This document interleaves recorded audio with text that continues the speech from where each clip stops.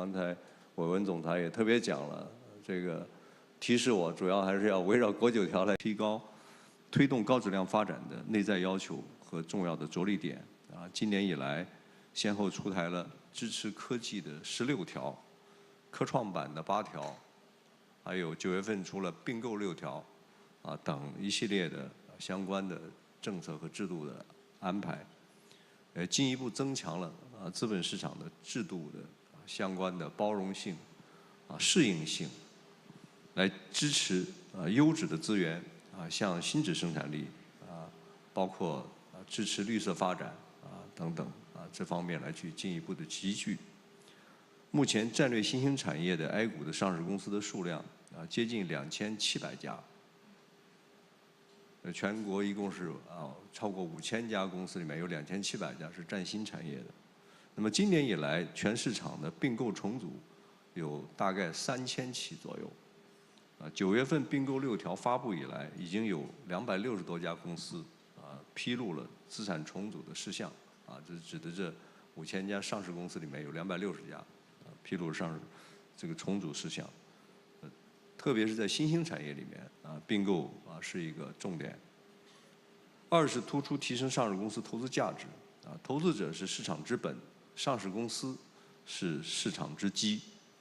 我们督促上市公司牢固树立回报股东意识，提高透明度和经营治理水平，出台上市公司市值管理指引，支持通过分红、回购等方式持续的回报投资者。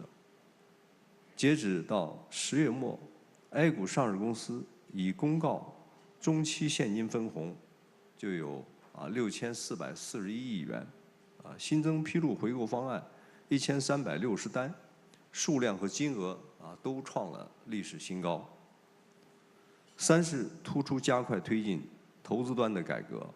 今年9月，我们会同中央金融办出台了推动中长期资金入市的指导意见，着力打通社保、保险、理财等资金入市的这样一些相关的堵点、痛点，建设培育、鼓励长期投资的市场生态。当然，我们在座的很多也都是有很多的长期投资。当然，长期投资、短期投资我们都是欢迎的，但现在这个市场上更需要把一些长期资金入市的一些堵点把它打通。同时，我们稳步推进公募基金行业的费率改革，大力的发展权益类的这个基金，特别是指数化的投资。权益类的 ETF 的规模今年已经先后突破了2万亿和3万亿元的大关，应该说发展势头非常好。四是突出严监严管，净化市场生态。针对财务造假的顽疾，我们加强部际协调和央地的协同，加快构建综合惩罚体系，开展打击上市公司财务造假专项行动，强化立体化追责。今年前10个月，我们查办的相关案件有658件，罚没款金额有110亿元。同时呢，也充分考虑 A 股市场中小投资者占绝大多数这样一个实际。我们现在市场上有2.3亿的个人投资者。我们将坚持趋利避害，突出公平、规范发展，对股份减持、量化交易、融券等及时完善相关的制度规则和相关的监管的措施，进一步推动3公。5是突出增强各方政策合力，在中央政府的领导下，国家宏观管理部门和金融管理部门近期出台了一系列的大力度的政策利好和政策工具，来稳定投资者信心。我们也会同人民银行快速地推出了证券基金保险公司互换便利和股票回购增持再贷款这样的2项货币政策工具。目前互换便利的首批的500亿元操作已经落地，有超过120家上市公司披露了回购增持再贷款的安排。总的看，在各方的共同努力下，中国资本市场呈现出积极的变化，投资者预期也在明显的改善 ，A 股、港股和海外中国资产交投都比较活跃。下一步，我们将深入贯彻落实20届三中全会的部署，坚持以改革促发展、促稳定，着力健全投资和融资相协调的资本市场功能，加快形成支持科技创新的多层次市场体系，支持长牵长投的政策体系，抓紧健全增强监管、强监管防风险的制度机制，多举措强化投资者保护时效，不断提升市场的吸引力、竞争力和内在的稳定性。我们相信，随着一系列增量政策举措逐步落地，制度改革的进一步的完善，随着资本市场全面深化改革扎实的推进，资本市场长期向好的底层逻辑呢将会更加的稳固，也将更好的服务中国式现代化的发展大局。各位来宾、各位朋友、女士们、先生们，习近平主席多次强调，中国对外开放的大门只会越开越大。近年来，中国证监会坚决落实国家关于金融开放的总体安排，积极稳妥推进市场、产品、机构等等的双向开放，有力地促进了资本市场发展和金融稳定。坚持对外开放是中国资本市场走向成熟、高质量发展的必由之路。我们将锚定高水平制度型开放的目标，坚持统筹发展和安全，坚定不移深化资本市场双向开放，进一步便利跨境投资。我们昨天也与香港交易所一起共同庆祝了我们这个沪港通10周年。相信将来对外开放的步伐会越来越大。一是将进一步的保持境外融资渠道的畅通，进一步提升境外上市的备案的效率，积极支持符合条件的境内企业赴境外上市，更好地利用好两个市场两种资源。二是继续拓展与境外市场互联互通，扩大沪深港通标的范围，拓展存托凭证互联互通，吸引全球的中长期资金。三是深化债券市场的对外开放，稳步扩大商品和金融期货市场对外开放，更好地满足投资者国际投资者的多元化的投资选择以及风险管理的需要。四是深入开展证券期货跨境监管与执法的合作，持续加强与国际投资者的常态化的沟通，切实增强政策的稳定性、透明度、可预期性，不断提升外资机构来华展业的便利度。香港是内地资本市场连接全球的重要的桥梁纽带。中国证监会将以今年4月发布的惠港5条措施作为重要的抓手，持续深化两地的务实的合作，全力支持香港巩固提升国际金融中心的地位，也热忱地欢迎全球投资者都把握机遇，更加积极地投资香港投资内地，更好地分享中国经济的高质量发展的成果。感谢大家。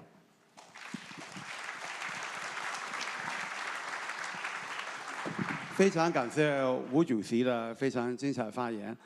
接下来中国人民银行副行长、国家外汇管理局局长朱和新将会介绍人民银行经济的一揽子的货币政策，以及金融业对外开放和支持香港作为国际金融中心的这个最新进展。我们有请朱行长。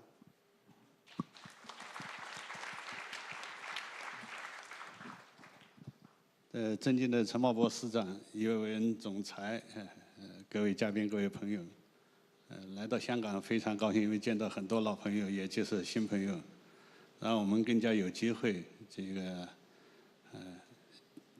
相互交流，相互来推动香港国际金融中心建设。那么刚才我们现场已经聆听了何副总理对中国政府支持香港金融中心建设的一些举措和看法。作为人民银行，作为外汇局，我们理应在这个方面应该发挥更大的作用，来助推香港金融中心建设，这是责无旁贷的，这是我们的使命。那么大家肯定很关切我们人民银行外汇局在货币政策制定，特别是近期一揽子这个增量政策的措施以及取得的成效，和以及人民银行外汇局如何来推动这个开放合作，大家也是非常关切的。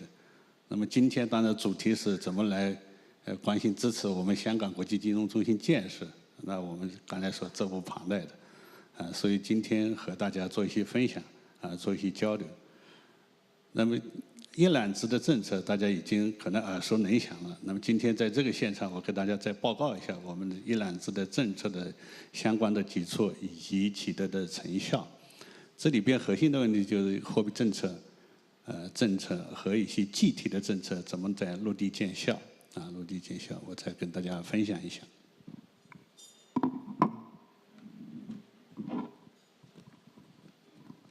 这个一揽子的政策主要体现的是一个降低准备金率和利率，这个大家都已经关注到了，因为这个会带动这个政策会带动市场基准利率下行。那么9月底以来，下调存款准备金率是0.5个百分点，这个大概释放1万亿左右的这个长期资金。那么公开市场7天期的逆回购的操作利率是降了0.2个百分点，中期借贷便利利率下降0.3个百分点。那么11月贷款市场报价利率就是 LPR 下行0.25个百分点。这些降准降息的政策进一步减轻了企业融资和居民信贷成本，有利于促进投资和消费。这是一项政策，这是降准降息的。第二项政策是事关房地产的政策。刚才我们赢德局长也说了，这房地产大家非常关切。那房地产政策当中主要是体现了4个方面，一个是包括降低存量房贷利率，这个大家也是非常关切的，实际上我们也已经启动做了。统一房贷的最低首付比例，优化保障性住房的再贷款的政策，同时我们也延长了部分即将到期的房地产金融的支持的期限。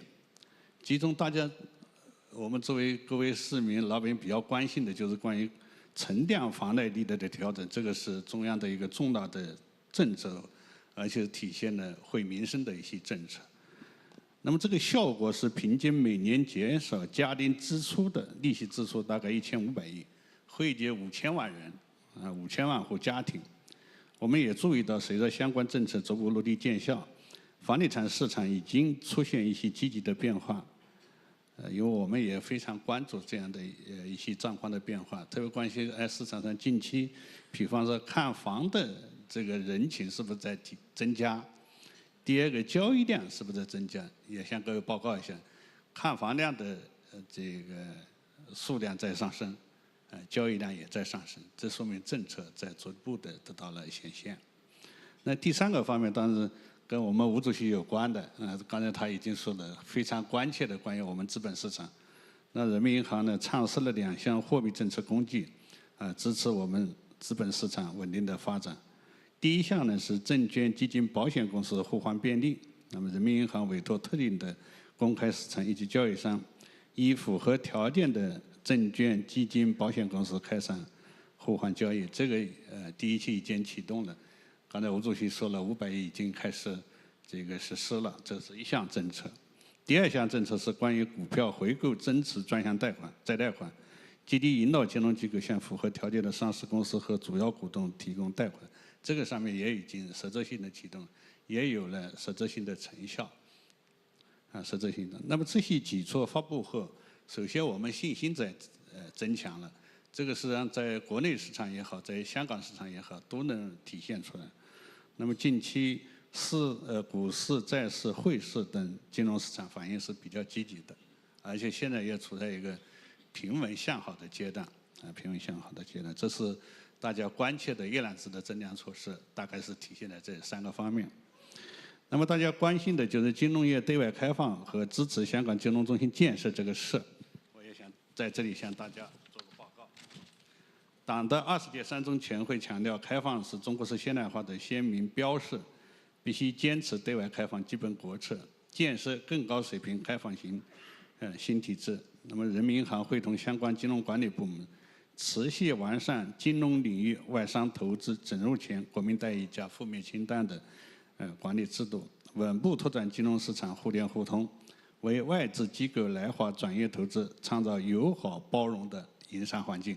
这刚才我们尹哲局长已经说了，实际上我们还是持有开放欢迎的态度，来欢迎我们境外投资者到我们国内来投资，来共同分享中国经济的发展这样的一个红利。那么作为国际金融中心，香港具备与内地经济发展紧密结合的先天优势，又具有高度开放与海外市场接轨的国际优势，一直是中国金融对外开放的桥头堡。那么多年来，人民银行和外汇局持续深化内地和香港的金融合作，支持香港离岸人民币业务枢纽建设，坚定维护香港国际金融中心地位。这个方面，实际上我们跟金管局、跟相关部门一直在沟通，一直在坚持做这样的一个事，支持香港国际金融中心建设。那么有几件事情也在这里向各位报告一下、分享一下。一个是持续深化两地金融市场互联互通，人民银行与相关金融管理部门密切合作，不断优化债券通、跨境理财通、互换通等互联互通的机制。那么在这个基础上，今年我们1月份又推出了3联通3便利的措施，为境内外投资者参与两地市场提供便利，强化香港作为国际资金进出内地的桥梁作用。那目前的状况是什么？是境外投资者持有中国债券已经超过了4万亿了，已经超过4万亿，较债券通开通之前已经增了将近4倍了，这个速度还是非常快的。速度非常快，而且粤港澳大湾区共有超过12万人个人投资者参与跨境理财通业务试点，直接汇化资金超过900亿，这个也体现香港金融中心建设上、财富管理上它有独特的优势和地位。那么第二个就是积极支持香港离岸人民币市场建设，大家非常关切，这香港是我们最大的离岸中心，人民币离岸中心。那这方面呢，我们人民银行常态化在香港发行人民币央行票据，丰富香港离岸人民币市场的产品和服务。我们也支持香港金管局完善人民币流动性安排。那么在各方的努力下，刚才已经说了，香港已经成为全球最有影响力的离岸人民币业务的枢纽，现在存款将近已经1万亿，有时已经过万亿了，这个市场而且越来越大。那么这个约占全部离岸人民币存款余额的60%了，60%在我们香港，所以它在有可能成为离岸人民币业务的枢纽。第三个是深化合格境外投资者，就是QF 和 RQF 外汇管理的改革。那么今年7月份，我们人民银行外汇局进一步优化对境外机构投资者境内证券期货投资基金的管理，我们优化了登记和汇兑的手续，拓宽了 QF、RQF 外汇风险管理的渠道，推动 QF 和 RQF 以银行间债券市场直接入市等在岸开放渠道的汇兑管理的规则相统一，提升了这个投资者对中国资本市场的便利化的水平。这方面我们这吴前主席也在，我们也希望这个分享我们中国经济的发展，分享我们中国资本市场发展对投资者的这个带来的回报。第四个，稳步发放合格机构投资者就 QD 额度，因为今天我们在座的很多国际机构也在，这个大家非常看重。那么香港金融市场是内地投资者海外投资配置的重要场所，境内投资者通过 QD 方式广泛投资于香港市场的股票、债券、基金和衍生产品。我想在这里也给大家通报一下，现在呢，我们国家外汇局已累计批准近200家机构 QD 投资额度，这个额度已经超过了1600亿美元，200家1600亿美元。那有力的支持了境内投资者这个对海外资产的配置。第5个是推动跨境征信合作，便利企业跨境融资。那么今年2月份，人民银行与香港金管局签署了备忘录，就是要推动内地与香港之间的征信的合作以及这个产品的互认，为两地跨境企业贷款提供征信服务，支持深港两地企业提升跨境融资的可得性和便利性。那么下一步，人民银行外汇局将继续深化内地与香港金融市场互联互通，持续加大金融支持粤港澳大湾区建设，巩固和提升香港离岸人民币业务枢纽和国际金融中心建设。首先是把我们已有的政策要把它用好用实，然后在这个政策的基础上，结合我们香港国际金融的建设，结合这个国际这个金融环境的一些变化，我们还是要进一步在坚持市场化、法治和国际化的这个原则基础上，推动我们金融领域高水平制度性开放，以服务实体经济为导向，不断提升跨境贸易和投融资便利化。同时，因为今天我们各位投资者都在，各位金融领袖都在，我们也欢迎你们再回我们内地看看，和我们广泛的交流。我们愿意在这个方面给大家提供便利，也希望你们来国内投资取得很好的回报。谢谢。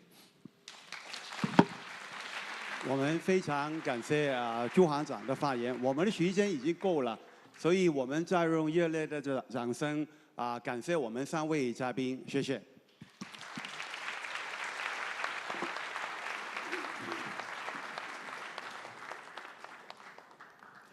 非常感谢几位嘉宾宝贵的分享，请留在台上拍一个合照。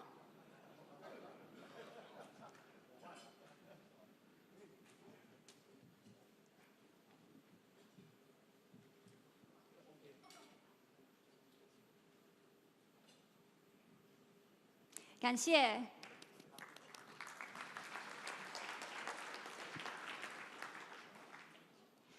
2024 has been an eventful year. Major central banks have pivoted towards easing policies, and elections held this year have impacted more than half the world's population. We've also experienced the hottest summer on record, once again reminding us of the importance and urgency of addressing climate change. All of this with a background of escalating global conflicts.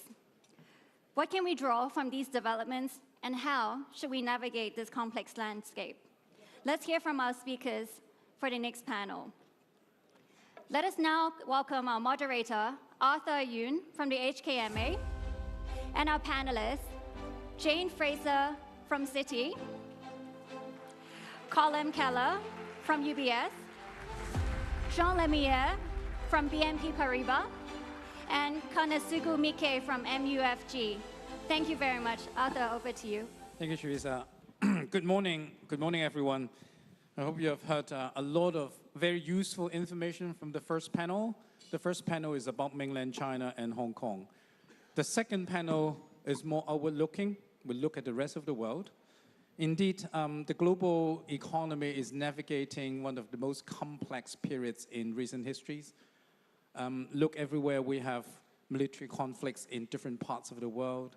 We have climate crisis that is actually taking shapes in different shapes and forms depending on where you're looking at. We have all sorts of risks as well, including things like populism rising, potential sort of fragmentation in trade and financial markets, to name just a few. So these trends would have very profound implications for the global financial markets, in particular on all the indicators, future inflation pathways, interest rate glide path, etc.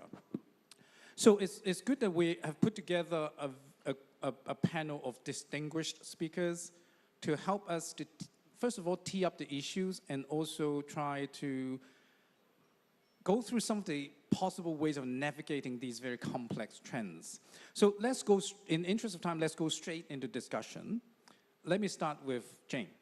A very quick one. I try to stay not political, but it can't really be not political. Just a very quick one. What's your read of the US election outcome? And what does that mean for the regulatory landscape and deregulation agenda? Thank you very much, Arthur. It's a great pleasure to be here with everyone. Thank you very much for inviting us all. So the election, I think one of the benefits is we had a decisive result and got immediate clarity. The agenda is largely pro-growth. Some questions around whether it will also be inflationary. And it's one where I think we know what is coming. President Trump's agenda is being clear, and he has a habit of doing what he says he is doing with a few flourishes here and there in the rhetoric. When we think about it, probably 4 T's, if you'll forgive me. Tariffs, taxes, the tapering of regulation, and tightening of inflation. And probably for this room, a couple of observations on 2 of them in particular. When we think about deregulation, the tapering there, we saw an almost immediate unlock happening with the election result. I'm sure when you speak to any of the banks, we saw a huge growth in our pipelines almost overnight in M&A, IPOs. Our sponsor clients are definitely back, and I would call it the big unlock that we've been waiting for a long time. It feels very real right now and is happening. A lot of the system have got very gummed up indeed. Similarly, I think for many clients, the regulation become pretty bureaucratic in industry after industry, and seeing that those getting unleashed, I think puts many CEOs in a good mood, because you need to be very nimble, very agile in this environment. And I think that again is impacting sentiment. And then the other theme is on tariffs, which obviously impacts this part of the world. I'd say that fortunately for here, fundamentals go much deeper than the policies will have an impact. But nonetheless, trade, it won't stop, but it's changing. And that's on top of a lot of the changes that have already happened as global lanes have altered considerably, supply chains, food, energy, technology, financial flows. You know, the last 3 years have seen a huge change in all of these flows. The dampening of some of the trade with potential tariffs will unquestionably accelerate some of the reactions that we've seen from that. I think the big questions off the back of the pro-growth agenda is going to be whether this is inflationary, what that does for rates, particularly at the long end of the curve. The market will probably have a reaction to that. And then I think many of us do worry in the long run about the debt. But as I say, the fundamentals are driving the US economy and some of the global economy go deeper than policies, and those fundamental changes will continue. Yeah, thank you, Jane. You mentioned a lot of factors. If we go into fiscal sustainability, we might have to stay here until 8 o'clock tonight. So let's not stray into that. You talk about tariffs. That's the first T that you mentioned. I happen to know that 25 years ago you wrote a book projecting that in 30 years' time there will be no more geographical barriers to. If anyone has trouble with jet lag and sleeping at night, I recommend the book. It'll solve it immediately. But basically what you have projected is that the geographical barrier for businesses would disappear in 30 years. Are we actually seeing exactly the opposite here? Look, it's easy to say globalization is dead. It's not. It's just changing tremendously. I think we're seeing everyone recognizing we've got to build up resiliency. But the flows around the world are pretty extraordinary. And we're seeing changing lanes, but we're not seeing a reduction in the different flows that are happening. So I think the headline there would be changing, but certainly not dead. Thank you very much, Jane. When you were talking about the pro-growth agenda making CEOs happy, and I actually saw Sean smiling. So let me now next turn to Sean. Let's cross the Atlantic to look at the situation in Europe for now. So Europe has been facing a different combination of challenges, probably, if I may describe it that way. Relatively slower growth, far-right political movements, energy security concerns, increasing innovation gap with the US, to name just a few. So what's your take? What's your outlook of the European economy and the banking sector in the next few years?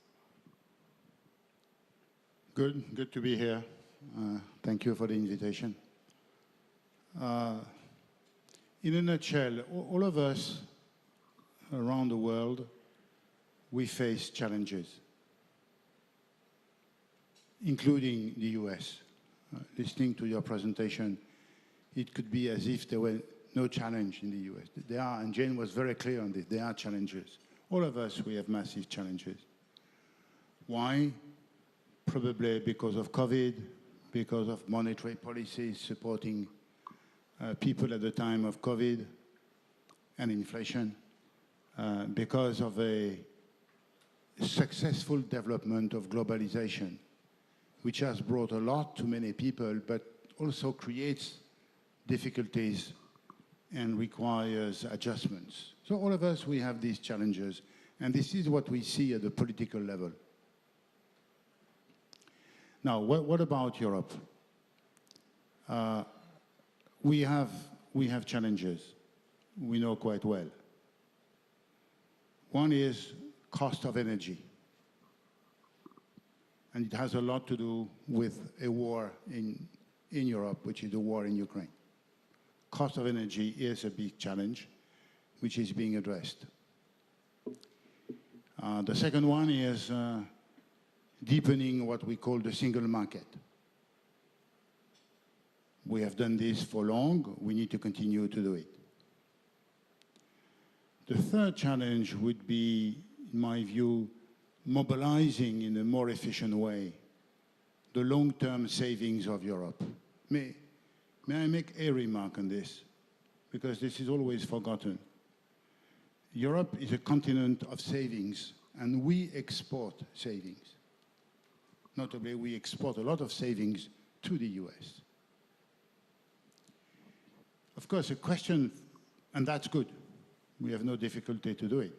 Nevertheless, we need to look at how to make a more efficient use of these savings for the benefit of investment in Europe. We have a fourth question, which is competitiveness of the private sector. Of course, this is a question for all of us, but may I remind you here that Europe has very strong and powerful global companies and a very strong network of mid-sized companies, which is one of the main assets of Europe, based on technology, industrial skills, and capacity to invest around the world. To that extent, Europe is probably one of the most open part of the world, investing everywhere. So when I look at this, I see that Europe is, I was telling one of my friends before coming here that I was going to speak about the roadmap. We have a roadmap. We don't have the 4 T's, but nevertheless, we have a roadmap. And the roadmap is based on fiscal sustainability. There is a framework for discipline in Europe. We like it, we don't like it. Sometimes we don't fully respect. There are negotiations and discussions, but there is a framework for long-term stability. That's a key point. And Jane made the point the opposite way. That's a discussion we need to have across the world, which is sustainability. Then we have a framework for green sustainability. We are very committed to it, and Europe will stick to it. We need it. We need it for the planet, and we need it because we need to save and produce energy a different way. So when you look at this, and I don't want to be any longer, I think Europe is on a strong footing. There are elections today. There are elections in Germany, there were elections in France, there were elections in the Netherlands, Belgium. We know well the debate. This is part of democracy, this is part of life. But from my client's point of view, I think they have a clear perception of what should be done and what is going to be done. So, yes, we have challenges, like everybody, we have challenges, and this is being addressed step by step based on strong savings, long-term stability and sustainability, and willingness to grow. Now, I will add simply one question. There is an important question for Europe in the next weeks or months, which is war in Ukraine. And the situation of Ukraine, of course, may have a big impact on Europe. Will have, whatever happens, Ukraine is very important for Europe. It's the door of Europe, it is Europe. So this is a big challenge we have. I hope it is a common challenge. Yeah, thank you, Sean. You talk about sustainability. Indeed, actually, Jane also raises a similar point about fiscal sustainability in the longer run. We can actually circle back to this issue later on in the discussions. But in the context of Europe, isn't it also true that similar questions could be put to you that I put to Jane? Are we seeing a more fragmented world in terms of both the trade system as well? Are you seeing any fragmentation in terms of financial markets? Oh, listening to you, I thought you were going to raise a slightly different question. Are we seeing a more fragmented Europe? But you didn't raise that question, so it's easier for me. Well, you can address the fragmented Europe question as well if you want. No. You ask the question, I give the answer. No, fragmented world. Of course, there is a risk of a more fragmented world. But we can take this from different perspectives. I'll try to be constructive. We have, step by step, created a unified, if not a more global world, which has brought success and benefits to many people in the world. Nevertheless, today we see that the success brings question. And the risk is that the answer to these questions is protectionism and fragmentation. And we have to work on this. This is possible. Let's be clear. Trade is a matter of negotiation. Of course, there's noise, there are threats. That I can understand. This is part of life. But trade should be a negotiation, a discussions. People should sit down, compare notes, and try to find agreements. By the way, this is what's going to be done. The difficulty is not the end result. The end result will be an agreement, because otherwise it would be terrible for each of us, and nobody has an interest in shooting in their own foot. The difficulty is how we get there. And of course, the way we do it can create a lot of noise, perception of difficulties, fragmentation on trade and on finance. And it's a common question for all of us, which is to try to avoid this and sit down and try to make concessions, because all of this is about making constructive compromises, helping people to continue to work and grow. And there are solutions. On trade, it's about tariff, it's about quota, it's about reciprocity, it's about timing. we know the parameters of the discussion. So wisdom should lead to this type of approach, and that would be much better than antagonizing. Yeah, thank you, Sean. We'll come back to sustainability later, okay? Again, let me turn to this part of the world first before I get back to Com. Miki-san, Japan. Japan has definitely been one of the top interests for the financial world this year for various sorts of reasons. By the way, Hong Kong people like Japan. They travel to Japan over weekends. That's why they also care a lot about where the yen is heading. So can you tell us a bit about the Japanese situation in terms of the asset market? And also probably if you can share with us your perspective on interest rate glide path going forward? Well, thank you for invitations. I'm very pleased to be here. Well, while, as Jane and John mentioned, we are confronting with the common challenges, but having sit together with the friends from the United States and Europe remind me that Japan economically rather uniquely positioned, as whilst your central banks are making a very effort to how to manage inflation, Bank of Japan has been a struggle for many years to fight against a deflation. Well, Bank of Japan has raised the interest rates for the first time in 17 years in an effort to reverse the deflationary mindset, which persisted for decades long. So that brought the Japanese economy back on a modest growth. That is one of the big reasons why Japan attracted many funds and the capital flows to divide every asset in Japan. So for that point, I would go through just the 2 points.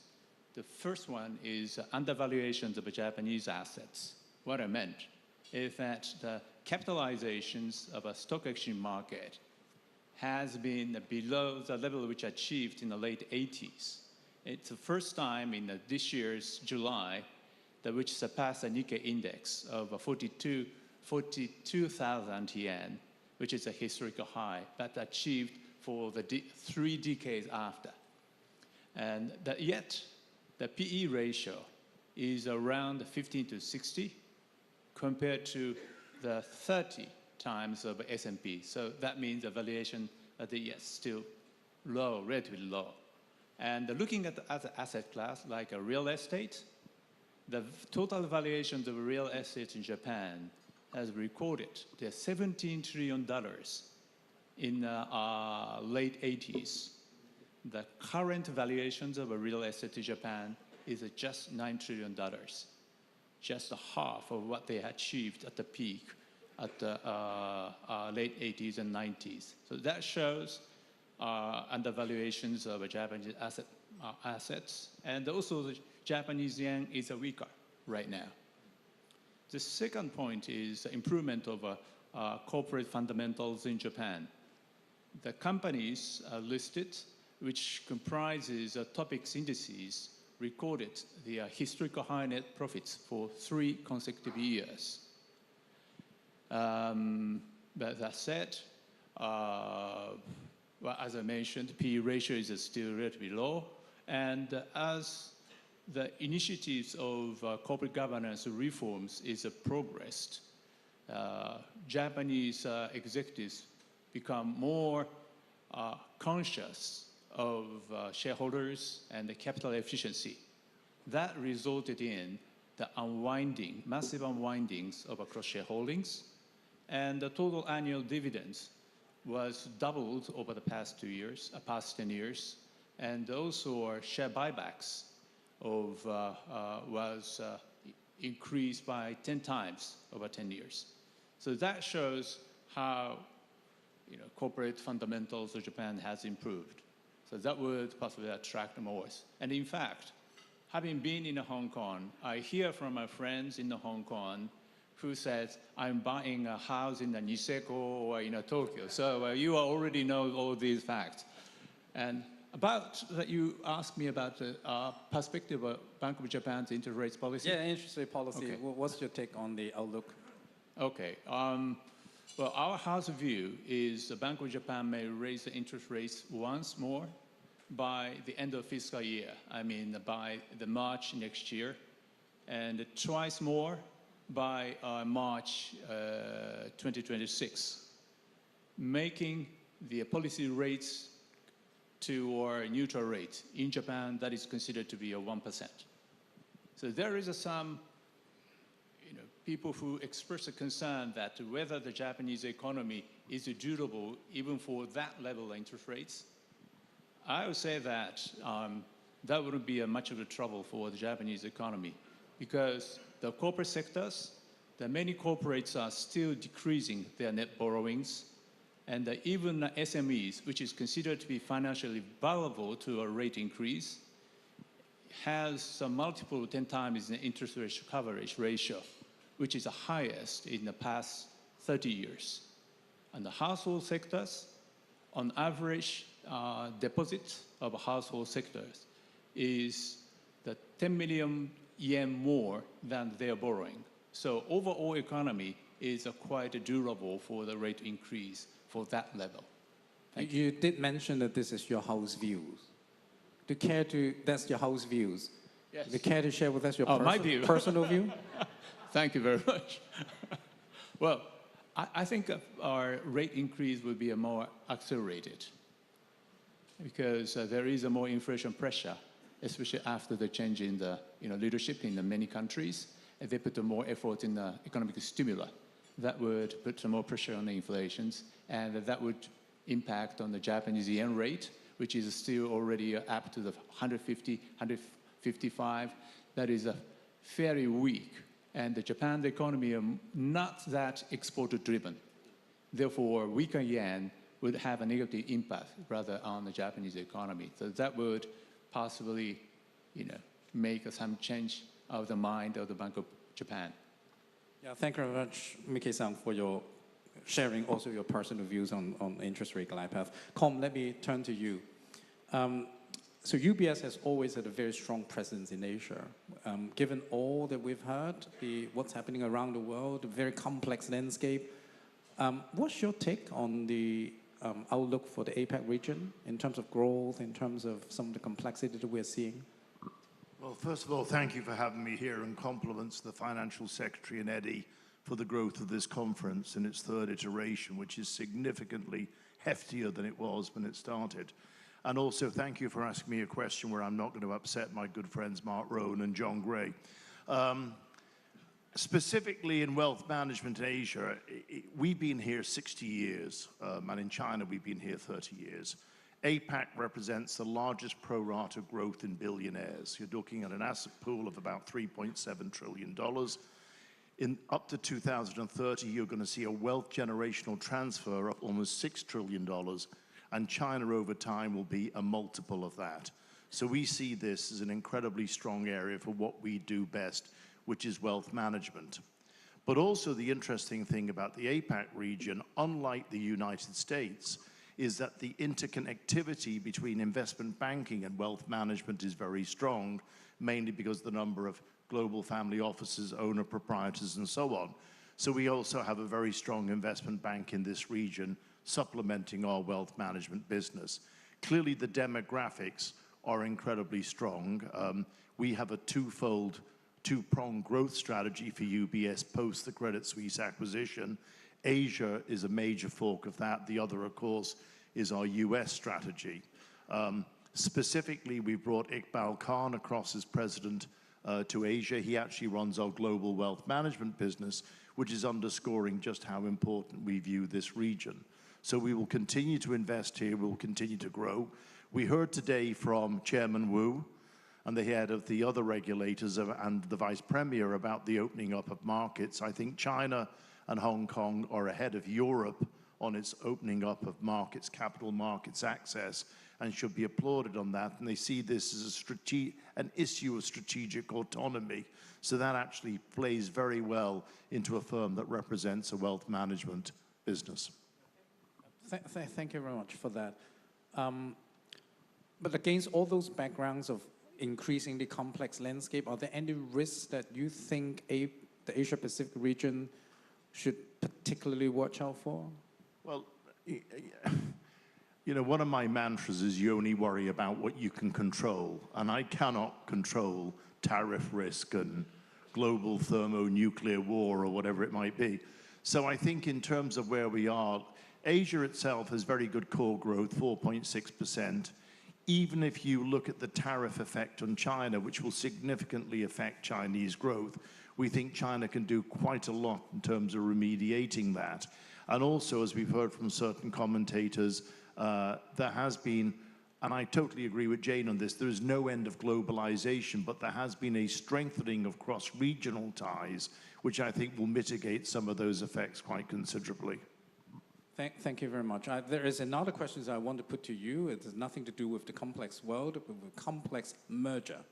You have actually had a front row seat of the most complex merger that financial history has ever seen. So far, so good? Anything that you can share with us? Let me spend 2 hours on that.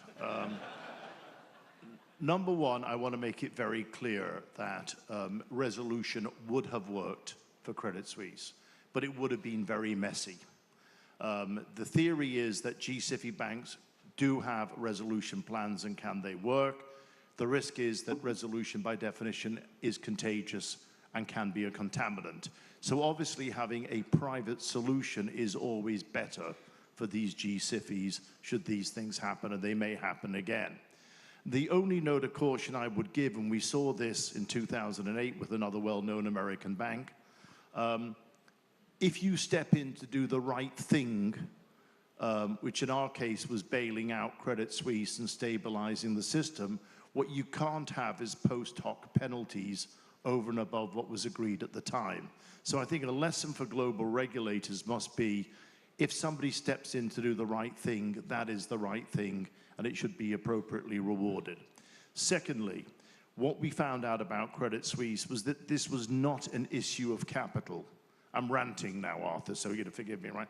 This was not an issue of capital. Global SIFIs are more than well capitalized enough, and we saw that in March 23. Please, regulators, do not look at yesterday's battle. Look at the issues we need to focus on. Global liquidity framework, access to collateral, and most importantly, what is the role of the regulator in addition to shareholders and the board at looking at the viability of a business model? Having said that little lecture, the integration is going very well. We've actually started doing our technology and client migration in Asia first, and it's working very well. That's what we were most worried about, not the actual rundown of the liabilities and the mark-to-market of what we acquired, but it was actually the integration, and that is well on plan. I'm pretty sure that, because I run the banking supervisory function in the exchange, I'm absolutely sure we're looking at the right thing. No, you are. It wasn't aimed at you. Yeah, thank you very much. We do have a little bit of time left. I come back to the question of sustainability. I need a brave panelist to answer the questions. Should we be worried about fiscal sustainability, whether it's the US or other parts of the world? Jane? Yes. That's it? If we look at, we've got a decade of building resiliency, be it in defense, be it in the green and the affordability of sustainable green business models and societies, and the list can go on and on. That's a lot of expenditure. So I think the challenge becomes on fiscal deficits. There's a numerator and there's a denominator. The numerator is growth, is helped by that, and then there's obviously the denominator, which is very hard. I think any one of us in the room would say it's easier to spend money than to save money. So I think this is going to be a very challenging time. Thanks, Jane. Any other comments from the panelists? No. It's fully sustainable or what? Jean, you pick up the mic. No, but you mean sustainability from which point of view? Fiscal. Because for me, sustainability may also mean green. Yeah. Huh? But let's do a fiscal first. So I can take the two. No, on sustainability, I've made the point. Europe has a framework for this, to be careful and mindful about the fact that there could be mistakes not easy to respect. You know, they are the political difficulties in the two sides. In Europe, some may spend too much money, some may spend not enough money. And we have the debate. That's very well known. But at least there is a framework, and I think it's good to have some limits, some framework about what we need to do. And this is to be monitored very, very carefully. I agree with Jane. Since you're interested in green sustainability, I have to say that I was in Europe very frequently for Basel Committee meetings, etc. I do sense recently some concerns in Europe about the speed of green or transition or whatever. I can sense that there are momentum sort of waning off a little bit, if I may say so. Do you sense that, Sean? No, I don't share this view. We have to be specific. I think you are right on perception by people, by the clients, the man in the street. Okay. They think it is new, difficult for them. It requires money and loans, and it takes time. On that I agree. From the business point of view, you have a debate in Europe raised by the car industry. And it has to do with the 2035 year in which normally we should stop selling new thermal engines. So there is a debate about this, which is a debate about the adaptation. Then there is another debate, which is the reporting of what we do, which is very detailed and probably will be reviewed to a certain extent. But if you go to the substance of the question, which is, do we need to invest and prepare to a different world? I think there is no doubt. That's the key point. And when I speak with clients in Europe, all of them are embarked into the story. By the way, quite the same in the US. You know, we have to make a clear view about this. I think the corporate sector has understood it is needed. Because, once more, because of the planet and because of their own needs. And they want to save money and they want to do well. So from a business point of view, with the corporate sector, we do not see any reluctance, on the opposite. But there are, yes, questions on the points I've made, but not on the substance. Thanks. And any other comments from the other panelists on the green agenda? No? We actually saw the next panel lined up over there, so that's a cue for me to wrap up this panel.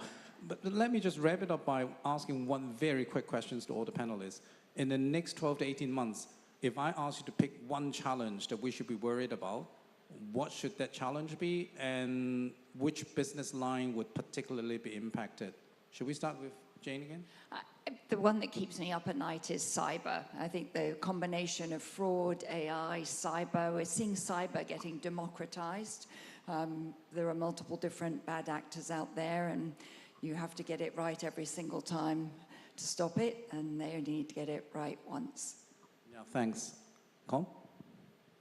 Well, my immediate concern over the next 18 months is finishing the integration with Credit Suisse. But, and I agree on cyber, and I think AI is a longer-term time frame, but we can argue about that. I do worry about where pockets of risk are building up outside the regulated banking system, and whether you, as regulators, are monitoring that and looking for that. And that's not a criticism or a need for more regulation, it's a monitoring issue. And an example of that would have been what was happening in crypto and how we're managing that risk. Thanks. Sean? Not to repeat what was said, I fully agree with what was said. I would mention two. Definitively technology, cyber, but technology, you know, as a whole. It's a key question for all of us. And of course, my second point I monitor very carefully is Ukraine and the Middle East, which may have a big impact on Europe, but a big impact on the world. And the way it is dealt with, agreements around this or not, this is a very painful, difficult situation for the people and for each of us. So Ukraine and the Middle East. Thank you. Mickey-san? Well, after three persons mentioned about risk, I was supposed to say something different. That is challenging, I would say. Well, then I would say monetary policy in the various countries is the one we have to really look into. Because in the late 80s or 90s, the developing major countries, central banks decide the monetary policy on their own. So there is a difference in the monetary policy across the countries. Likewise, the 80s, Paul Volcker maintained the very high interest rates. German lowered the interest rates. The recessions following the Gulf War, United States lowered the interest rates, while the German raised interest rates due to the inflation pressure following a reunifications. But since 21st century, entering into the globalization synchronized economic cycle of many countries, and that resulted in the alignment of a monetary policy. This time, as I mentioned earlier on, Bank of Japan is trying to raise the interest rates going forward, whilst the US and the European central banks lower the rates. So this is the first time that monetary policy is divergent between Japan and US and Europe. What kind of the effect that would have on the economy and the financial market is something we have to see. And also that might have an impact on cross-border fund flow situation as well, right? So thank you very much. We are right on time. Let's put our hands together for the distinguished panels. Thank you very much for generous sharing. Thank you very much, Arthur, and our distinguished panel. Please stay on stage for a photo. You can go to the middle. Thank you.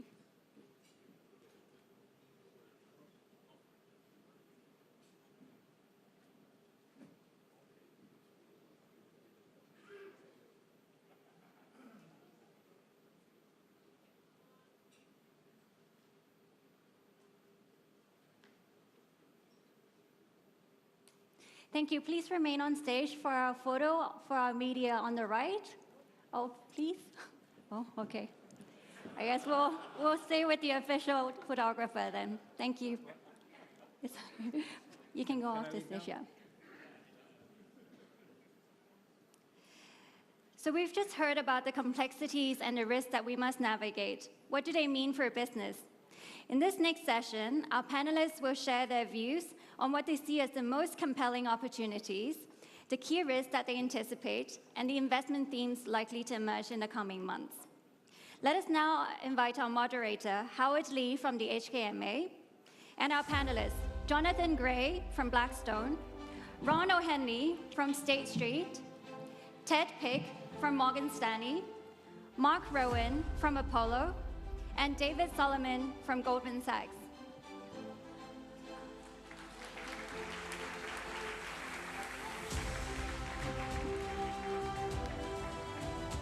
Thank you, Howard. Over to you. Thank you very much, ladies and gentlemen. Now we move to the next panel, which is talking about the market trends and opportunities. Just a little bit of recap. When we enter this year, 2024, many investors expected a pretty roller coaster ride, probably because a lot of things are going to happen at that time, like almost half of the population will be going through a major election, and the very likely pivot of the major central banks in the year.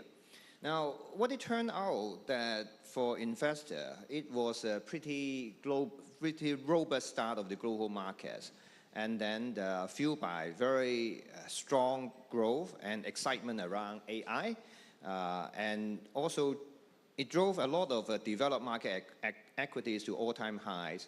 At the same time, US yields rose in the first 6 months, and inflation continued its trajectory towards the 2% target. Now, since then, we have experienced a period of pretty heightened volatility with the rates market undergoing significant repricing and 3 major central banks cutting rates. Closer to home in Asia, China announced a series of stimulus packages while Japan initiated its policy normalization. Now the year's biggest political events have mostly taken place, and soft landing in the US is largely priced in. Perhaps it's time for us to revisit the outlook for the coming year and what are the risks and opportunities lying ahead, both from a macro perspective, and I will try to also touch on a few market structure points going forward. When I listened to the previous panel, I heard Arthur put a question about fiscal deficit, and I thought he had a hard time prompting the panelists to pick up the microphone to talk about this. So perhaps I want to come back to this. This must be a pretty difficult question. And I recall, in fact, Ron, during the Milken conference in May 2024, you mentioned that the US is expected to manage its deficit situation. Otherwise, we might face serious issues in 5 years. With the elections now over and the proposed policy that we have heard would likely try to increase spending and cut taxes. These are things that might not be very conducive to containing the deficit. So what's your current view on the prospect of achieving a sustainable fiscal path in the US, and what implication do you foresee for the markets and investors? Ron. Well, that's a big question, and I think what I said was, I don't think I said I expected the U.S. to manage the debt situation, but I thought it was imperative that it start thinking about it. I mean, listen, debt levels in the U.S. are at an astounding level. I think we all know that. And if you think about the fiscal and economic situation that we've been through, these levels of debt make no sense, given the kind of growth and the economic prosperity that the U.S. has had. 99% of GDP, probably approaching something around 125% of GDP within 10 years. And at the same time, this has happened when interest rates are going up, right? So the cost of debt and the cost of servicing the debt is likely to double over the next 25 years. What was astounding, it's even more astounding to me, though, is if you think about all the words that were spoken in this last election, does anybody recall anybody saying anything about debt? I don't think anybody did. And so if you looked at the word cloud for debt, you saw the white space, that was debt, because it was never spoken. So this is a real challenge. And the trouble for politicians is, in US politicians, is the US has this incredible position as the reserve currency. So this is one of those problems that's not apparent and can easily be kicked down the road. But we just don't know how long this can last. What we do know is these numbers have never been seen before. And what we do know is that at some point, but we just don't know when, the holders of the debt are going to react. And they're going to put a premium on this. And if you think about the breadth of the Treasury market, how important it is to virtually everybody in this room, and what it would mean if you started to get wobbles in that market, what it would mean for financial markets beyond that. So I don't think this is a problem that that we can wait until it manifests itself, because if it manifests itself with the kind of privileged position the US has, I think we're in real trouble. So to me, it is time for somebody to come forward. I did think if I were advising Kamala Harris, I would have said, you should talk about this, because nobody would have expected a Democrat to talk about it, but she's not the president. President Trump will be coming in, and I think at some point it is important that he address this. And how we do that is the bigger problem. We've been down this road before. Simpson-Bowles was actually a pretty good effort, and we got right to the finish line there and then did nothing. But it's very, very hard to imagine that the kind of spending that we're talking about and the kind of tax path that we're on is actually going to enable us to get to a point where we can have and maintain sustainable debt levels. Yeah, well, that's a very good analysis, but I just want to put to you or any panelists that at which point do you think investor would start to get nervous about this and ask more and more questions about this? Ron? I mean, I'll start, but there's plenty of people here that can add. I mean, I think any kind of a failed auction or an auction in which we didn't see the take-up in treasuries that we thought, it doesn't take a lot. I mean, think back to COVID, think back to the financial crisis, what it was that was starting to rattle these markets. So I don't think it would take much to do that. But I mean, the challenge now is everybody believes there's plenty of solutions, right? If things get really bad, the central bank can go back to quantitative easing and just continue to buy up debt. But what we don't know, because it's uncharted territory, is how long this can last. I see. So David and Ted, do you receive more inquiries about this from your clients? I certainly think in the investment community, in the professional investment community, there's a lot of focus on this issue. I agree with what Ron said, that the preeminence of the US dollar gives the United States enormous runway and latitude to be very patient about how this is managed. But ultimately, there are only a handful of ways out of this, especially if we continue on the same fiscal path. And so, you can run a more aggressive growth strategy. And if you run a more aggressive growth strategy, that can compensate. I think people are watching this. I don't think we're at a place where there are alarm bells, but I do think we've grown the debt stack in the United States very significantly. We've kind of grown it 4.5 times in the last 15 years. Just refinancing the current stack at today's levels continues to grow it through the rest of this decade. I think we've got a lot of latitude given the preeminence of the US dollar.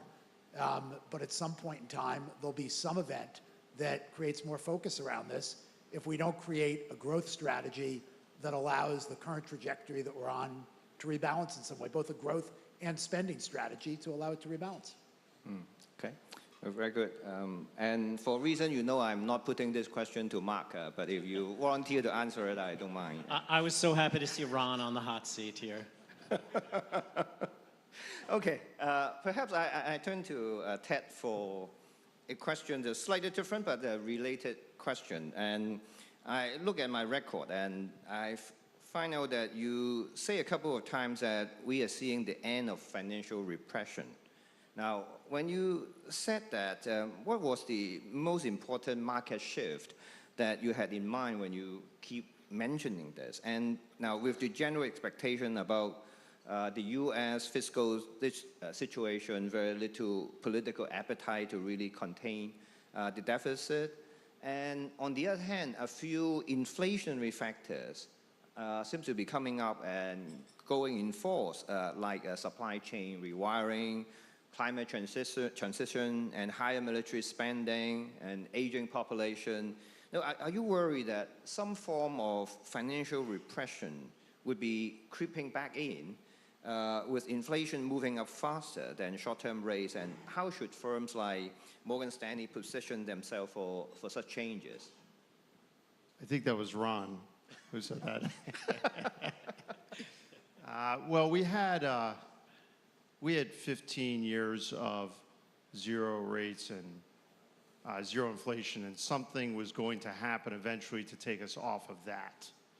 And that event, of course, was the pandemic, 5 years next spring, and then the remediation and the stimulus, and then, of course, the unleashing of populism that came on the back of that. And you're right that there are ongoing inflationary themes that bear consideration. Some element of deglobalization, ongoing climate transition, the muscularity of the nation state or regional alliances, i.e. defense, war, those are all inflationary. And it is also the case that there are 3-4 years of a cohort in the US that never actually received the stimulus, but received the inflation. And then there are others still who drew down on their stimulus and are not asset owners, and so they need to be minded as well. So in a sense, there is an inflationary backdrop. And there is now the additional complication of the potential for tariffs, and actually net emigration also would be inflationary. But we have to put that against the reality that the consumer and corporate community, by and large, is in very good shape.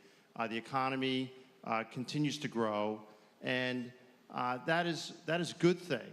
And the reality is that the bond vigilantes are out there, and they will be looking at the long end, but we should bear in mind that the long-term Fed funds rate for the last 80 years or so is about 4%, and it would not be unreasonable to think that terminal rate could be 3 to 4%. So the Fed might well be bearing that in mind as something that is normalized. I think when you put all of that together, the hot and the cold, there is enough there to conclude that the idea of going back to financial repression, if that means 0 and 0, is highly unlikely. What is that terminal rate? We'll see, but if we continue to grow, 3 to 4% is not a bad place to be. And for the Fed to move prudently, given that there will be hot and cold prints, is a smart thing to do. With respect to our business models, we raise, manage, and allocate capital, and this environment has been one where if you are in the business of allocating capital, it's been great for our markets businesses. A normalized economic environment with some level of uncertainty and some level of cost of capital, that's great for allocators. And then if you're managing capital, cash, for example, you saw that there's $7 trillion now in U.S. money markets. Cash is a strategic asset at 4.5% or 5%. So the managing capital business in our wealth and investment management business is good. And what we're most excited about as a group is the idea that we're going to get into raising capital mode. That is the last piece of what is the hallmark of a growing and thriving economy, which is where the classic underwriting and mergers and acquisitions businesses take hold. So if you think about that against the big picture, I think financial repression is behind us, and we'll have more normalized economic conditions. And yes, the bond market is a daily check on hygiene at the sovereign level, and we'll all be watching that. But for now, it looks like a growth plan is starting to take hold, and we should, on balance, be bullish about it. Yeah, well, thank you very much, Ted. Now, I now turn to David. Given the macro backdrop that we just talked about, what are you seeing by ways of financial market activity in the US and perhaps other regions, in particular in Asia? Financial market activity in terms of capital raising activity, or? Yeah. Yeah, so the capital raising activity in the US and around the world has been muted. You know, we had an extraordinary dislocation coming out of the pandemic, and with a massive amount of fiscal stimulus, we basically took capital raising activity, market activity, to kind of peak levels in 2020 and 2021. And then with the war in Ukraine and a reset with inflation and a reset of values, we slowed that all down. And so for the last couple of years, if you look at M&A activity, if you look at equity capital markets activity, we've run meaningfully below 10-year averages. M&A activity this year has run a little less than 15% below 10-year averages. I do think there's been a regulatory overlay to that because the FTC in the United States has had an implication on those activity levels. And I think equity capital raising activity has run about 24% below 10-year averages. Debt capital markets activity this year picked up meaningfully and has run above 10-year averages. And given where we are at the moment, spot, you're starting to unleash some of those animal spirits, and you're seeing a pickup in equity activity, pickup in M&A activity. I would say with the new administration, we'll have a different FTC. You know, all of that, I think, in 2025 should contribute to more robust levels of both capital raising and M&A, which is obviously good for the ecosystem that everyone here sits in. Yeah. Okay. And now I would like to stay on with David, but having talked about the macro thing, I would like to move on to a little bit to talk about, like what I foreshadowed at the beginning, a structural market shift. Now, as non-bank financial firms like Jane Street and Citadel Securities are emerging, and significant challenges to traditional investment banks in market making. They are taking a very, very big share of the business and growing fast. How do you see this shift affecting the competitive landscape for firms like Goldman Sachs? And perhaps Ted would like to supplement as well from Morgan Stanley's perspective. Sure. You know, all of us on this stage have been in these businesses for a long time. Just start by saying these are super competitive businesses. They've always been super competitive businesses, and they will continue to be very competitive businesses. You mentioned Citadel and Jane Street. They have interesting businesses. You know, I'd say their focus, particularly in equity markets, on what we call anonymized flow, and the technology they've put behind that has allowed them to have very significant market share in those areas. There are certain regulatory arbitrages that exist that have allowed them to invest in game focus there. But at the same point, those are narrow aspects of the overall ecosystem that firms like Goldman Sachs and Morgan Stanley participate in. That would be interesting. Goldman Stanley, a little bit of a merger there. I was thinking Morgan Sachs. Wouldn't surprise you, I was thinking of Goldman Stanley. But firms like ours run very, very big, complex ecosystems where we bring, a wealth of products and services that are necessary for big institutions. And, I think and I look at our focus on our clients, our ability to finance our clients, our global reach, our scale. We've had significant market share gains. I think we've taken our market share in those market activities up by about 350 basis points over the last 5 years. These large platforms are very capable of competing and will continue to compete. So there'll always be competition. There's always change. Technology advances change. But I feel, really strongly about the value proposition that a big global organization like Goldman Sachs can provide our clients. Yeah, I totally agree with that. Scale and global, you have to be. To run an equities business, there are 3 of us that have about, 60% of the top line. Just to run that business costs $4 or $5 billion a year, even before you turn the lights on. So you need global scale. And then when you look at emerging pockets like private credit, there's plenty of room for us to interact. The relationships may get more complicated at times, but our ability to source, structure, finance, manage that capital is profitable. And again, if you have the right kind of scale and resourcing, you can do it successfully. Yeah, well, I heard you mention private credit, so this is something that I would like to touch on as well. Of course, when we talk about private credit, everybody thinks about sort of Mark and Apollo.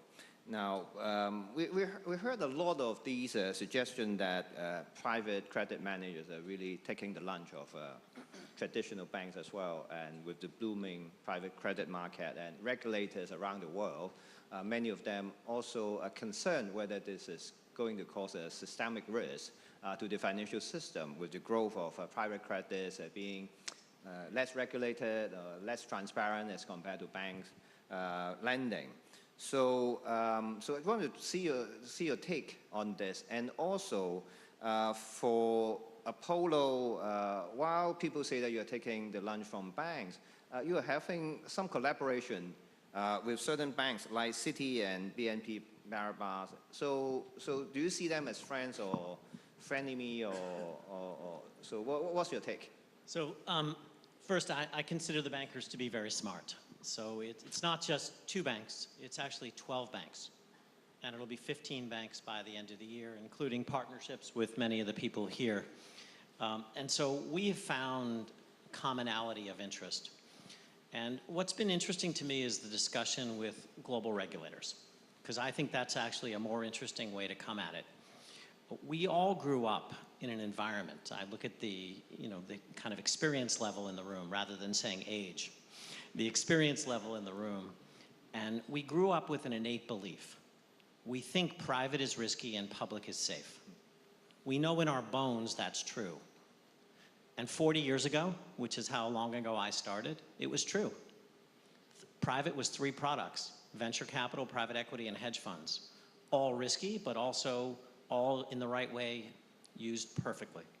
And public was 8,000 public companies, diversified portfolios of stocks and bonds. But what if our belief that private and risky and public is safe is just wrong? Then everything we've done in asset management for the past 40 years probably needs to be revisited. Because when something's risky, you stick it in a little bucket. You call it alternative. You watch it carefully. You want really high rates of return. But if private is safe and risky and public is safe and risky, why do we think they're any different? And the answer is it's just change, and regulators are being forced to actually address this right now. So in the US raises 50% of the world's capital. It has the most diversified funding markets. We have public markets, we have private markets, we have bank markets, et cetera, et cetera. everywhere else in the world is pretty much limited from a capital raising flow. Europe is being forced to confront this in a major way. The Draghi report points out some of the more obvious holes in the market. And we find ourselves in an interesting dialogue now with particularly European regulators. How did they start a private market? How did they get private investors off the sidelines? And the intersection of what we do with the banking community is going to find its own level. Banks are amazingly good at some things. In asset managers, particularly long-dated asset managers like ours, good at certain things. We found our accommodation with the banking system. I think it is the regulatory landscape and the public's view and the participants' view of public and private that needs some updating.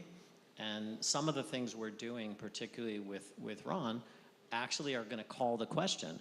I think 18 months from now, investors broadly will not actually talk about public credit and private credit. They're going to talk about credit. They're going to talk about whether something's investment grade or below investment grade. I actually don't think we're going to know the difference between public and private in 18 months. 18 months, so now maybe you're right, but the fact that people keep asking this question means perhaps we need more information, more education or whatever. So because lack of transparency or less transparency or more opacity naturally means that regulators or officials feel a little bit uneasy. So is it something that we can do more to sort of make everybody a little bit comfortable with that? Well, I would say the following. If most places I go when I speak with regulators, almost everyone grew up as a bank regulator. Their knowledge base is as a bank regulator. Their information sources are as a bank regulator. From an investor's point of view, from a public markets point of view, banks disclose two lines: loans to customers, loans to companies. You click on John's website, my website, you get every holding every quarter. And so we start with a set of assumptions that private means less transparent that are just false. It's just the information is located in a different place. And so I put it back almost as a question the other way. What is the actual difference between public and private? It's not the size of issue. It's not the issuer. It's not the rating. It's not the provision of financial information. It will not be the trading and the price transparency, because new news, there is no trading in fixed income, public or private. We have the illusion of price. We don't actually have price. And what's happening is all of the tools that exist in the public market as it relates to fixed income are coming to the private market. And I think very quickly investors are going to be confronted with the fact that what's different is something in their mind rather than something that's real. Howard, I just want to pick up on the first part of your question where you said that the bank regulators are concerned about the rise of this phenomenon. I would argue that the bank regulators have gotten exactly what they wanted here. Coming out of 2008, there was this view that banks were enormous concentrators of risk. And we saw what happened with the bank failures. And what they've done through various re-regulation capital rules is they've taken a lot of that risk out of the banks. They've basically unenabled banks to lend as much as they can. And what you've got now in private credit is actually a distribution of risk. It is not concentrated in institutions. It's not to say that there are new risks arising, but bank regulators have gotten exactly what they wanted in terms of less concentration of risk in banks and distribution of that risk more broadly. Okay, thank you very much. That's very helpful. Now, I'm now turning to John. Of course, you have your credit strategy, but I'm not going to ask you about credit. Of course, ask you about commercial real estate. That's another sexy subject. Now, I remember that you talk about the headwind at the summit last year for the real estate sector. And we also had another fireside chat, I remember very clearly. You told me that we can fall in love with everyone, we can fall in love with everything, but don't fall in love with our investments. including our real estate investment. So we need to cut it when we need to. But in recent months, you reiterated that investors should invest before signs are all clear. So you really think that it's time to really mend relations with our old love here? Yes, I think you should rekindle your love with real estate. And I would say going back in January, we said publicly we thought real estate was bottoming. We've invested now, over the last 12 months, $30 billion in the space, which is a reflection of our very high conviction here. And the question is why? And I'd say first it starts with underlying fundamentals in real estate are pretty good. In most of the sectors, in logistics and rental housing, where we focused our investing, vacancy rates are 5%. Cash flows have continued to grow, even through this difficult period, albeit at a slower rate. Now, the office sector, as we know, post-COVID, has had a lot of challenges. But the rest of the commercial real estate market has generally held up. What hit the market was a sharp increase in cost of capital. Base rates went up, spreads widened a ton, cap rates or unleveraged yields on real estate went up, and that caused the decline in value. And if you look back about a year ago, things sort of reached their peak in terms of negativity in real estate. And since that time, we've seen total borrowing costs probably drop 35% or more. We have seen the commercial mortgage-backed securities market reopen. It's up fourfold over where it was a year ago. Transaction activity's picking up. There are 2 or 3 times more bidders showing up at auctions. That's obviously positive. And then longer term, real estate's about supply and demand. And you've seen new construction and things like warehouses decline, new starts decline 80%. And that creates a foundation for the ultimate recovery. So I think for investors, it's hard because there's still a lot of bad news in the system. They've taken losses, and they tend to want to wait for that all-clear sign.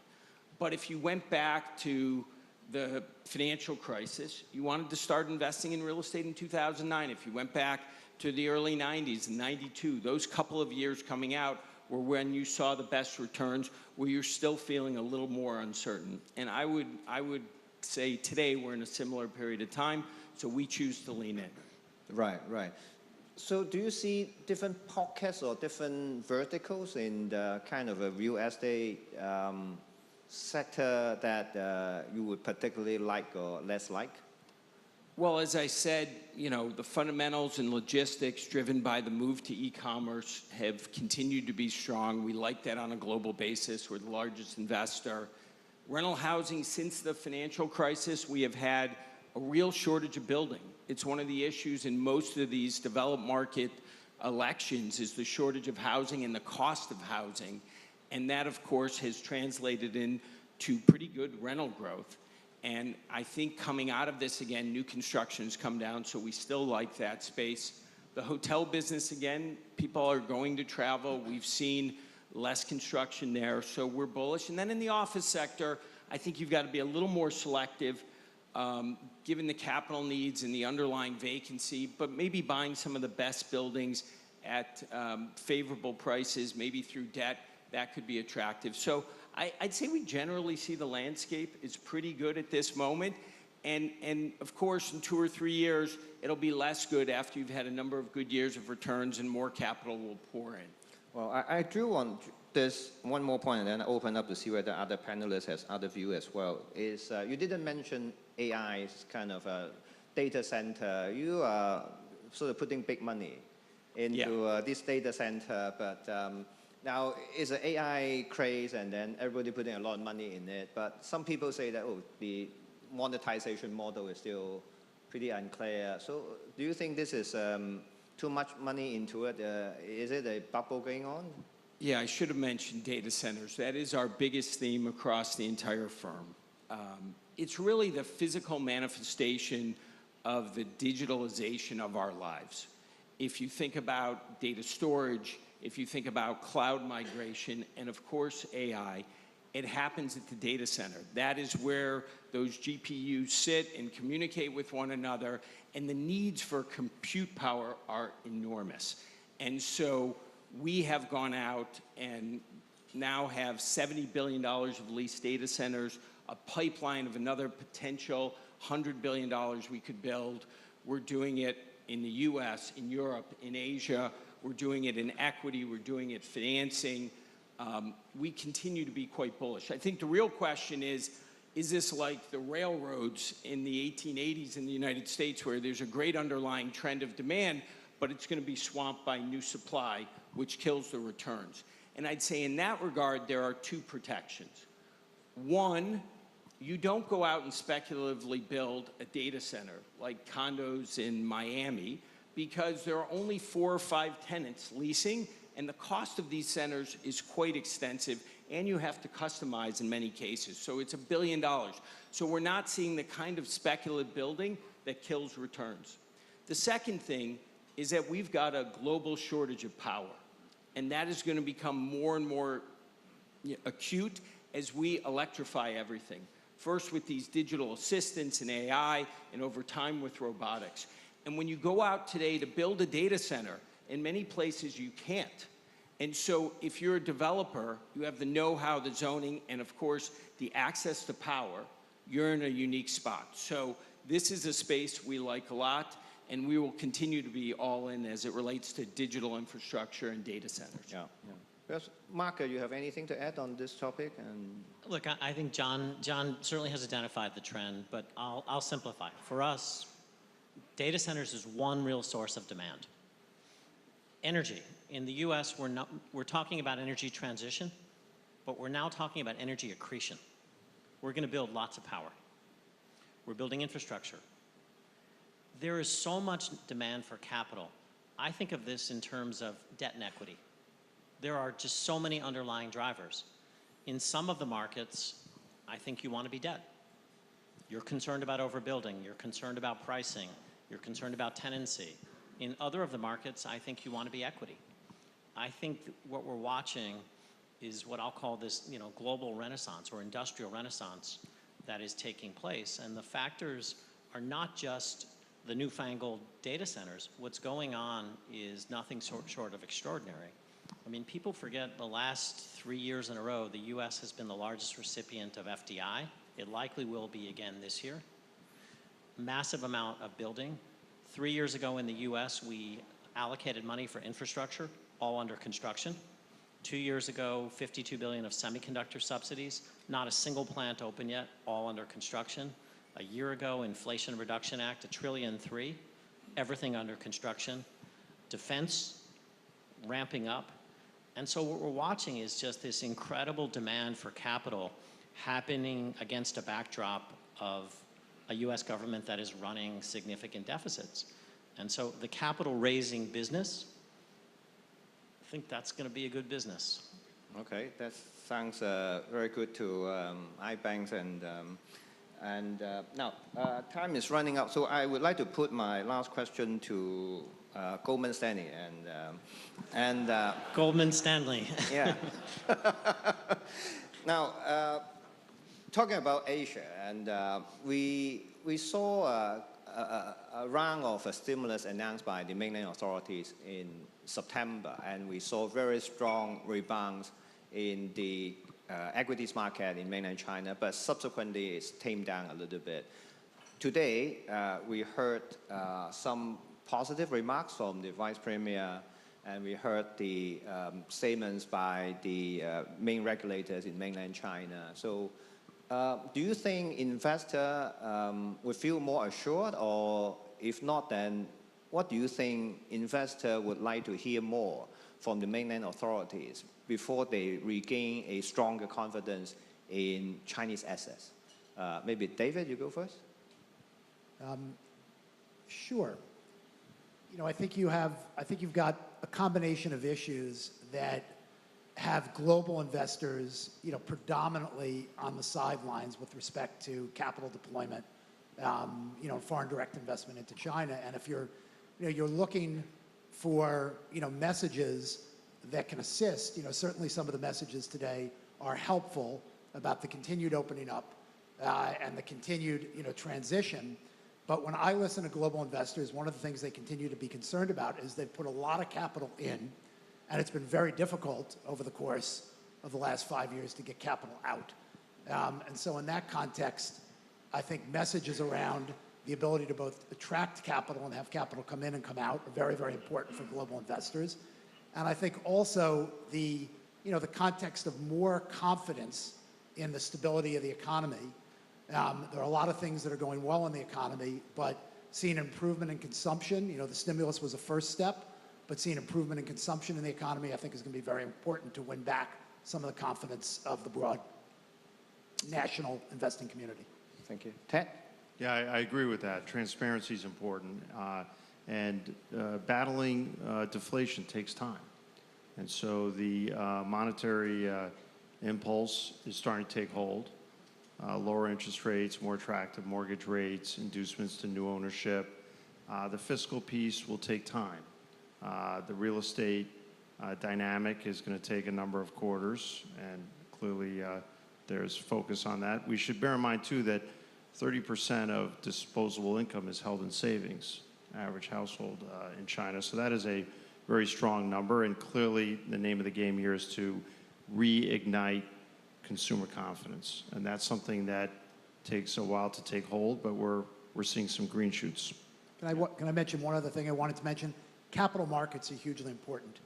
And continued progress in the opening up of the capital markets is hugely important. It's a huge advantage for the United States. The more you can broaden capital markets, the better in terms of ultimately that cycle of capital deployment, capital investment.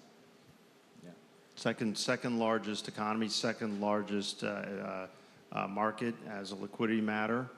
We all have many people in Hong Kong. We have 2,500 people.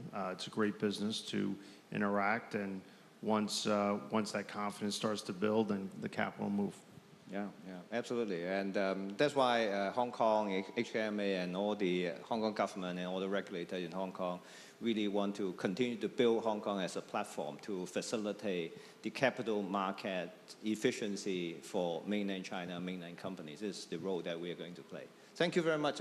Let's put our hands together to thank the panelists for a great session. Thank you very much. Thank you, all panelists, for an excellent panel. Please stay on stage for a photo. We'll take 2 sets of photos. First, in the middle, to our official photographer, please.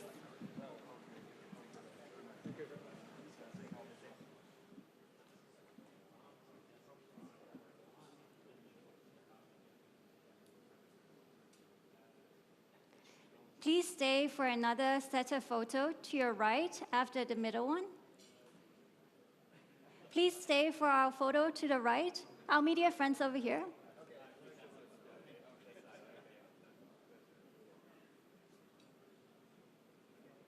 Thank you very much. You may now return to your seats.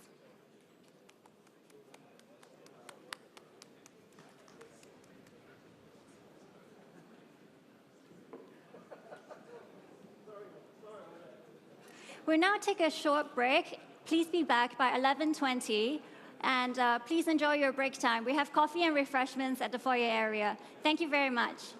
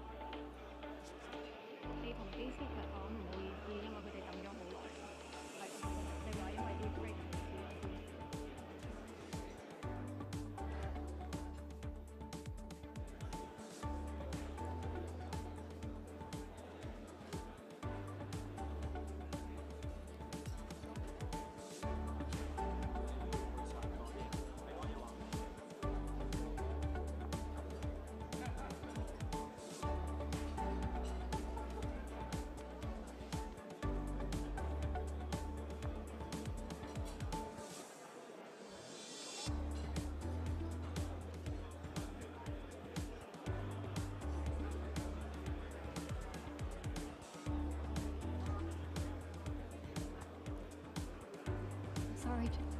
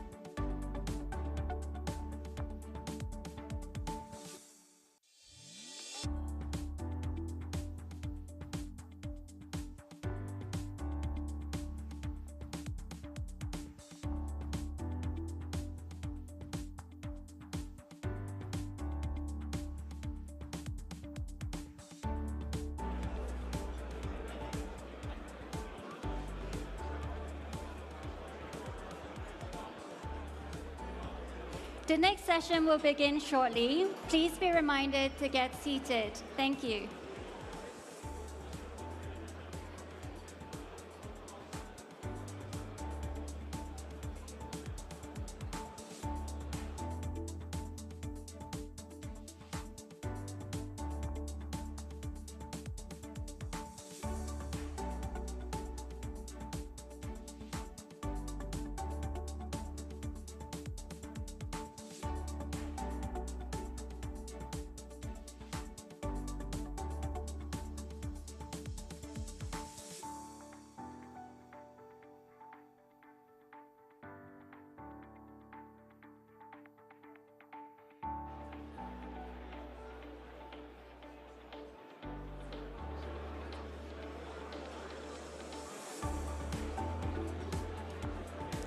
The next session will begin very shortly. Please take your seat. Thank you very much.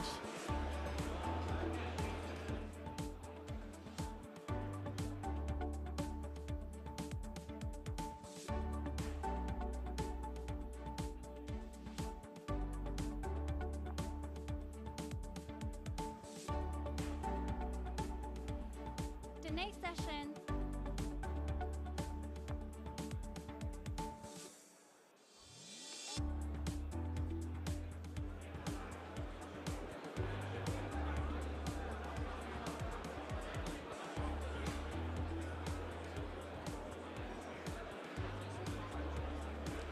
The next session will begin very shortly. Please kindly take your seat. Thank you very much.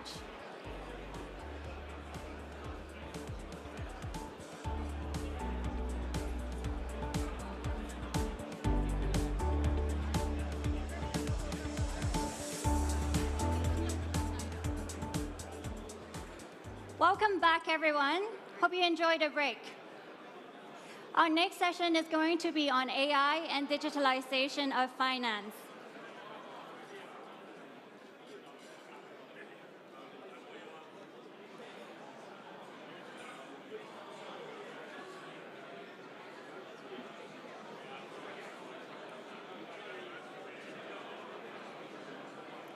AI and the digitalization of financial services is reconfiguring the way financial institutions operate, bringing a variety of benefits as well as new challenges. Our next panel will take a closer look at how to navigate the increasingly complex intersection of technology and finance. Let's welcome our moderator, Julia Leung, from the Securities and Futures Commission, and our panelists, Mike Gitlin from Capital Group, Jenny Johnson from Franklin Templeton, Danielle Pinto from JP Morgan Chase, Peng Zhao from Citadel Securities. Julia, thank you. Thank you.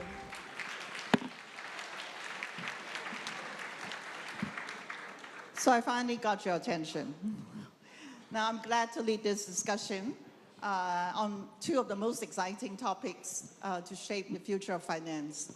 Now, as we all know, technology is not new. It has been a driving force for changes, the way that portfolios are being constructed, the way that deals are being made, creating new opportunities in enhancing efficiency and customer experience. But recently, the pace seems to be picking up with generative AI and digitalization, which seems to have immense potential to further accelerate that change. However, with these, they also come with risk. And new risks have arisen, and there's even talk of existential threat to human. So we must ensure that technologies are being responsibly adopted and safely adopted. And that's, for many firms, it could be cash burning as well. So today I'm very pleased to be joined by four very prestigious panelists to shed light on how technologies are changing and reshaping the financial services industry. Now, speakers on these panels have a tendency to market their services. I would do the same for our circulars and our regulatory framework. Now, just last week, the SFC has provided guidance to the industry about the deployment of generative AI large language models. While we encourage licensed firms to be using that technology to innovate, to raise productivity, but at the same time, generative AI amplify existing risks, and we should be more cautious about. So what we are calling on licensed firm is to take a risk-based approach in your deployment and in areas covering senior management responsibility, AI model risk, cybersecurity, data and third-party vendors to be a little bit, pay a lot more attention. For digitalization trend, Bitcoin may be surging past 90,000 US, but and where it is heading is not our concern in this forum. We will be looking at the bigger picture of digitalization and tokenization of assets, from bonds to money market funds, and how the financial markets can benefit from it. SFC and the HKMA are working closely together to scale up the tokenization markets and expand the use cases. And for that to happen, there's a need for an enabling and interoperable blockchain foundation layer and a coherent rulebook on blockchain-based financial services. And this is what the HKMA's Assemble Sandbox is doing, and there are recent fruits coming out of that sandbox, like tokenization of money market funds by a local bank using tokenized deposits. So in this process, we try to identify issues, particularly regulatory hurdles, and provide clear guidance. And we do expect that it's only with clear guidance from regulators can we see the convergence of DeFi and TradFi, with the latter providing the much needed trust and compliance in the Web3 space. So let me kick off by taking the first topic on AI. And to start off, I would ask each of you a question to rate your firm's use of AI from 1 to 10, with 10 being the highest. Now, this is not a competition, so you don't, because you are in totally different areas. Just describe the areas of application, but more importantly, to see where your firm is 3 years from now in the use of AI. I'll start with Mike. All right, I wish 35 years ago at university they asked us to give our own grades. I would have done a lot better. Well, Look, I think it's impossible to give a numerical rating on something where you don't know where the finish line is. And the finish line, when you do think you know where it is, will continue to move. The way I think about it from a capital group perspective is we use technology for 3 reasons, right? 1 is to make our business more efficient. 2 is to service our clients better. And 3 is to generate better investment results. On the first one, and we just use real examples, on the first one, I sent out a message to our 9,000 associates called 30-30-30. And it was, please reduce the number of meetings by 30%, reduce the number of people in the meetings by 30%, and reduce the gold-plated PowerPoint presentations by 30% so we can be more effective. So how do we do that? In our Teams system, you can be late to a meeting and hit a button that says, catch me up, and it catches you up. Or you can entirely miss the meeting and let the other 10 folks carry on and get a summary and action items for yourself on what you needed to do coming out of the meeting. If we save 30 minutes for every associate a week, we would save 14 million minutes a year just by being willing to miss 1 meeting once a week for 30 minutes. So you see the scale you get from something like that. In a client-facing role, we use Prep Me. And Prep Me means as you go out to spend time with clients, what are the 20 or 22 inputs about the client that would make the meeting more effective for them, not you? And that technology is very helpful. And then in the last one for our investment group, we have something called Blue Team, Red Team. Assume we are large owners of Netflix, just as an example. Much greater than any benchmark, much greater than competitors. The other, what we use technology for is to create the bear case. So we don't live in our own echo chamber. And then one of the analysts takes that AI-generated bear case and conducts a debate with the folks who are the largest holders just to challenge our assumptions. So just trying to bring those examples to life on how we use it. Okay, you refuse to grade yourself. So Jenny. Well, because Jenny will have a higher grade, so I knew she was going second. No, because I agree with your point, which is, what's the scale? Like, I'm pretty sure everybody here has been using machine learning in their, company for a decade. So if you want to measure that, we'd all rate it really high. So I asked, our Franklin Equity Group is housed in Silicon Valley, and the CIO is an engineer and with a tech background, and he's the one driving it so much through the firm. He literally, in a meeting, grabbed from the tech guy to show the other investment people what you can do with Quarter Pro and Perplexity and some other tools. And he rates it a 3. And I was thinking about that, and I thought, he's focused on it all the time and pushing his team to be thinking about the efficiencies that they can, not cost efficiencies, but time and information efficiencies. And I was thinking, you know what, if I come back next year and you ask the same question, we will have done a whole bunch of stuff, and I'd probably say it's a 3. Because the problem is that we're just starting to open up what the opportunities are and how we're thinking about all of us as an industry. If you look at technology innovation, the first thing that people do is they just make more efficient and improve the things they do today. Because they can't yet envision what the technology ultimately will do on the disruption side. And you have to get your teams comfortable with using the technology before you'll actually get to see what those true disruptions are. So I think that wave hasn't really hit us yet. And then I was thinking about my operational areas, and we have some great stories, great examples of where we find efficiencies. But then I started to think about all the service providers in this room and how they're going to have all these efficiencies, and what do I need to do in my contracting to make sure that those appreciate. Daniel, over to you. Thank you. So AI has been a 10-year journey. So traditional AI. And on that, we have many, many use cases on automating reconciliations, credit decisionings, embedded in trading algorithms, fraud and fraud detection and fraud avoidance.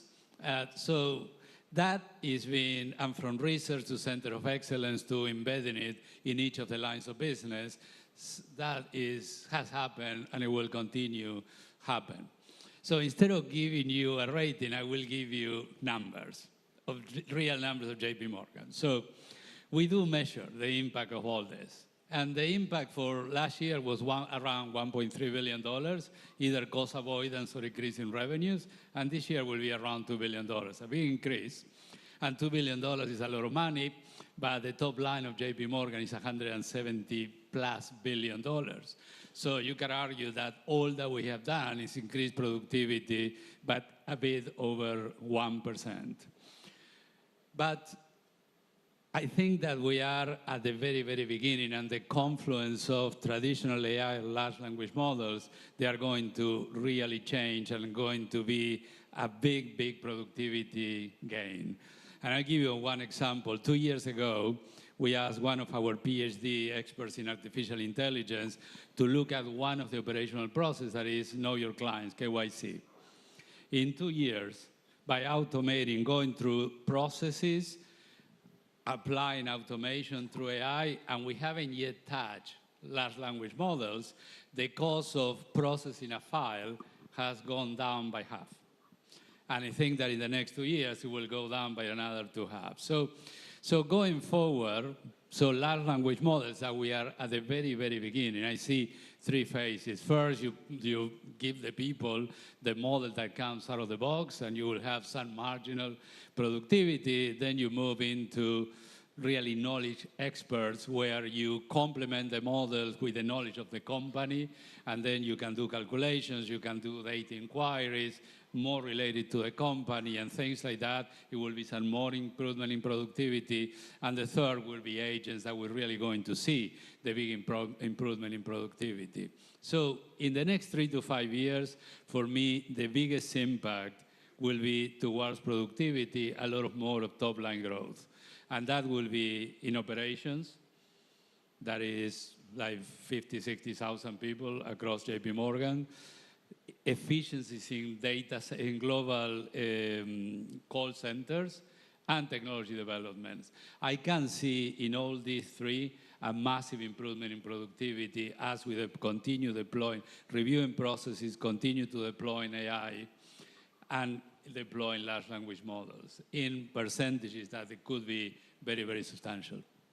Thank you. Peng? First of all, thank you for having us here. You know, fall in Hong Kong is one of my favorite times, and there's always excuse to come back to Hong Kong this time of the year because this wonderful event you'll organize.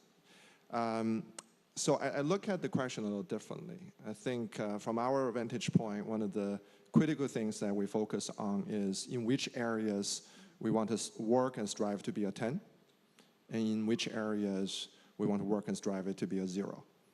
So knowing which areas we expect the highest amount of return from the investment in AI and automation in general, and which areas it likely turn into a giant science experiment, a waste of resources, has been the key focus for me, myself, my leadership team. Certainly in some areas where it involves gathering a large amount of data, information retrieval, AI and large language models have brought in a higher quality level of processing power that we've been seeing in the last few years, and there's a real acceleration here. Keep in mind that we have about 1,600 people, but we transact somewhere around $500 billion of daily transaction across more than 50 countries. So anything that happens anywhere in the world, it could be in languages no one at the firm speaks. If it moves the market, if it moves the instruments that we need to transact in, we have a desire to know that. So a lot of these technological breakthroughs in natural language processing, large language models have increasingly allowed us to retrieve data, process it, model it, and understand it on an increasingly automated basis as well. So the approach we've been taking is really look into what are our most important workflows, and how do we get better at that? How do we get more productive and efficient at that? Or the most pervasive workflows. For example, we often joke that the most commonly spoken language at our company is C++. So getting our developers to write code more efficiently would be one of the most common workflow we have around the firm. But we try to not get stuck in between. If we don't pick an area as an area of focus where we're going to deploy, we try to not touch it at all. So very top-down, lay out different areas and figure out where we want to get to a 0, and where we want to get to a 10. So I don't know how you weigh the zeros and tens and get up to an average number, but so far I think we've been doing a pretty good job.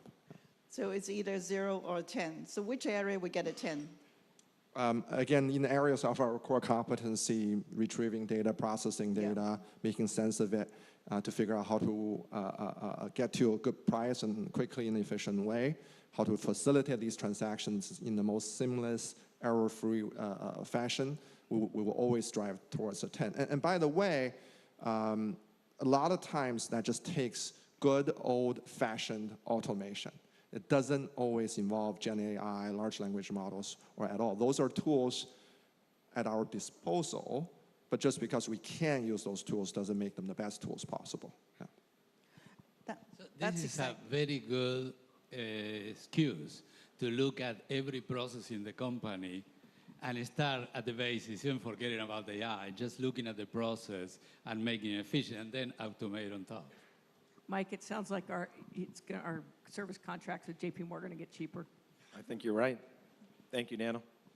Now, I've noticed that it's never a simple question. Only Jennifer answer it, like from 3 to 6. The men in the room have a different, very, very thoughtful responses. Now, I would dive a little bit deeper into what Peng said about the use of generative AI in trading. You've actually laid it out quite well. We've always known that traditional tools work very well in terms of like reducing spreads and enhancing and giving you the data and analytics. But with the use of that traditional technology, we already see a huge increase in trading volume, liquidity, but also volatility. Now, if generative AI is going to do a better job, a quicker job, so are there any concerns that it would exacerbate the trend of herding behavior, which Gary Gensler talked about? Any concentration risk, particularly when the AI model are provided by a few providers right now, and whether they are very similar, driving to very similar trading decisions, and how do you mitigate those risks? Well, thank you for that question. I actually forgot. I should thank Howard for giving us the shout out on the last panel. It was quite a surprise. But I mean, look, when we started over a little more than 20 years ago, if you look at how a typical investor would transact in the United States, if they want to buy or sell stocks, you need a minimum deposit of $10,000. You got to call your broker every time you want to trade. To make a trade of a few $1,000s, you got to pay $100 in commission, right? And on top of that, if the day after election and you want to rebalance your portfolio, so does everyone else, you may have to stay online and wait for your turn, and you may need to wait for a long time before you get connected and call back again.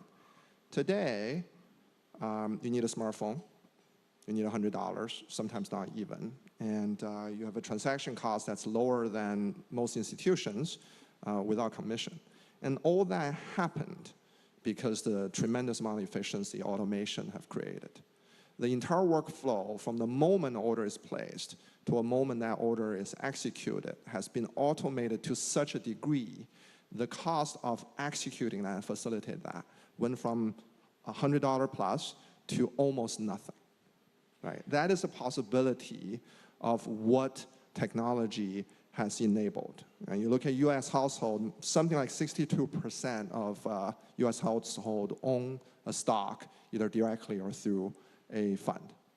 Right? That number is about 20% for Japan. That number is less than 10% for China.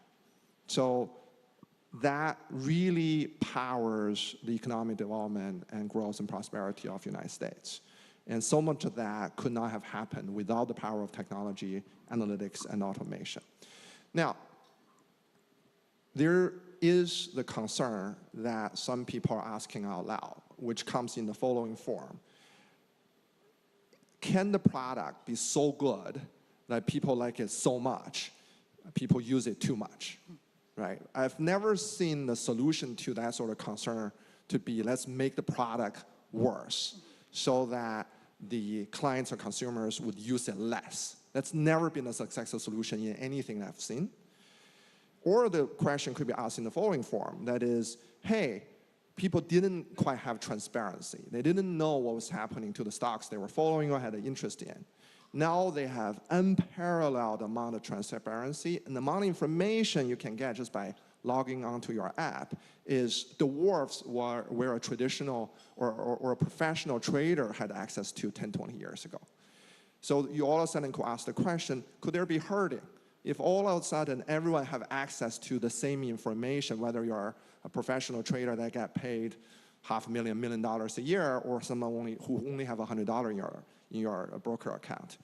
The answer is, it's not bad to have everyone to have information. In fact, that's a huge step forward. Transparency is good. But there could be a step too far if we take away the individual's need to make their well-educated, well-informed decision, and we start making decisions for them. Right? That is the fear of what generative AI may do, and then all of a sudden we'll just tell everyone what stock they should be buying and selling. I think we're pretty far from that. I think a lot of the people in this room run some of the largest brokers and wealth management firms for their clients. I don't think any one of them will tell you, hey, they're ready to have their AI agent to tell their client what stocks to buy or sell without real advice and input. I think we're pretty far from that. Very good intro into what I'm going to ask Dan about guardrails and risks and whether we are too much reliant on generative AI when we are going down that journey. So clearly at the moment, no, because we are at the very, very beginning of it. But when you think about the control environment that you need to have around generative AI is by far more complex than what we did for traditional artificial intelligence, where we learn how to analyze the models, we can explain how the model works. We have done a very good job, most of the companies, in managing data and data accuracy and data privacy. So all done for traditional AI, I feel that most of the companies are in a good place. So when you go into large language models, so it all gets a bit more complex because these models have, first you may not have access to the model itself because it's provided by someone else. But even if you were to have it, so it has either millions or billions of parameters. So the way that you have to explain the model is more to the output of the model rather than by the functioning of the model. So these models are still, though they are progressing very fast, they still hallucinate. So there are errors in the models that probably the partnership between us that we are using the models and the one that are generating the models will have to work to improve that situation and reduce that risk and have models that they are going to control the models or check the models, and we are working in that too.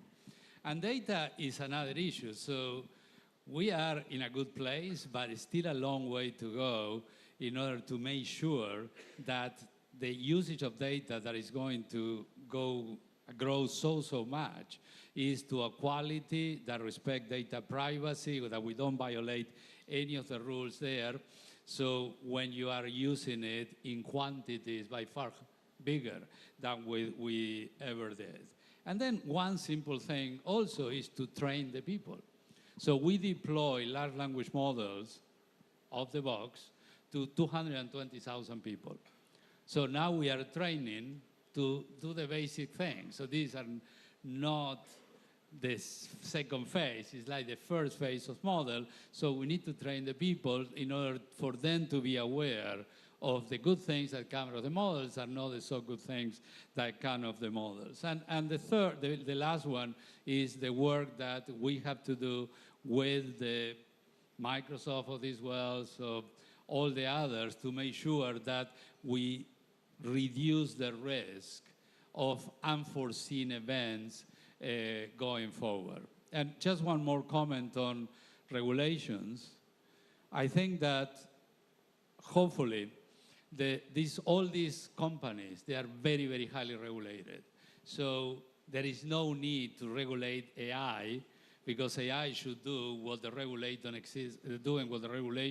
tells us to do today. So it's about controlling the risk, and hopefully the regulation goes that way rather than trying to control things that they already massively control and regulated. Your point taken. We are not regulating the activity, not regulating the AI itself, certainly, but certainly have to look at the risks that generate out of it. And one of the risks is hallucination risk. I'm going to ask Jenny to a live example, because you are also announced a partnership with Microsoft to build an advanced financial AI platform to improve the productivity for sales and also personalized client experience. Now, as we know, there is a question with the majority of fund manager using the same providers to produce investment decisions. How are you comfortable and how are you going to generate alpha? But also the question I asked about mitigation of hallucination risk. Daniel's already talking about, now machine learning is less of a black box because it's more predictive and you have a formula and algo. But then with generative AI, you are actually even black box. And so how comfortable are you without any human in the loop and providing that investment advice to your clients?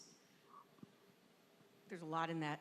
So let me first just talk about the Microsoft partnership. So we approached Microsoft with a very simple problem that has a very difficult technical solution. And they were excited about, because most people are approaching AI with a simple proof of concept on, let me reconcile, we do it too, let me reconcile this data, let me generate this RFP. This is more of a platform. And so the simple problem is, how do you optimize the conversation, say, a salesperson has when they go visit a financial advisor? And so you need the AI to go in and look through your CRM system to get whatever information you have there. You're going to want to understand the holdings. You're needing to go to external third-party data to compare kind of performance. You're going to want to look at your own performance data that's going to be able to figure out which is the most optimal opportunity to pitch to the advisor. You're going to go look at social media, and you're going to figure out, what kind of personal connections can I make. Each of those things requires a different AI algorithm. That's the technical problem, right? So it's that integration. And, I always say large language models are like the kid who gets an A in English and an F in math. You have to marry them and integrate them with very specific algorithms that can calculate things. And each of those end up being very specific. And the skill set of the programmer to build those models is different.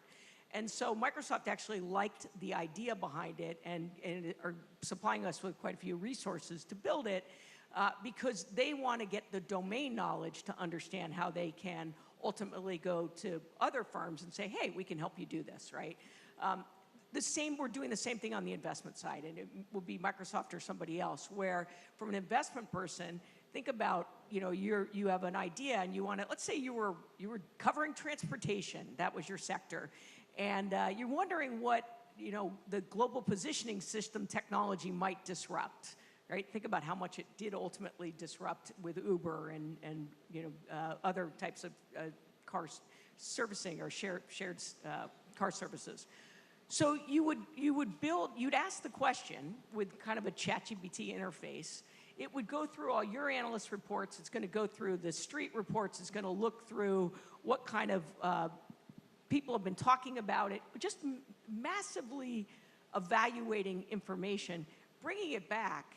And then the key is, on that's dealing with hallucinations, is you have to have a human who's evaluating it and able to prompt the right questions, right? And so that's where the skill set and having kind of the curiosity is going to be really important in employees to be able to iterate, and that's where you ultimately get your alpha, right? It's just about being able to consume a whole bunch more information in a way that you can consume it quickly, and ultimately still the human is making an investment decision.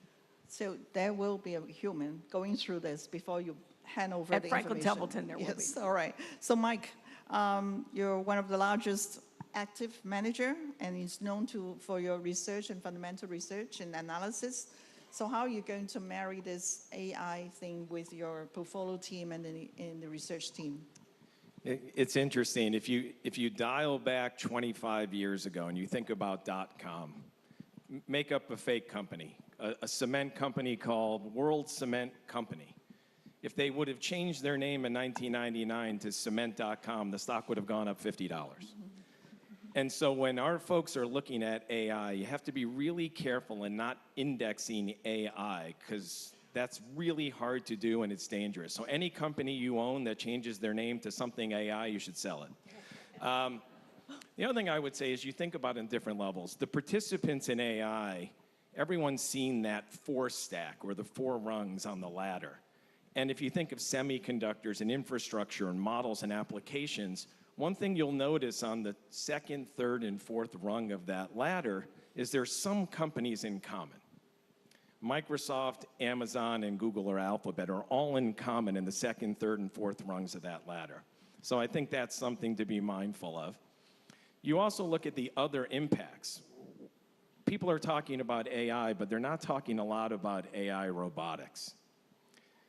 Waymo from Google is basically a 4-wheeled robot. It's self-driving in 4 cities. They're doing 150,000 pay rides a week.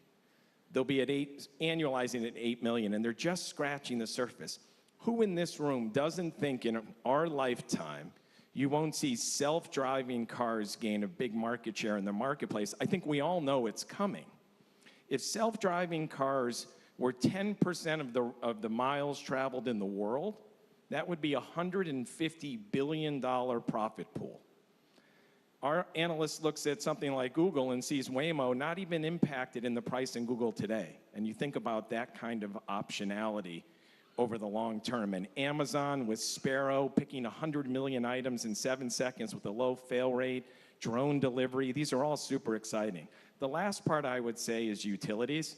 I was in New York last week and I saw our credit analyst who looks at utilities, and he said, I never thought I'd be a tech analyst. And I never thought I'd be in the growth sector. And utilities, you have to do both right now. And it changes a lot of things. So, you know, John was talking about data centers. Regardless of anybody's math, everyone's pretty darn sure data centers will be more than double its current share of energy consumption in the US in the next few years. So these are going to be really important. What do data centers need? Cooling. Who's doing the cooling? It needs 1 million tons of copper. That changes your commodity outlook. So all of these things are really important when you're trying to do bottoms-up research and figure out who are going to be the winners and losers. All right. So let's move to digitalization, digital assets and technology. Now, BCG estimates that the market size of tokenized assets could reach $16 trillion by 2030. That's the equivalent of 10% of global GDP. So Jenny, you said you spent 30% of your time looking at disruptive technology, and tokenization, you mentioned, will be the most disruptive trend in asset management over the next decade, leading to all mutual funds, ETFs, I don't know whether I'm misquoting you, being on the blockchain eventually. So what is Templeton doing in terms of positioning yourself and the insights you gain from the various really frontier pilots that you've been doing in Europe and also in Hong Kong with HKMA's Assemble box? I believe I said AI and blockchain will be the 2 most disruptive technologies. Look, we started getting involved in blockchain, just starting to build things within the network around, I don't know, 2017, 2018. And then we had an approved tokenized money market fund in the US in 2020. I believe we're the only one running the actual money market fund shareholder record and transactions on the public blockchain. The other ones are shadowing the transactions on the public blockchain. And I'll tell you why that's an important distinction in a second. And then we started almost falling into it, but being what's called a node validator, where we validate transactions as part of the public blockchain on, I think, 13 different layer 1 or layer 2 platforms. And what we realized when we did that is, if you're going to be in this space, you have to actually participate in the network to be able to have the information to kind of make some of the decisions around there. So why am I excited, and why do I say that I think it disrupts ultimately mutual funds and ETFs. I have to tell you, Franklin Templeton ran 4 shareholder record-keeping systems globally up until recently when we outsourced it to, I think, this guy. Nobody ever asked what programming language any one of those systems were in until it was written in blockchain. And the most important thing is just remember, this is just a really efficient technology, and each different chain optimizes for different things. But we were astonished when we got the money market fund approved and we parallel processed between our old system and the new blockchain system with how inexpensive it was versus the old system. And so that one, from a cost standpoint, I think is really important. The second thing that's going to be important, this is why the distinction of managing the tokens truly on the public chain in a wallet is because if, for example, today we work in Project Ensemble with HKMA on a tokenized kind of stable coin, but ours will be a yield coin. If people are trading on the weekend and your transactions are part of a money market fund and they're just shadowed, they can't transact until Monday, right? And so if I need to transfer my token to Mike for collateral, it can't really happen truly until Monday. But if it's an actual tokenized unit, the settlement, everything goes with that. And then because it's a smart contract, you can have the NAV that's calculated immediately. You can have the KYC done as part of the token. All the things that we do can ultimately, now some of this is a bit out there, but ultimately can be embedded in that token, which is going to drive out a bunch of costs and friction in transactions, which is going to open up new types of investment opportunities. So that's why we're excited about it. But you will need scale. You will need, if you want transfer across different banks, you will need an interoperable blockchain.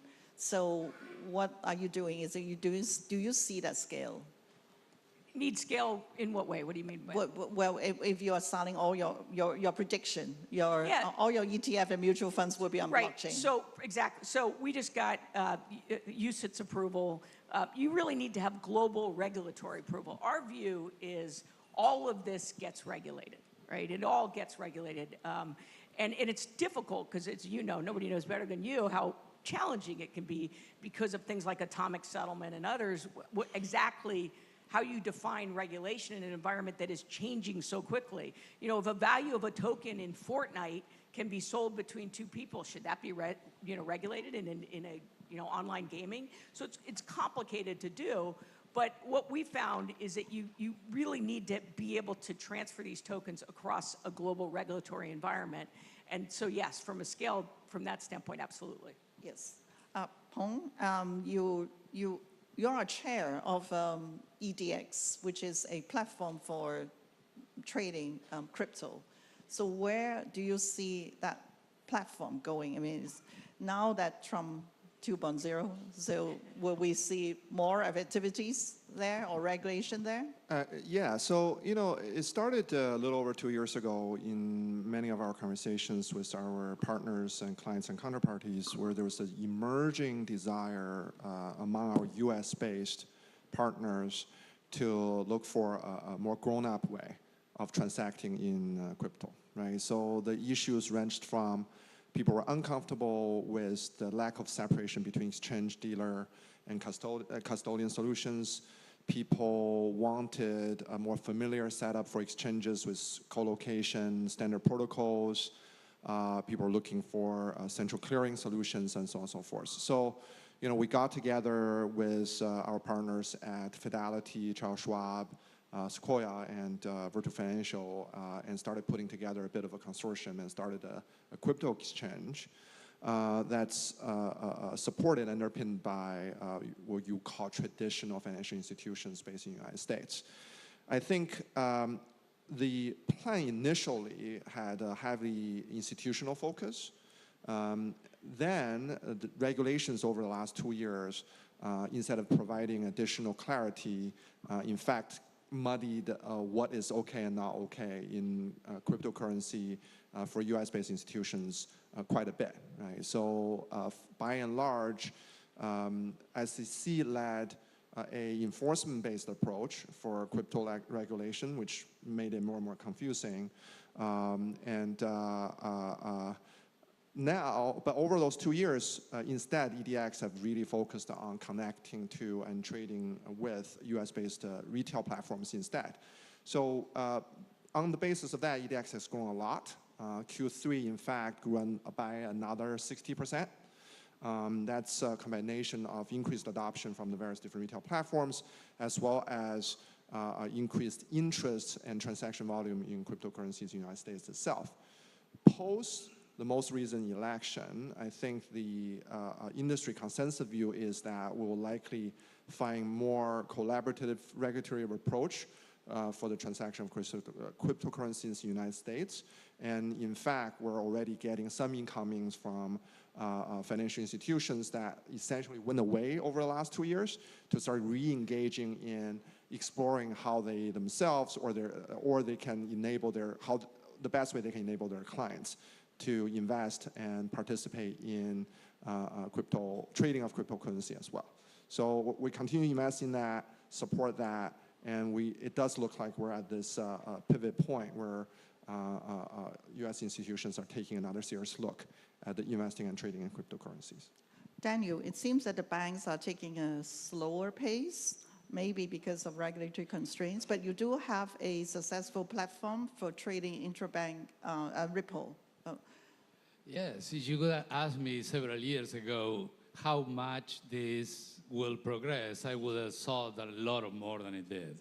And I think that one of the reasons why it didn't, is all the problems that happen with unregulated crypto changes, currencies, cryptocurrencies that came and go, created a very defensive approach from regulators. So therefore, the banks, at least in the US, we haven't been allowed to participate in public networks. We're only allowed in private networks. That makes the use cases a lot more limited. Yeah, we have experimented a lot in like intraday repos. We have a network of banks and the Monetary Authority of Singapore to process payments 24/7. We have done monetization and provide liquidity on tokenized money markets fund, but still very, very little. I think that this technology is so powerful that once it gets delinked to the good and bad of cryptocurrencies, it will probably evolve very, very fast. And I see, for example, in cross-border payments, a massive use case. In tokenized securities, a massive use case. So I think that this will accelerate over time, but at the moment it's been not as powerful as we would have hoped several years ago. Mike, this time you have the last word. You remember last year you did not. So are we overestimating the change? Are we too excited about AI and digitalization in the next 2 years and actually underestimating that change that we'll make in 10 years' time? Yeah, if you look at Netflix, it took 10 years to have 100 million users. It took OpenAI 2 months to have 100 million users. And now it has 200 million users. So we're in the noisy phase of implementation where there's just pride in the volume of activity in many people and less efficacy, but more pride. I think as you go through the cycle, it's going to be massively impactful to our world, AI in general. I think it will change jobs, it will eliminate jobs, it will create jobs, but it will be a huge impact for sure. So thank you. Let's put our hands together for our distinguished panelists. Thank you very much, Julia and our panelists. Please stay on stage for a quick photo.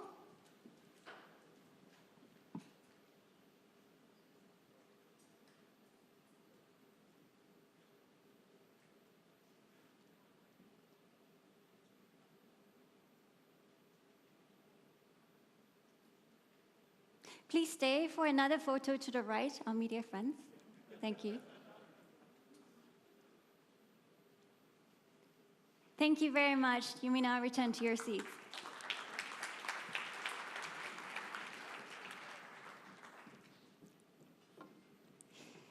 Asian economies have been at the forefront of global growth, driving innovation, trade, and investment. A growing middle class, increasing urbanization, and a focus on sustainable development are opening up new opportunities in Asia. Let us hear what our panelists think about the Asia outlook and opportunities in our next panel. Let us welcome our moderator, Bonnie Chan, from the Hong Kong Stock Exchange, and panelists, George Al-Hedri from Ge Haijiao from the Bank of China, Professor Huang Yiping from Peking University, and Bill Winters from Standard Chartered. This session will be partially conducted in Putonghua. Thank you, Bonnie. Over to you. So it's past noon, so good afternoon, everyone. I hope you've been having a great summit so far. It's wonderful to see a lot of familiar faces from around the world here in Hong Kong. And because Hong Kong is at the heart of Asia, this next discussion is going to be about the outlook and opportunities for investing in Asia. Now, just to set things in context, let me canter through some facts. So Asia is, of course, as we know, the fastest growing region in the world. It has 60% of the world population, contributes nearly half of global GDP, and 60% of GDP growth. It has 3 of the 5 largest economies in the world, 5 of the 10 largest stock markets, including, of course, Hong Kong, and represents 1/3 of the global bond market.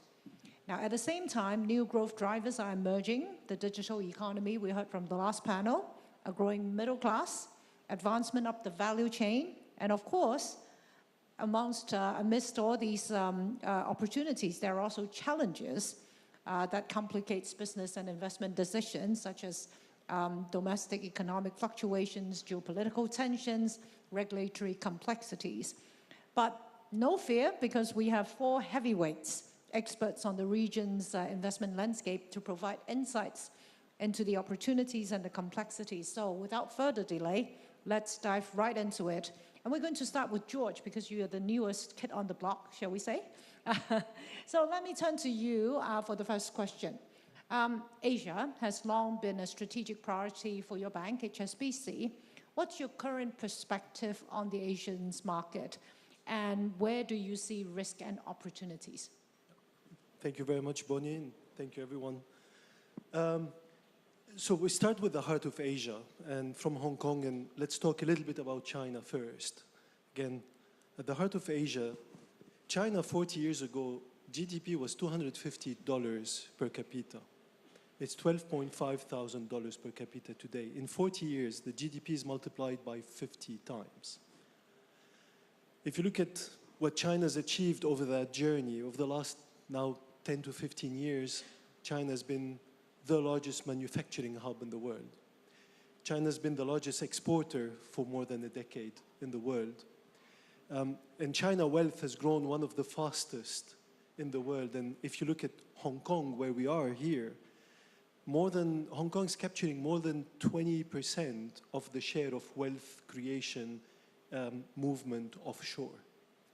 And by leading consulting house, notwithstanding we're the Hong Kong bank, so I'll be talking my book here, but by one of the largest consulting houses, Hong Kong will be the largest offshore center by 2028, with about $3.2 trillion of managed funds for wealth, ahead of Switzerland with about $3.1 billion.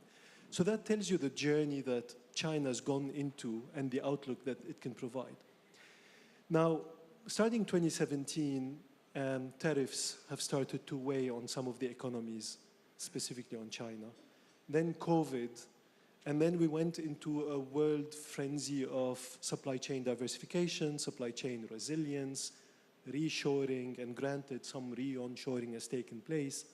But the reality, really, what has taken hold is the China plus one strategy by many of the global producers, supply chain, global corporates.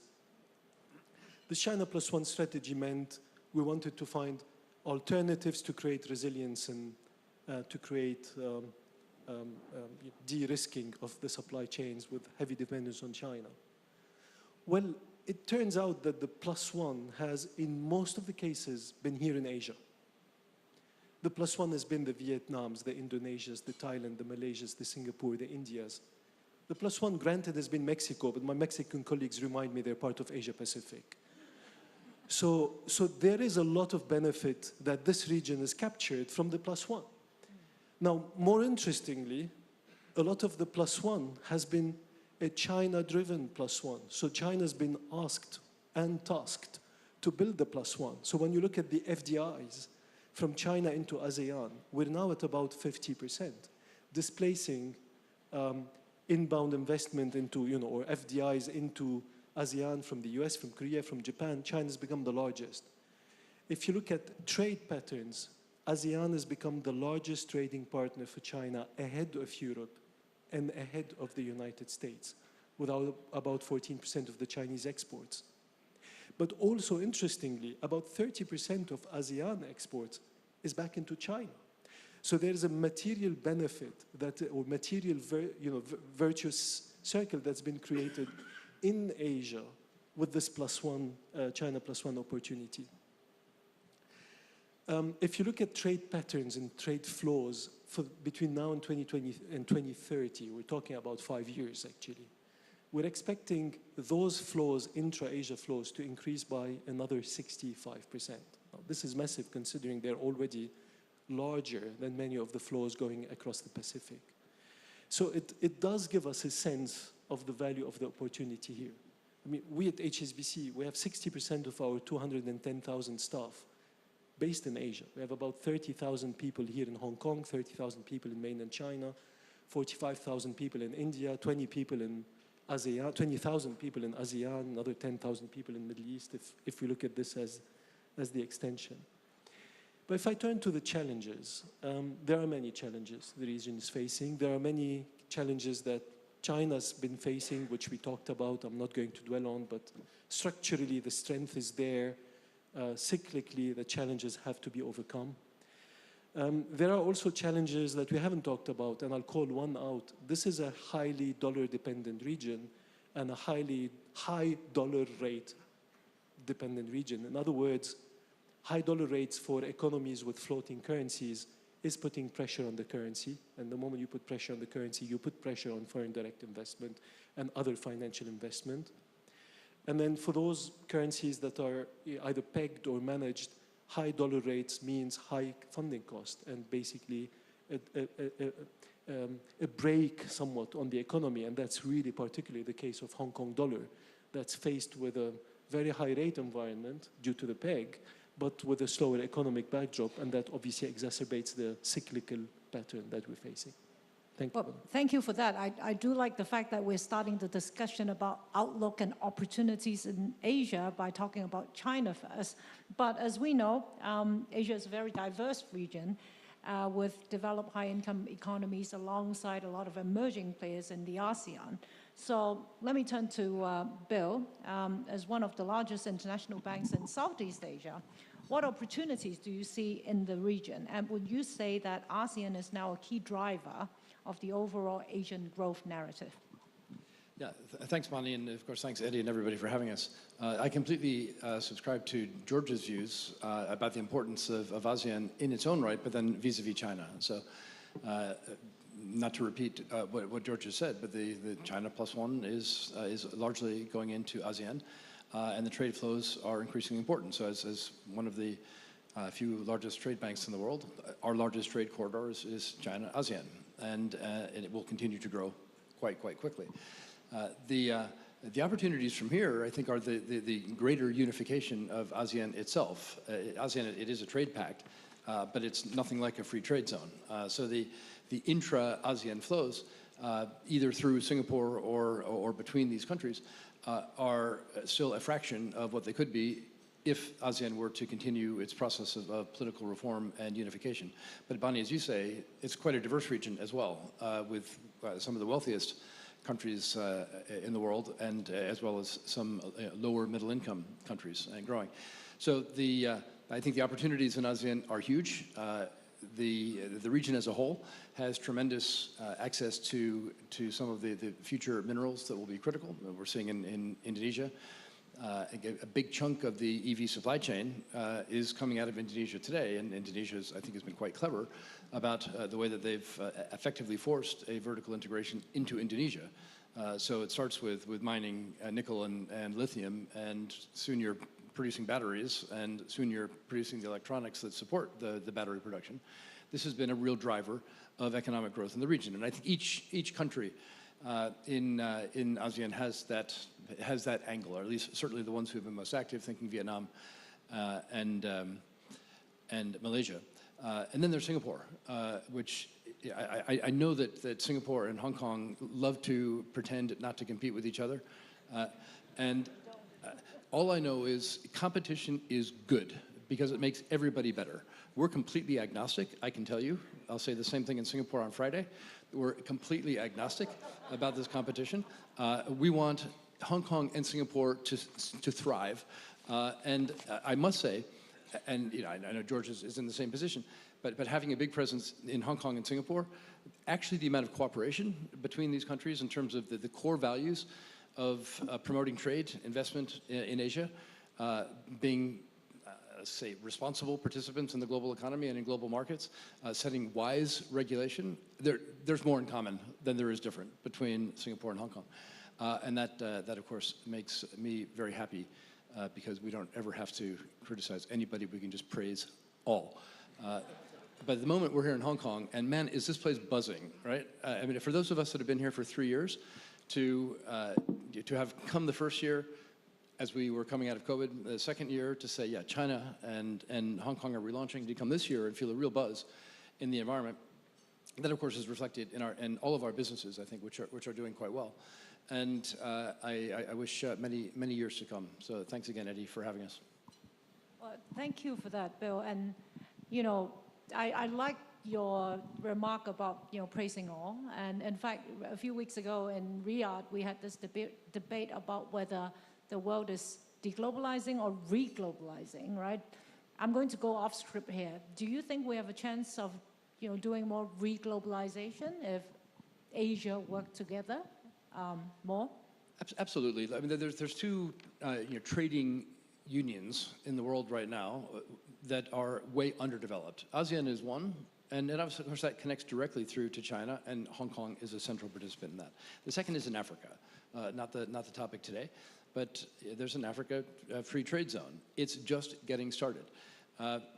That connection, that trade corridor between Africa and the Middle East, between Africa, South Asia, between Africa and Asia, is big and growing very fast. So to the extent that we can get the internal cohesion in these trading blocks so that the logistics make sense, that you can actually transport something from Nigeria to China via Kenya and all the countries in between without paying tariffs and logistic charges, et cetera. Now, we're a long way away, but the commitment, the political commitment is there.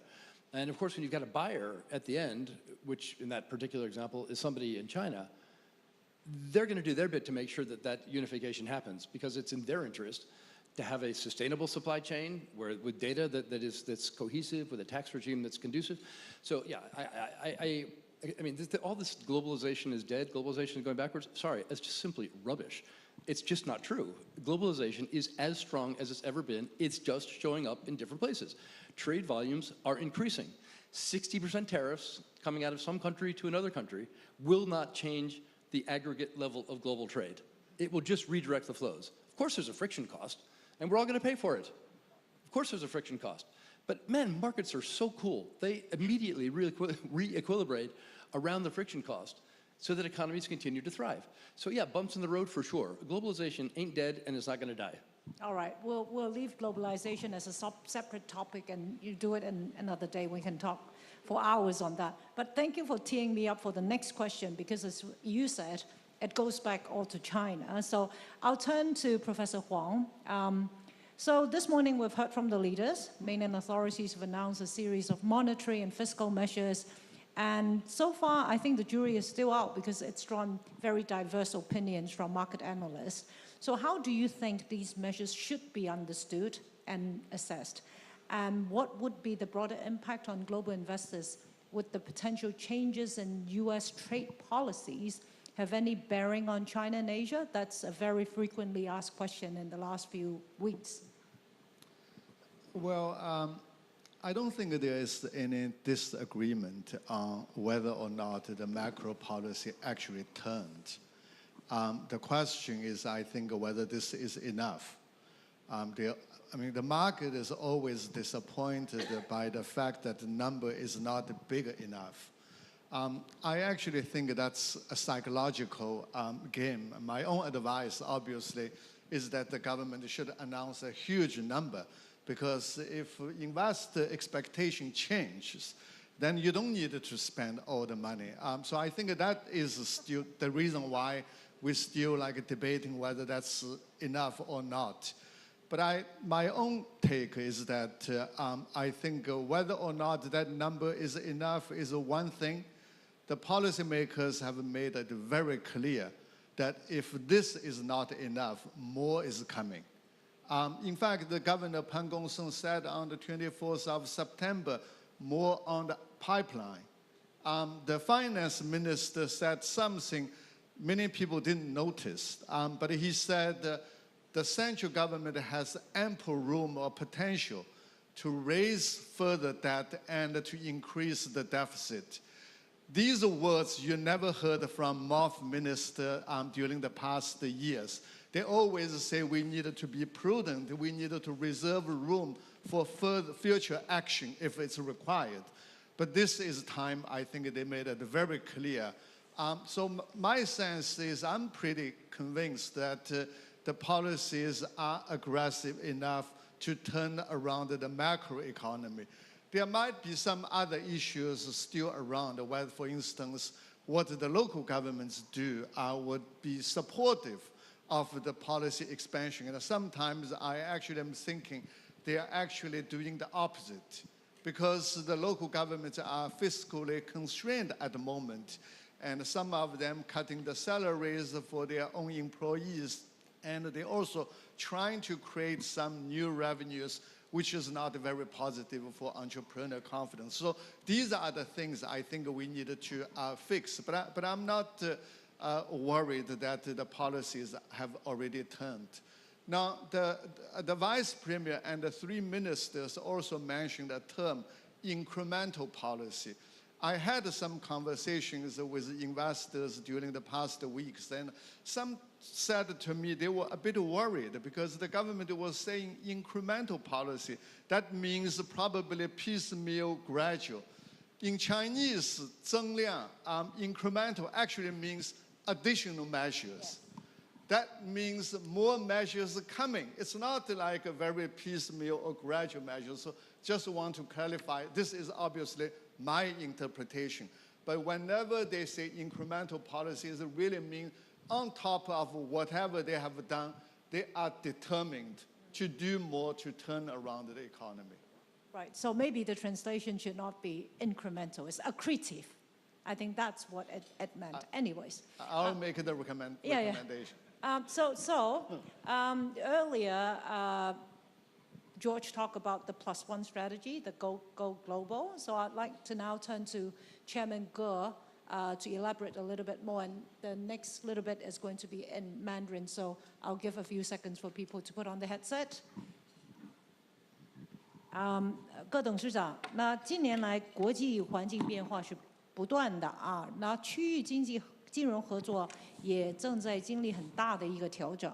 中国银行呢，作为一个内地的龙头大行，你对内地企业客户今年走出去啊，我们所说的+1啊，这个投资的趋势变化有什么的一个观察？你认为呢？这个趋势会对国际金融机构带来一些什么的机遇和启示呢？谢谢主持人，我觉得是非常好的一个问题。内地企业走出去呢，其实呢，我也在想思考这个问题呢。过去10年呢，发生了很大的变化。我们回到2014年，我们是招商引资，内地呢，我们更多的是寻求呢外商直接投资。2014年出现了一个变化，外商直接投资的增量首次呢跟对外直接投资的增量发生了一个变化，就是对外直接投资大于了外商直接投资。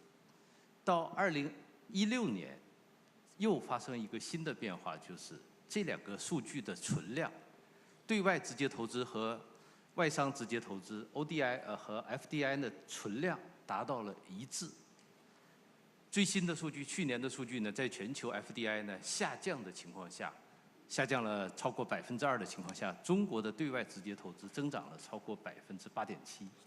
这是一个我们从趋势上来看的时候，是一个巨大的变化。同时呢，中国的对外直接投资呢，更多的是体现在呢对亚洲。过去5年呢，对亚洲的对外直接投资的占比超过了70%，说明呢，中国内地企业对亚洲市场是充满持续的信心。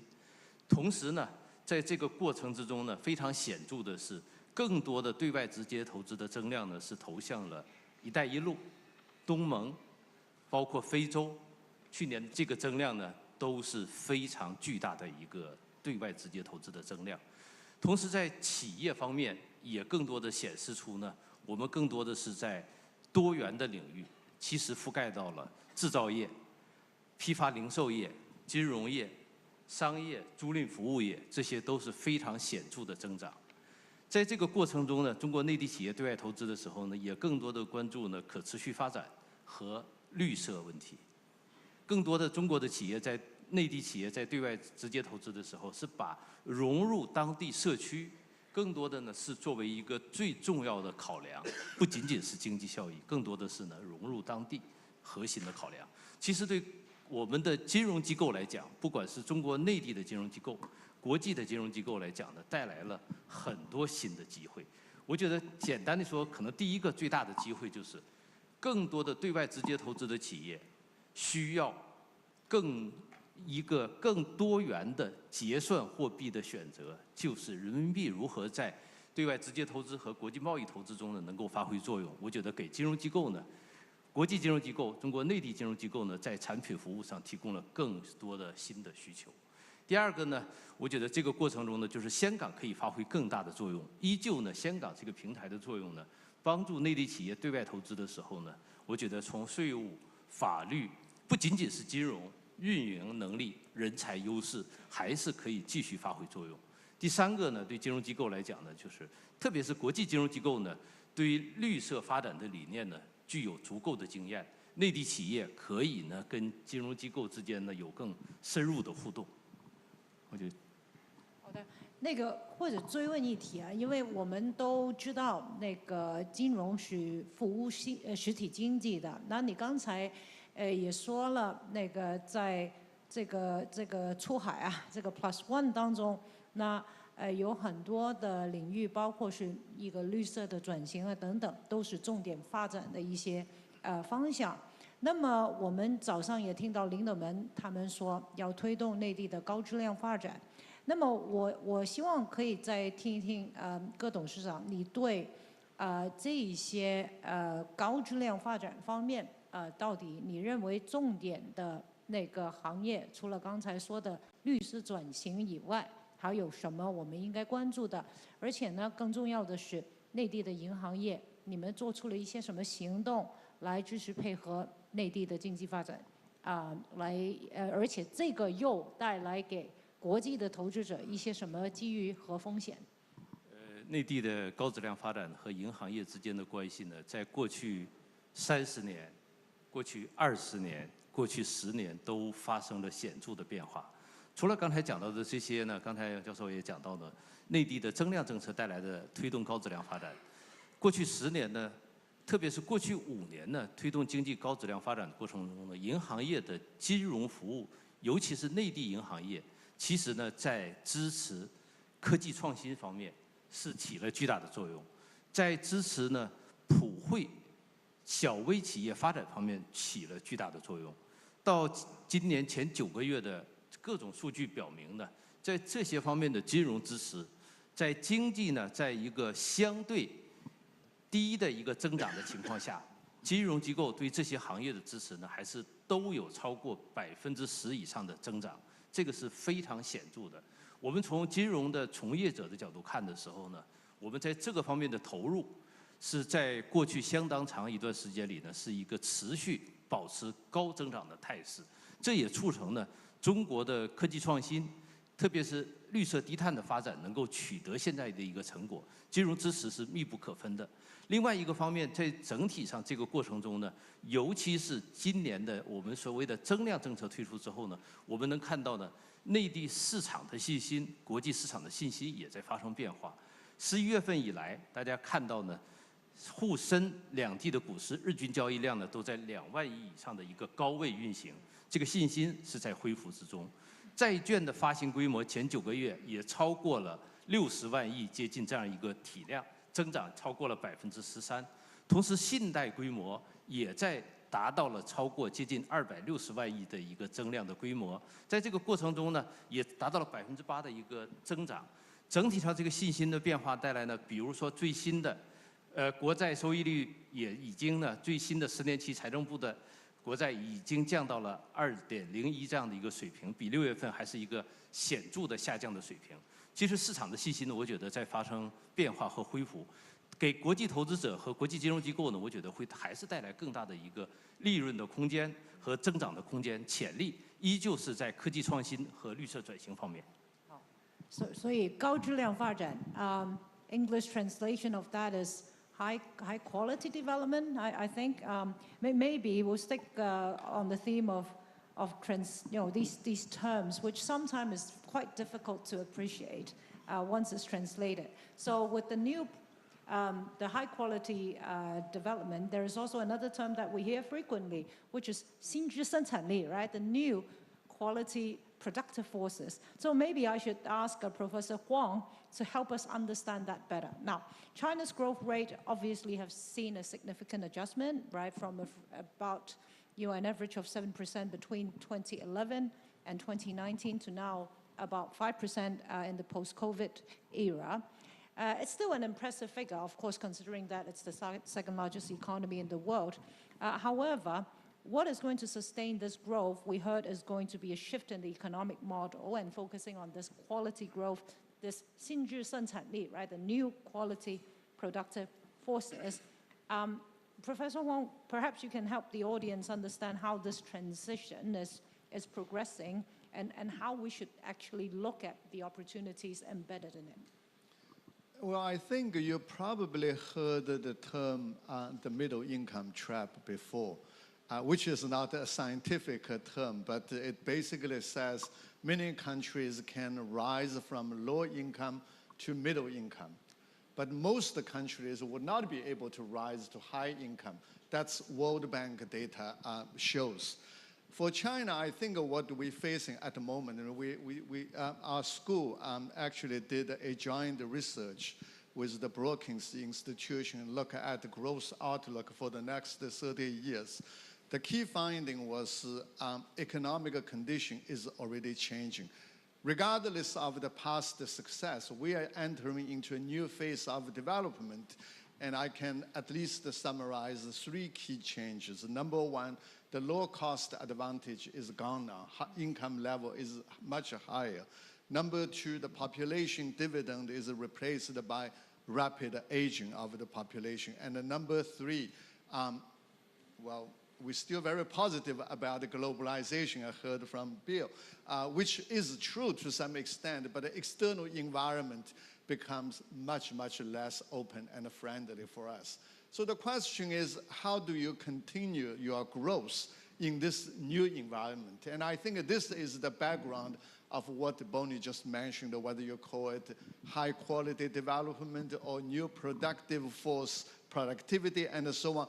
Bottom line is, for us economists, bottom line is you need to raise your total factor productivity. You need to remain competitive in this new environment. So I think this is why we're all looking at the new sectors we're pushing. The key question I think it boils down to is, well, can China innovate? When the cost is becoming higher, when the external environment is less friendly, when labor supply could actually be declining over time. The impression, I think, by Westerners on China's national creative capability is very extreme. I found, I give you an example. In September last year, the US Commerce Secretary Raimondo came to Beijing, and she invited Professor Yu Yongding and myself to lunch with her, a small lunch. Her first question was, what is happening in the Chinese economy? Because all the opinion pieces she read in the Western media appeared to suggest that Chinese economy was about to collapse. And then in April this year, we received Janet Yellen, the US Treasury Secretary at our school. Her first point was, your overcapacity in the EVs and other green energy sector is going to eat our lunch. So I guess this is what I'm telling you. Some people say China has no innovative capacity at all. And others say, well, at another time, they say, well, China is going to take all their opportunities of new products. I think the reality is probably somewhere in between. China can innovate, but most of it is still in applied field. Even when we talked about the AI, China is rapidly catching up, but most of them is in application, not original research. So for instance, look at the EVs. The US complaint is about the state subsidy. But if you look at the state subsidy, we have scholars looking at the actual subsidy per unit of EV. China was somewhere in the middle. The highest was Norway, the second was the US, followed by Germany, France, UK, and so on. So state subsidy was an issue, but it's not the key reason why the EV industry expanded very dramatically. I think the local government probably helped in expanding the capacity, but that's another issue. So I think the question now is, can China innovate? My sense is we can. But the problem or the question is, I think we should push to innovate in a large number of industries, not just in 3 areas. So policies still have a room to improve. If you look at, for instance, Michael Porter, a professor from Harvard Business School, he looked at the so-called innovative capacity, and he has a long list of the factors which are very important. These are the factors I think we should look at in China. And the 2 most important factors at the moment, number 1 is we need to keep the country open, because you can't imagine that you can do all innovation by closing the door despite all these geopolitical tensions. Number 2, the dynamism of the private sector, which is vital. Thank you for that. We do need more different manifestation of the new productive forces. And, I really want to carry on this conversation, but unfortunately, the countdown clock is in negative territory right now. So we do have to end this very fascinating, insightful conversation. My thanks to George, Chairman Ge, Professor Huang, and Bill for the very insightful discussion, and I hope we can do this very soon again. And of course, thank you everyone for joining us. I hope you've enjoyed the conversation. Thank you. Thank you very much, Bonnie, and our panelists. Please remain on stage for a quick photo.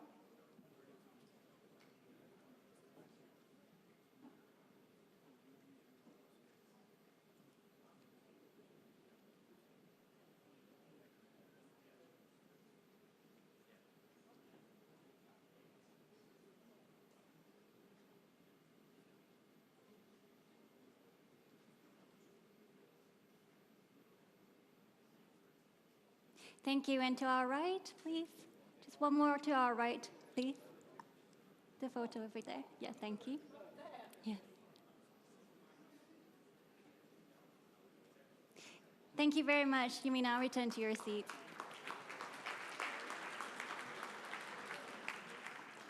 We've now reached the final panel before lunch. The past 2 years have presented significant challenges for private market investors, with slower fundraising, higher interest rates, and a macroeconomic outlook clouded by geopolitical tensions. Despite these challenges, private investors' demand for private assets remain resilient. On our next panel, our speakers will share their thoughts on private market capital deployment in the current environment, and where they think present the most compelling risk-return opportunities. So now let's welcome our moderator, Neo Shen from Hongshan, and our panelists, Zhou Bei from KKR, Jim Coulter from TPG, Rob Lucas from CVC, Howard Marks from Oaktree, and Harvey Schwartz from Carlyle. Thank you. Neo, over to you. Thank you. Thanks, HKMA, for inviting me, and it's my great honor to moderate this session. We got 5 heavyweights in the private markets. I guess private markets really play a very, very important role, as Mark was, alluding to in the early session, that oftentimes was feel it's more risky than the public market, but it turned out to be safer and creating better returns. So let's start from Howard. You has wrote letters all the time, and one thing you have mentioned about the sea change that you mentioned 2 years ago, highlight that a substantial portion of the investor return over the last 40 years because of lower interest rate environment. And the year ahead won't be that easy. So can you share a bit on that particular note, like given the rising asset price and the declining cost of capital, before for the private equity, and now, what are we going to expecting to see in the future? Thank you, and thank you for giving me the opportunity to be here today and on this great panel. In the memo, I said that in 1980, I had a bank loan outstanding personally, and I got a slip of paper in the mail which said the rate on your loan is now 22.25. And 40 years later, in 2020, I was able to borrow at 2.25. Now, I hope I became a better credit, but I think that was a very, very important factor in the history of the world. In fact, I think it was the most important single event in the financial world in the last half century. Now, it took a long time and it was gradual, so it might have gone unnoticed, but very important. And so that's number one. And of course, declining interest rates make, among other things, make assets more valuable and make the cost of borrowing less. So that leads to number two, which is that something we call the leveraged finance industry was invented in that period. And, private equity and, of course, the growth of real estate and other leveraged strategies. And, of course, the beneficial effects on the value of assets and the cost of carry were very helpful to those industries. And they got traction, and, of course, private equity, which my co-panelists are the leaders in, have been described as the silver bullet in the last 5 or 10 years for any pension fund which is underfunded. So that's very, very significant. And then, of course, in the 09 to 21 period, we had the lowest interest rates in history. The Fed funds rate was 0 most of the time and averaged 0.5%. And that was a great time. Now, that brings us up to date, almost. But in that period, when credit is readily available and almost free, what's the smart thing to do? Leverage up as much as possible. And a lot of people did. Now, of course, things have changed. We had a bout of inflation that required the Fed funds rate to be raised from 0 to 5.25, 5.5. And many investments were saddled with capital structures that didn't anticipate a 500 basis point increase in rates. And they'll have to go, some have adjusted, some more will have to go through a period of adjustment as we get maturities, et cetera. But I think the important thing is that when leverage is not as cheap and not as readily available, the ability to produce returns will come from being able to buy things well and add value, not from merely buying, levering, and enjoying an increase in multiples. So this is a lot of what our industry has to do ahead. in this period, I think what I would say is beta will not be enough, market trends. It'll take alpha, personal skill. I think that, I'm sure Mark is right, that, private credit has gone from about 250 billion in 07 to about $1.5 trillion today. So 6x in 17 years is a hell of a growth rate. I'm sure it'll keep growing, but we all know that in that period the tide didn't go out, to paraphrase Buffett. We didn't find out who's naked, and one of these days we will. So I'm just trying to set the scene, and I look forward to hear what everybody has to say about this environment. Great. So how to buy well and seeking alpha. Harvey, so you have a Washington roots, Carlisle. So how you look at interest rate environment, and how you look at it, the potential impact on that front with Trump 2.0? Yeah, well, first of all, it's great to be here, Neil. Thank you, and congratulations to the HKMA on a fantastic event. It's an honor to be here. So before I get involved, I want everybody to know Howard and I are friends.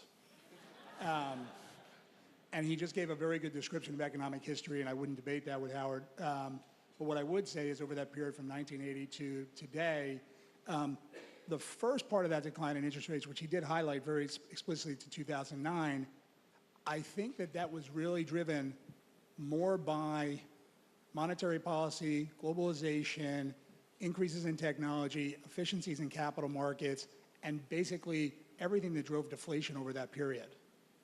From 2009 to today, that excessive period of monetary policy was really in response to 2009. And of course, I think we'll look back on economic history and we'll see that it was really unfortunate that the financial crisis happened in 2009 and the pandemic followed pretty quickly after, because it doubled down on fiscal spending and support, and it also doubled down on monetary policy. And then of course we had the reaction we had. I think that in any investing activity, one has to be in a position of micro asset investing. You have to have a value creation plan. And the way we think about private markets, we're $450 billion at Carlyle today. The largest segment, by the way, is credit and insurance, because of the growth in that market. When we think about private markets, and when you look at private markets, very little about the evolution of private markets has to do with the decline in interest rates. It has to do with the ecosystem of finance.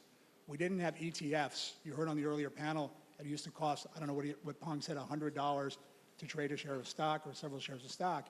This has been an advancement that's happened from the 90s. I don't think the Wilshire 5000, Howard, you probably know, has had 5,000 names in the Wilshire 5000 in a very long time. We've actually lost half the public companies. That's not because we made a rule that public companies shouldn't exist. Companies figured out that private capital would allow them to grow more efficiently.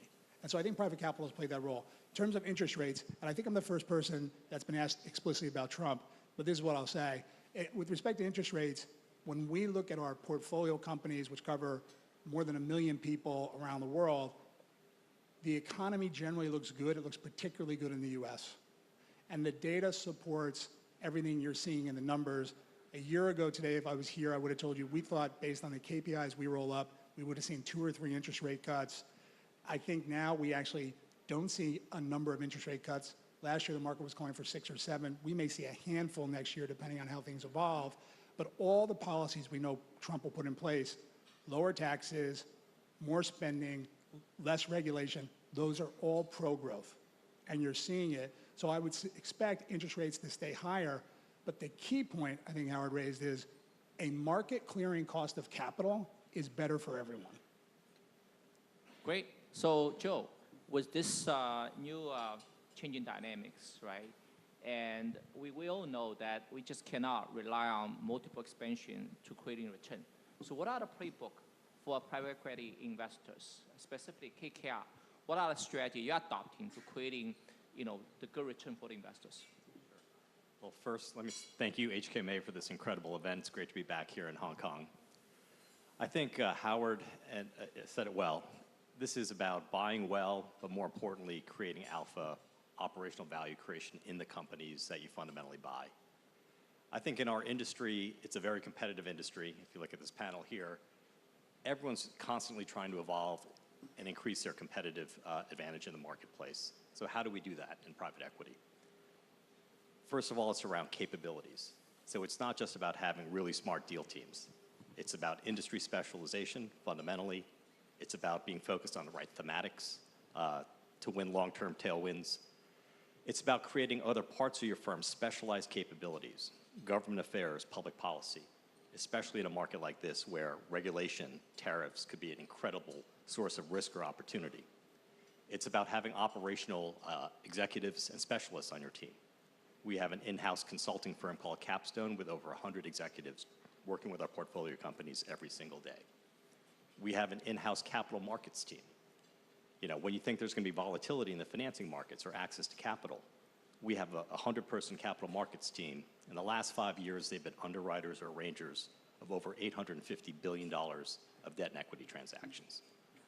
2/3 of that is for our own portfolio. 1/3 of that is for third-party clients of ours.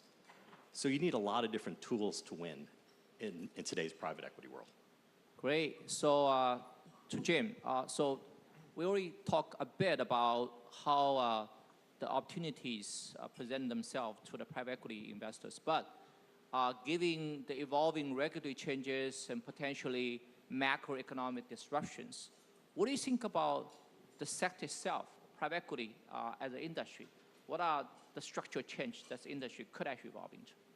I'm a student of industries, and actually one of the most interesting industries I'm involved in is our own. So 40 years ago, a few of us got together in these small partnerships to launch something that didn't have a name. It wasn't named until 1997. Today, that is a $6 trillion industry.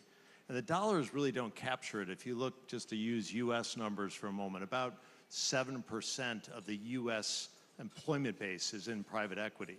There's 4,800 public companies in the US. There's 30,000 companies, some of the most interesting companies in the private equity market.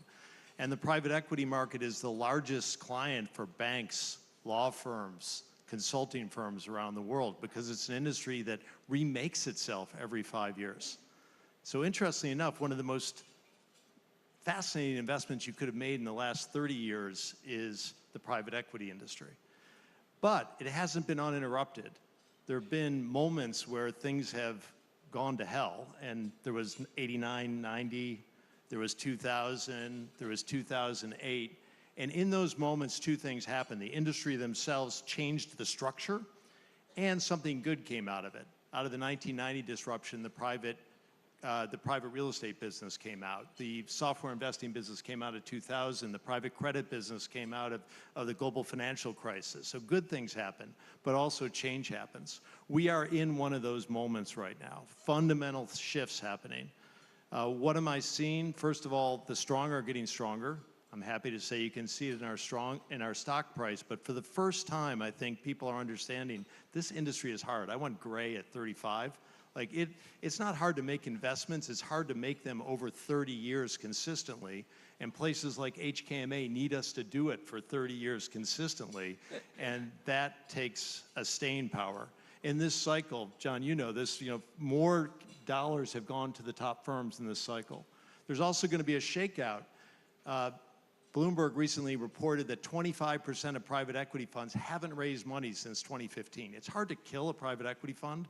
They stick around for a long period of time, but the industry is remaking itself. And with capital tight in the institutional marketplace, private equity will find new sources. And what's happening is insurance is a form of savings going into private equity and private credit.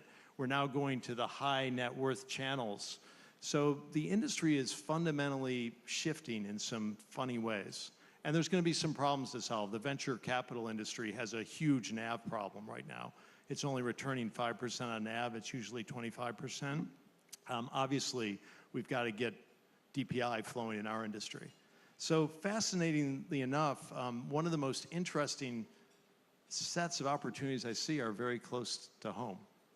And keep an eye on the private equity industry. One thing that people tend to do wrong is this is when they step back from the industry. The industry was declared dead in '89. It was declared dead in 2000. I remember in 2009, my then 12-year-old daughter walked in and said, Daddy, are you okay? I had the Wall Street Journal in front of me, and the headline was, "Private equity is dead meat." That was 2008, before a huge growth in the industry. So this is a moment of time where there will be a change in the industry, but as Joe is saying, the tools of the industry mean that interesting times are also ahead. Great. So private equity is definitely not dead. Actually, Rob, congratulations to you. We just saw the successful IPO of CVC.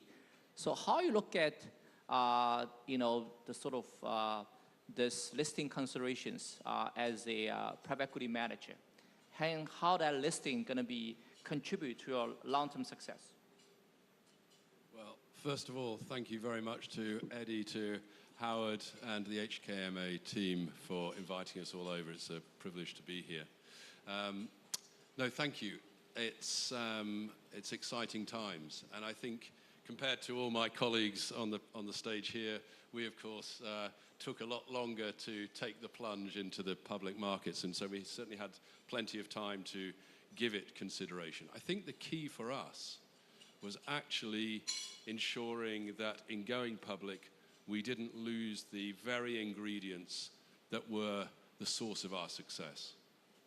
And I would particularly point to two areas. Firstly, having the delivery of sustainable outperformance for our LPs as our key priority. I think that's always how we've built CVC, and making sure that that absolutely remains the preeminent element of our business is key. The second one actually is about culture, interestingly. Just before David was on earlier on, but I asked one of his very senior colleagues to join us at our offsite over in Athens earlier in the year to talk to us ahead of our IPO about what were the main things that Goldman had found were challenges about about being public. And he actually said culture and communication. So I don't know whether my colleagues on the stage here would agree with that, but certainly that and maintaining our culture, because the culture is the glue that holds CVC together. Our business is based on a huge international network, 30 offices across 5 continents, and making sure that all of those people communicate, they work well, the relationships and the culture that binds everyone together remains. So those were the key considerations, Neil, that we had. In terms of how it is likely, and we hope it contributes to the ongoing success of CVC, well, it's exactly as Jim's just been mentioning. We're seeing huge changes within our marketplace, all of us. And we're seeing huge consolidation, actually. What we are seeing, as Jim's just said, is the strong getting stronger and the weak struggling.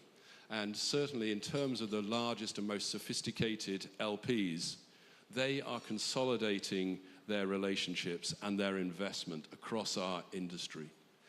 They are looking to place much larger amounts of capital with fewer GPs, and they are looking at those GPs with whom they have the deepest, broadest, and longest relationships, and who have delivered for them for the longest period of time. And so that is a key theme. The other key theme, of course, is consolidation amongst the private markets players. And that's a very, very important part in terms of us all growing and broadening our strategies and our platforms. And so being public, I do really feel, gives us longevity. We're in a very, very long-term business. It's about structure and governance, but it gives us the strength of balance sheet and the strength of brand to allow us to build our business in terms of broadening that platform and participating in that consolidation. And of course, we are all ultimately people businesses, and it allows us to continue to attract and retain the very highest quality people. Those would be the key elements, I think. Great. And European private equity has shown some very significant resilience. So in your view, what are the great opportunities that are out there for you? How you read the market, opportunity for European buyout?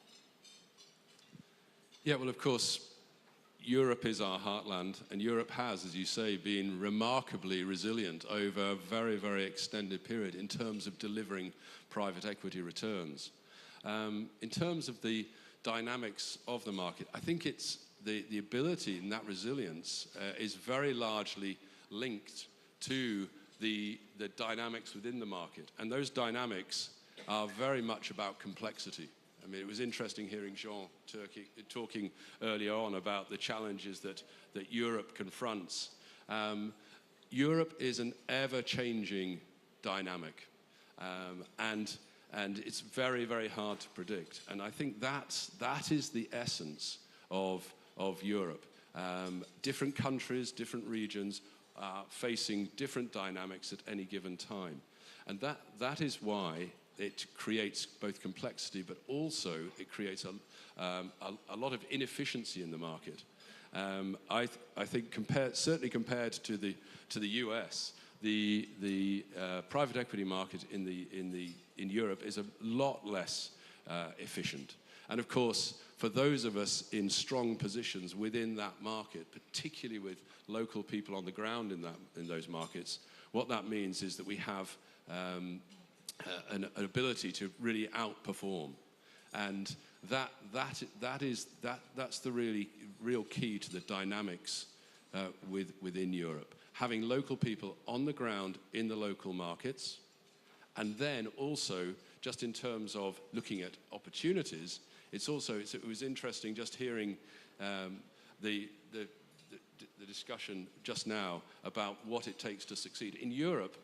I would add another element in terms of what it takes to succeed, in terms of in addition to just having local people on the ground in the local markets, it's about actually not trying to sit at the top of the organization and predict where and how the opportunities will arise. It's about being bottom up and actually being able to sit at the investment committee at the top and see where the really interesting aspects come through.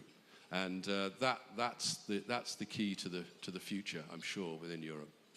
Thank you. So, today if we talk about private investment, one cannot just go without mentioning private credit. Indeed, this is a hot market, and this seems to be getting to a stage of golden age. And Howard, I just want to like you to share some thoughts, on this. Where do you see the, those attractive opportunities within that particular sector?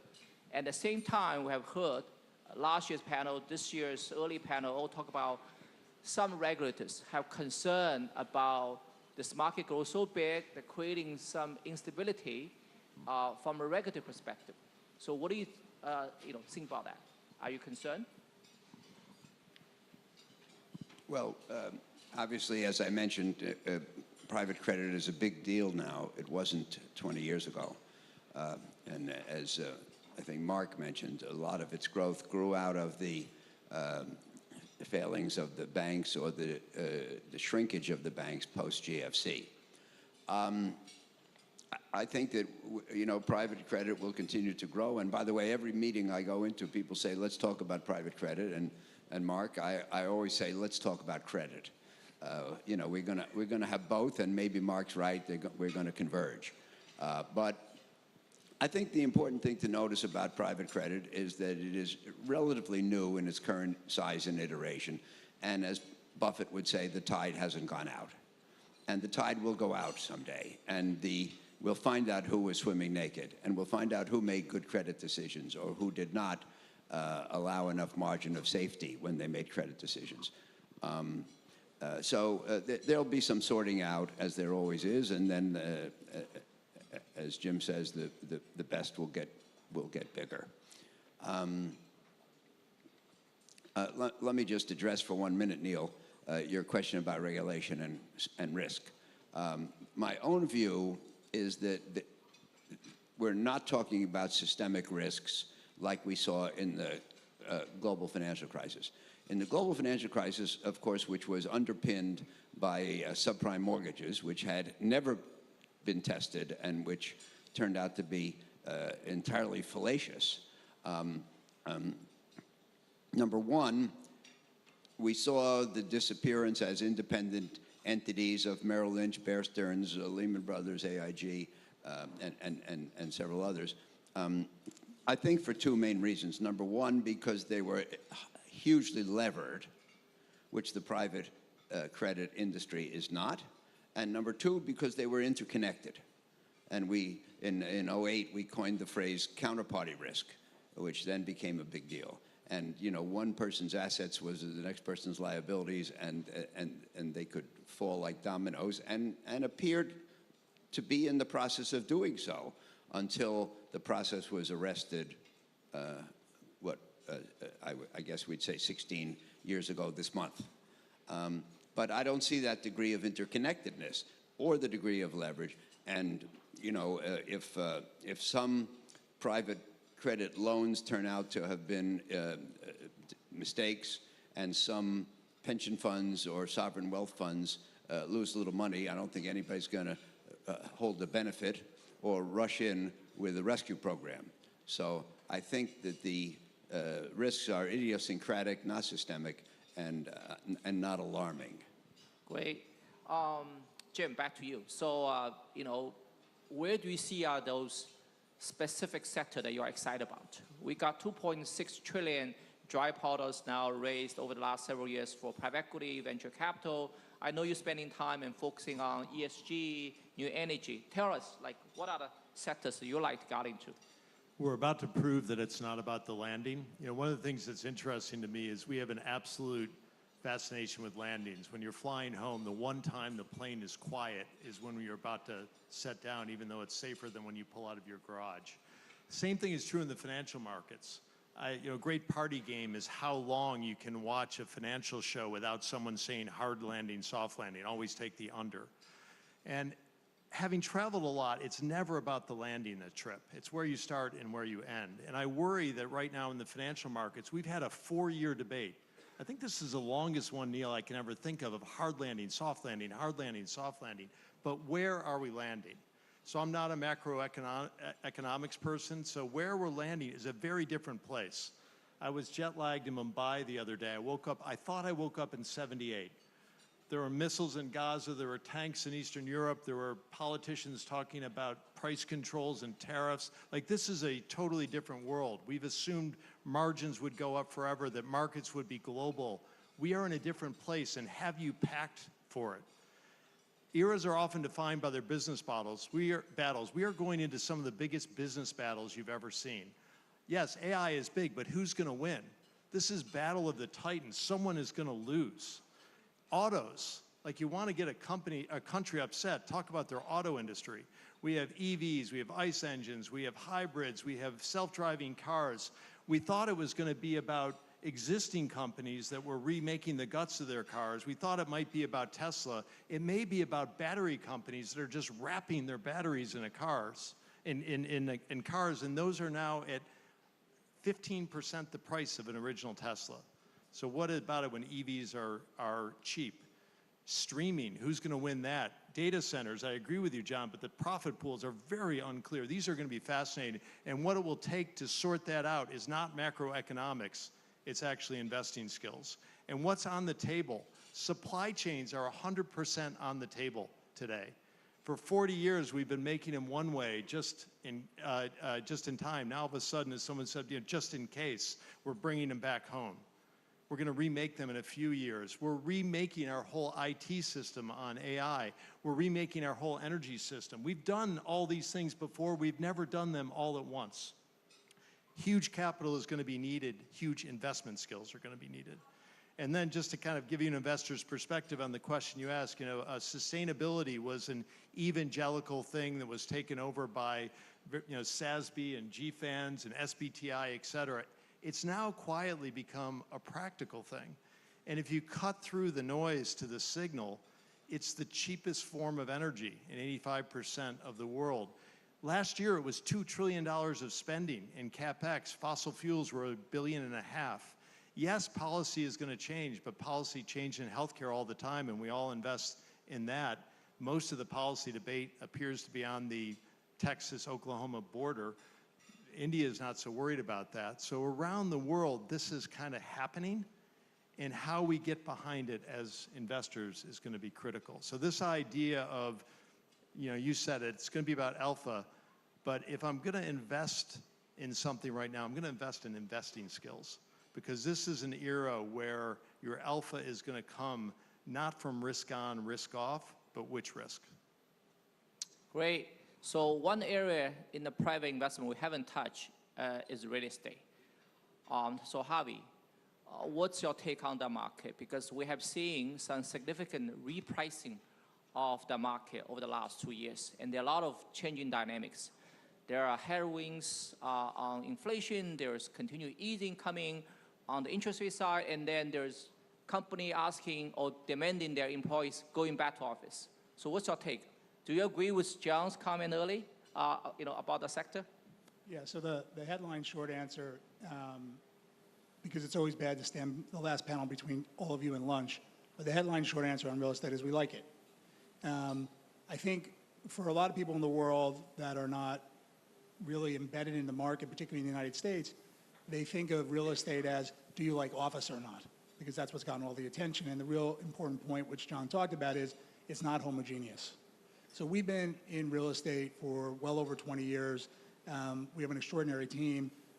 They're actually actively raising capital now, so I can't speak a lot about that. But what I will say is this: when you actually begin to bifurcate the market into its component parts, when you look at office, we are not exactly particularly enthusiastic about office right now, broadly speaking. There are certainly very significant opportunities, but right now, if you look at for example, occupancy rates are running 5-6% above historical averages, even during some stress periods of time, and about $1 trillion to $1.5 trillion of real estate exposure, office space exposure, sits on bank balance sheets. That's not a healthcare Surgeon General's warning about that. That's well understood by the banking system, but it's a very slow-moving iceberg that has to be digested. And so when we think about that, sometimes we think, well, maybe the opportunities are more on the debt side of office, and certainly as it relates to the levels of return, it's not as significant in the U.S. as it is in other parts of the world. And I think we have to assume at this stage, until we get different information, that the demographics of office space have just completely changed for an extended period of time. With respect to the rest of it, one of the things that's happened is interest rates went up, which maybe wasn't as well anticipated by all of us as we should, is the benefit to homeowners. So, for example, take my niece, who's a speech therapist on the East Coast. She locked in her mortgage at 2.7%. That asset, that financial asset for her, looks like a lot of financial assets for a lot of consumers in the United States. That is her best asset, other than when her uncle passes away, which hopefully that doesn't materialize anytime soon. So that's a valuable asset for her. But as rates went up, people were very reluctant to move. And of course, they don't have to move as much now because they can work from home.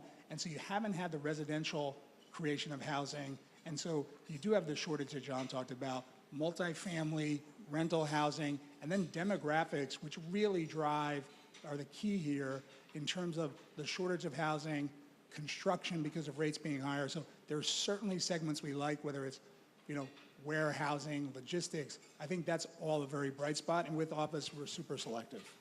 Thank you. So Joe, back in 2005, you are employee #1 for KKR in Hong Kong or in Asia. Now the firm has expanded to 9 offices in the region. You have close to $70 billion under management here. So how do you see that market evolve? And moving forward, what are the opportunities in Asia, both as a fundraising sort of destination as well as investment destinations? So it's actually closer to $80 billion in capital now. But, when I moved here in 2005, it was a very early stage for what we did in private equity, which is large cap buyouts.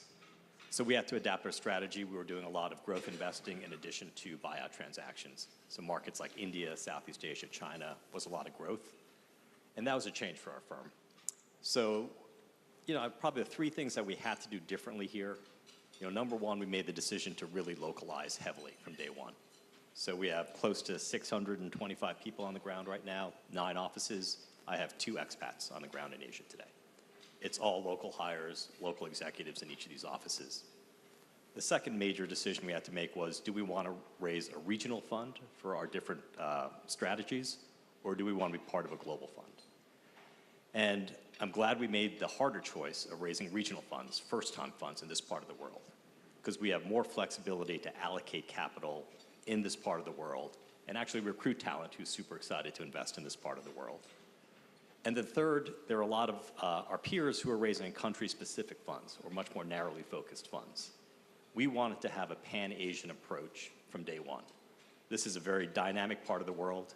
You need to be able to allocate capital pretty nimbly and flexibly across these different countries. It's not just valuation, but it's macro conditions, it's regulatory conditions. So you're going to flex people and capital into different parts of Asia at different points in the cycle. So, I actually said when we started our business in Asia in 2005 as employee number one, I said at some point in my career at KKR, Asia is going to be as large as the US in private equity. I think that's true when I look out next 15, 20 years, when you think about China, India, ASEAN, and Japan, compared to the US as a single market, there's no reason Asia can't be as big in private So when that will be achieved? Another 10 years? Well, if China would go a little faster, I don't know. No, Japan obviously is the big upside surprise. If you said to me, we'd be sitting here in 2024, and outside of the United States, Japan would be the second largest destination for our private equity capital and our real estate investing capital, I bet no one would have made that bet. But it is today. And I said this at our investor day, if you look at our global private equity returns in every single country around the world, our best returns are in Japan in private equity. It's a combination of low valuations, cheap financing, but most importantly, massive, massive operational improvement potential in these companies that we're buying. So, we're still very bullish about this part of the world, and we got a lot of growth ahead of us. Thanks. Now I'll come down to my last question. In fact, this morning, actually, I asked ChatGPT what are the questions that I should ask in this group of heavyweights. And I've input every single person's name. And, I think we more or less cover all the questions which GPT suggested. But interestingly, GPT didn't ask me to ask him my last question, which is, what is AI's impact on your business? And I would like to each of you to have a very quick answer to that. And obviously, do you invest in AI in addition to how AI impact your business? Maybe from Joe first. Yeah. Yeah, so we are not early stage tech investors, right? That's just not what we do in terms of seed or venture. So the classic way people probably think about investing in AI, that's not what we do. We're massive investors in data centers, digital infrastructure, things that can be fundamentally driven by AI implementation. I would say based on the other panel we heard today, for us it's really about how do we drive productivity in our companies. We're not looking to AI to say we want a standalone investment in a growth equity bet or a venture bet. We're trying to figure out ways to leverage AI to make our businesses better. Jim? Yeah, I'm a little conservative on investing in it because I just remember it was 12 years from the Palm Pilot to the iPhone. Things take a little time, but it's picks and shovels. So at this point, it's going to touch everything, and we're massive investors in clean power through our sustainability, and suddenly AI is all about clean power. Who knew?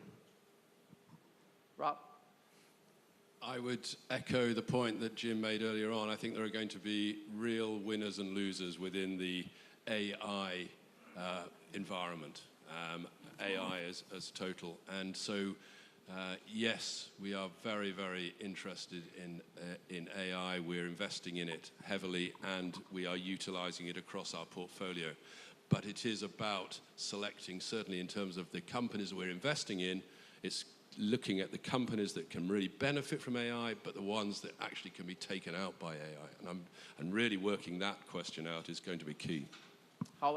Credit investors like us don't have much to do with investing in AI at this time. We do facilities, we have a power infrastructure fund that'll benefit.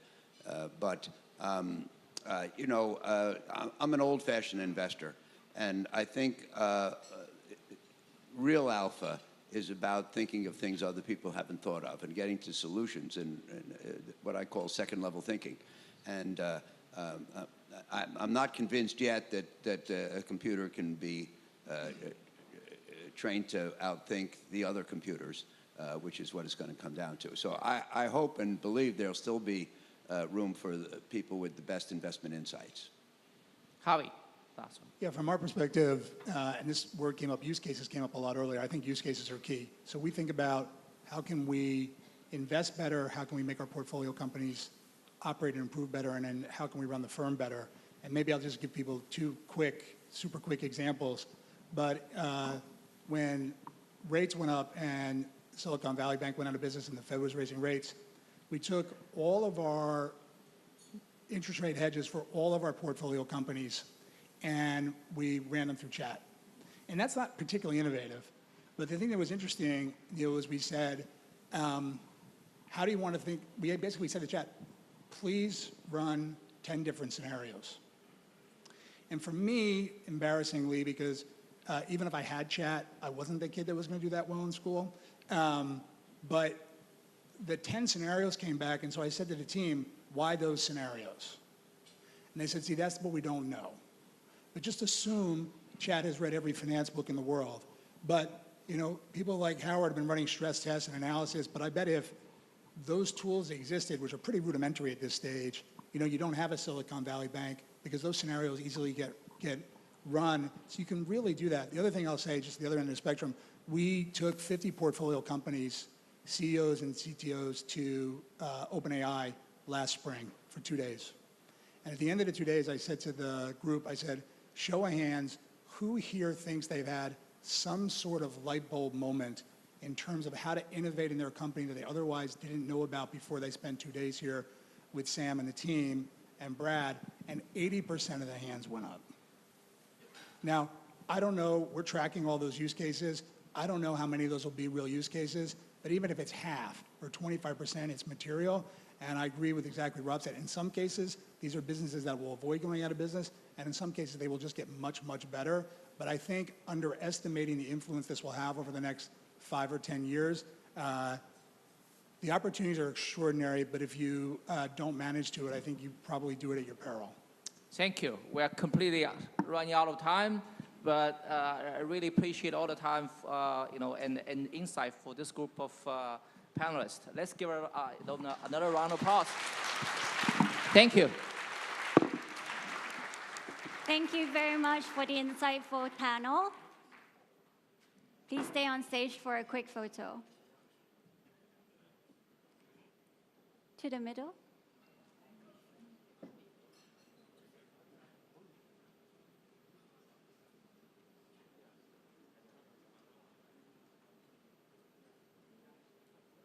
Now to the right, please, here at the media corner.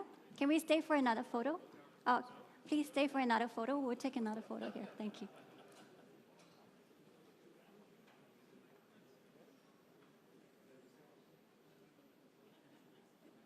Thank you very much.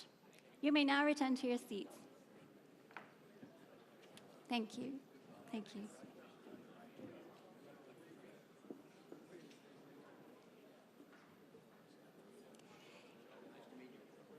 Thank you very much. And now we will have a keynote. Okay. Thank you very much to all our distinguished speakers. Please enjoy your lunch, and we will have a keynote speech and fireside chat very shortly. Thank you.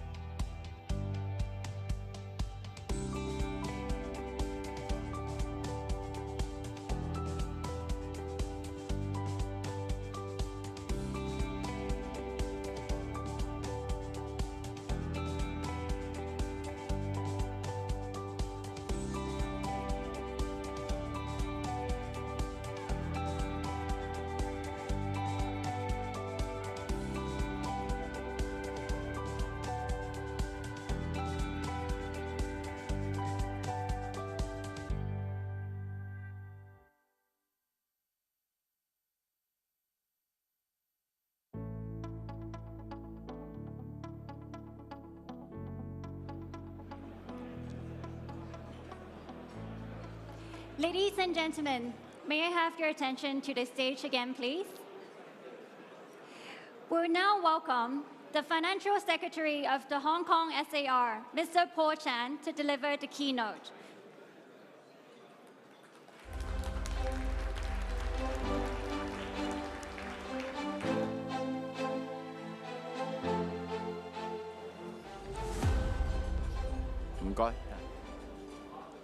Distinguished guests, ladies and gentlemen, good afternoon.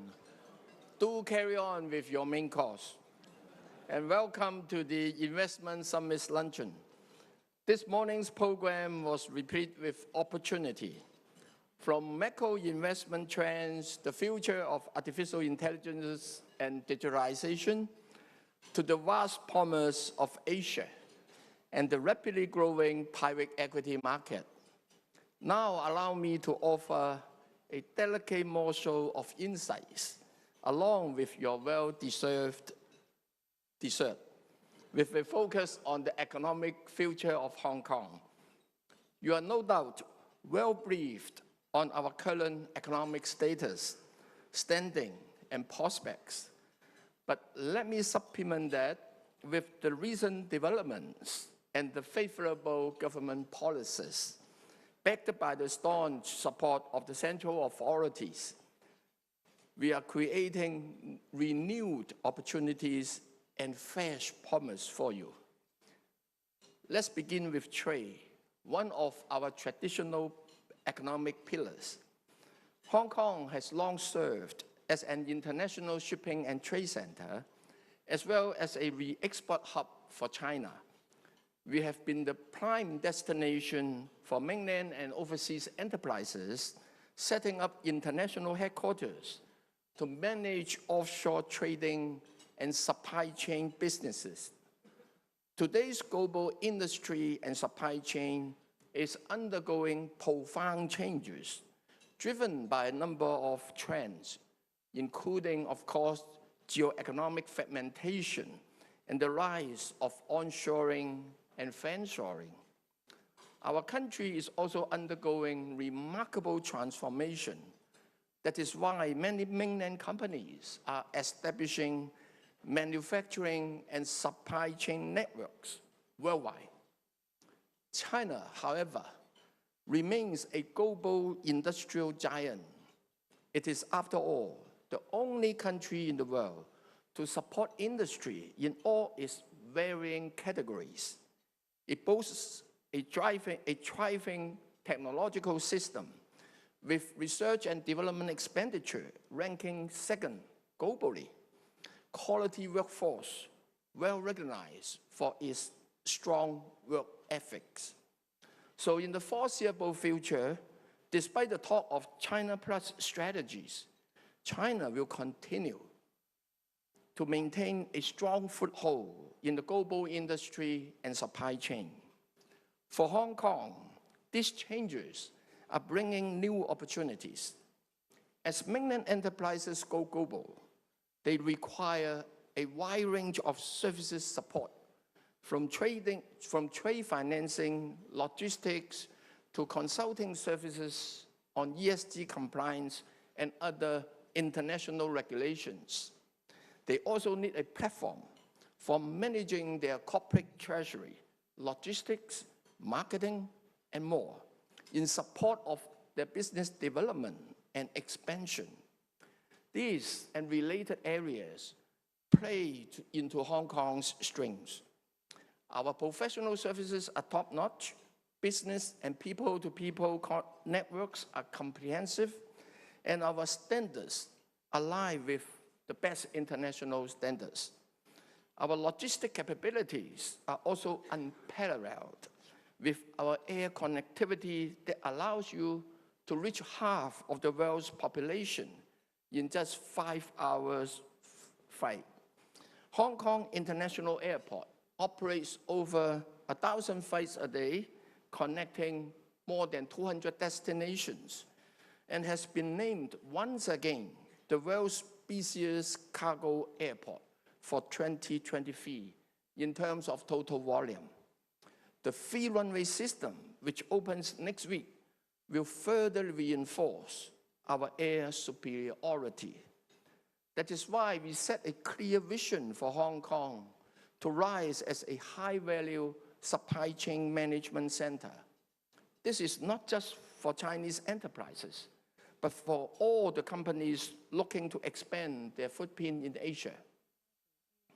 Financial services, another of our economic pillar, is also rife with fresh opportunities. Of course, we hear misconceptions from time to time about our financial services sector, including reports about outflow of funds. As a matter of fact, international investors continue to take confidence in Hong Kong, and the figures speak volume about this. Bank deposits in the city, for example, have risen by more than 13%, or 250 billion US dollar from the beginning of 2023 to September this year.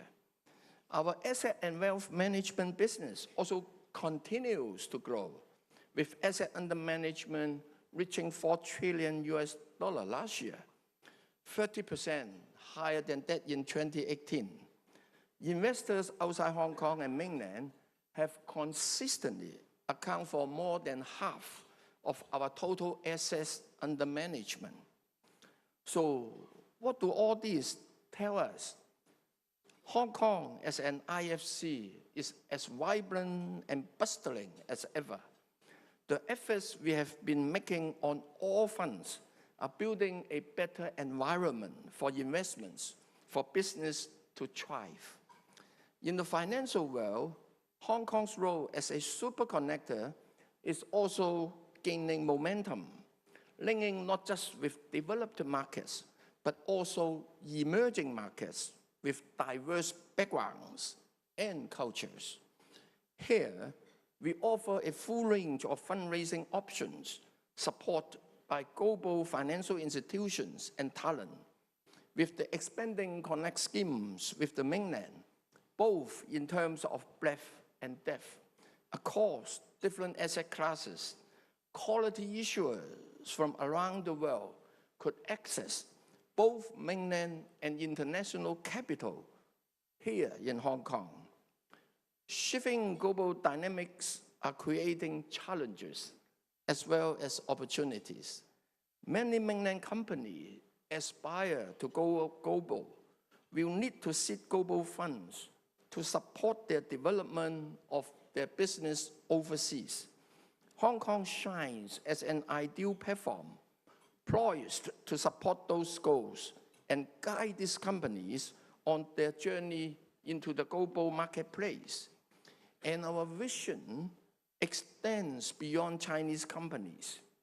The Global South, including regions such as ASEAN and the Gulf countries, is experiencing rapid growth, driven by young populations, expanding middle classes, and ambitious national development plans. Companies from these regions are looking to raise capital and expand. In face of evolving geopolitical landscape, they are keen to build stronger connections with Hong Kong, particularly with a view to tapping into the vast opportunities in this part of the world.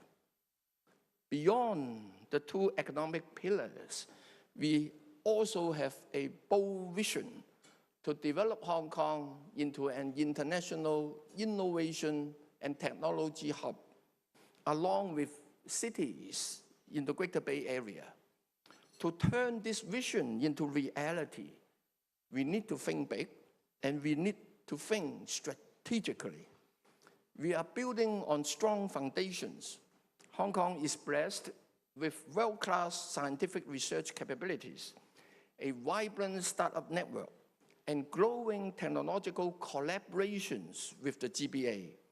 We focus on 4 strategic areas: artificial intelligence and big data analytics, biotech, fintech, new materials, and new energy. Take biotech as an example. We are setting up a Greater Bay Area International Clinical Trial Institute in the Lok Ma Chau area, which is along the border with Shenzhen. It will begin operation before this year end and will attract multinational biotech and pharmaceutical companies looking to access the mainland market. We are also establishing a primary evaluation system for medicine and medical devices as part of our efforts to secure, in the long term, the recognition of medicine approved in Hong Kong for use on the mainland. Realizing our innovation vision demands land. That is why we are developing the Northern Metropolis. This is where the 87-hectare Hong Kong Shenzhen Innovation and Technology Park will be located, home to many of the world's most strategic innovation and technology enterprises, driving innovation, collaboration, and growth.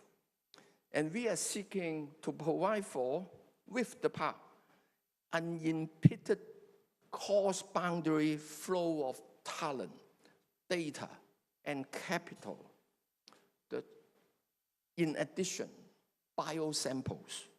This will turn the park into a truly ecosystem for innovation and technology relating to biotech and pharmaceutical.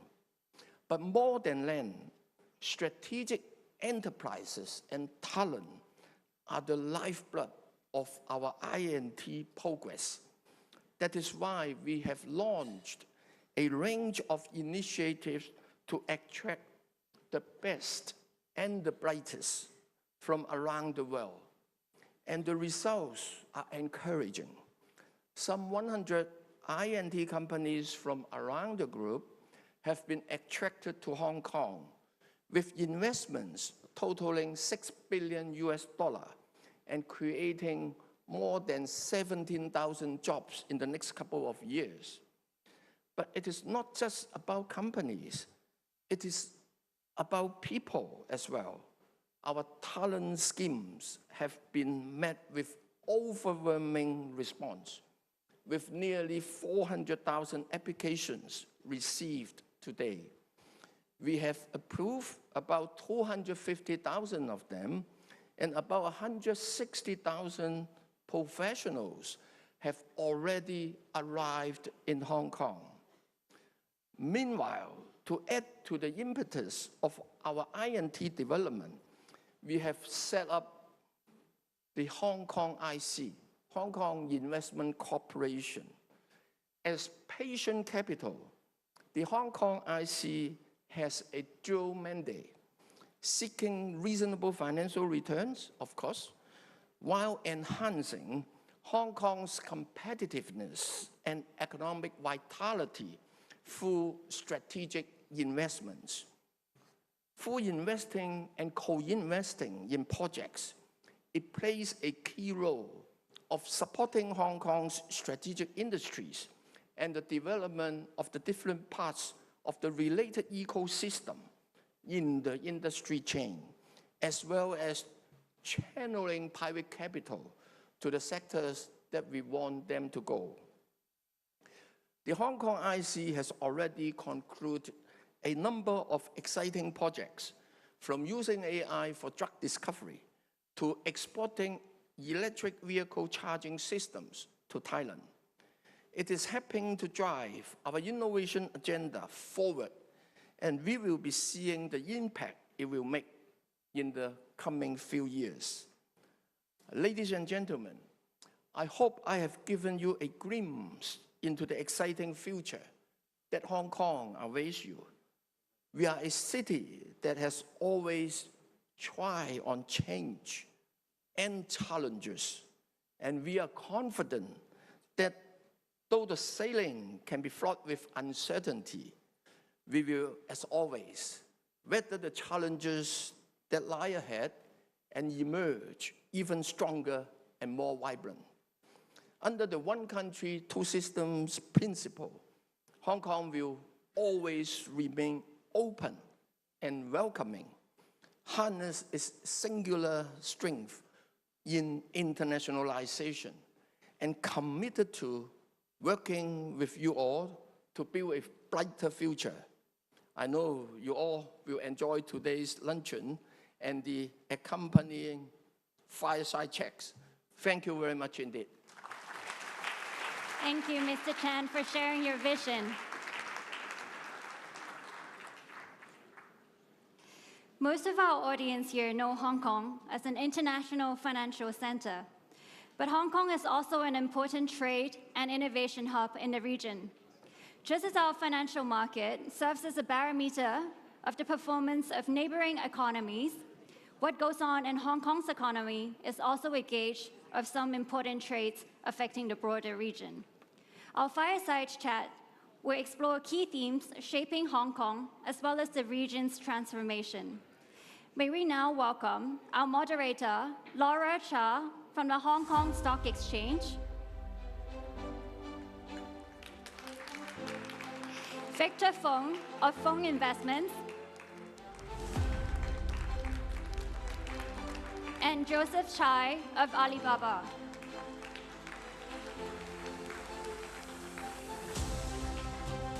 Thank you, Laura. Over to you. Good afternoon.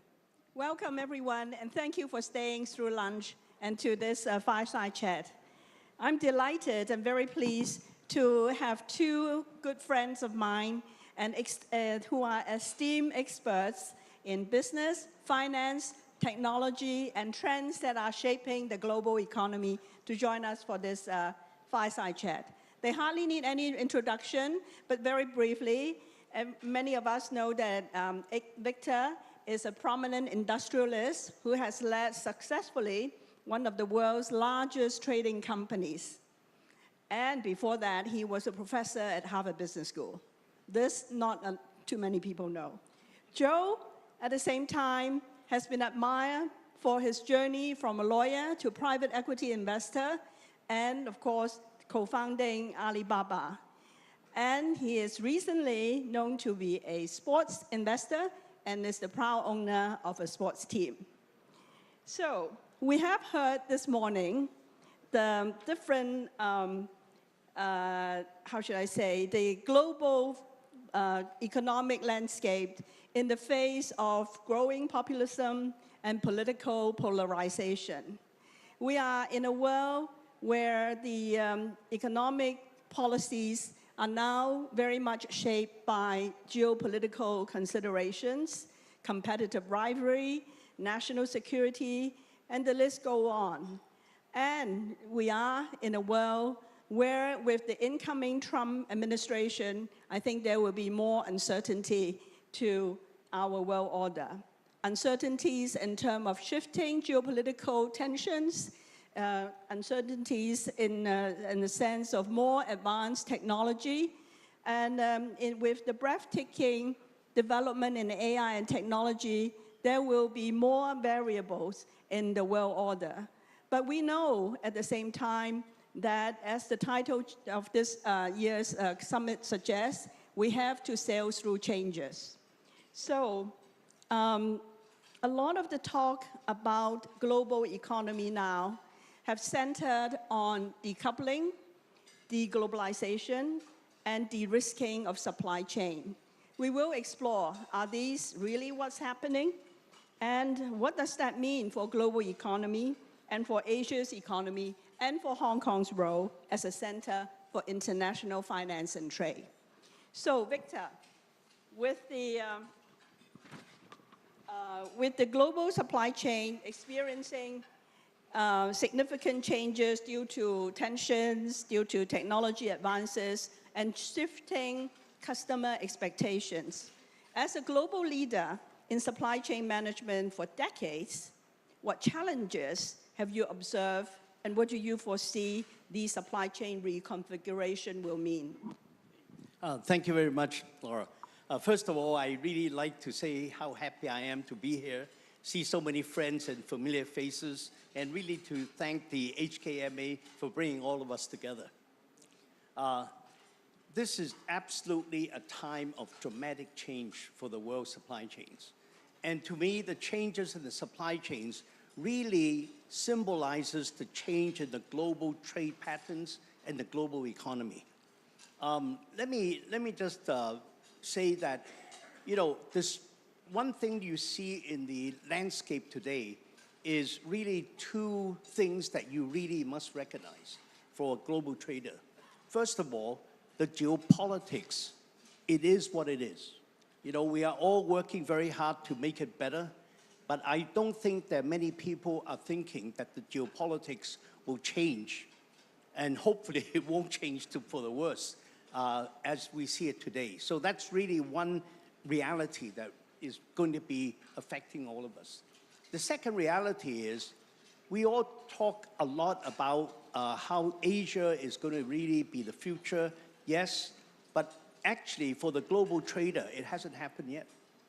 The consumption around the world is still in the US and in Europe. The last I read is that 46% of global consumption are still in the US and European markets. So if you look at then what's happening in supply chains, the reality is the following. It has always been, for the last 20 years, China was the world's factory, made in China, shipped to America, shipped to Europe. Those are the major principal trade lanes, bar none, right? All the rest dwarfs in relation to these trade lanes. However, with these two realities, it is now very difficult to continue this model. So what is really happening, and happening very fast, and I would say in a dramatic way, is what's the adjustment?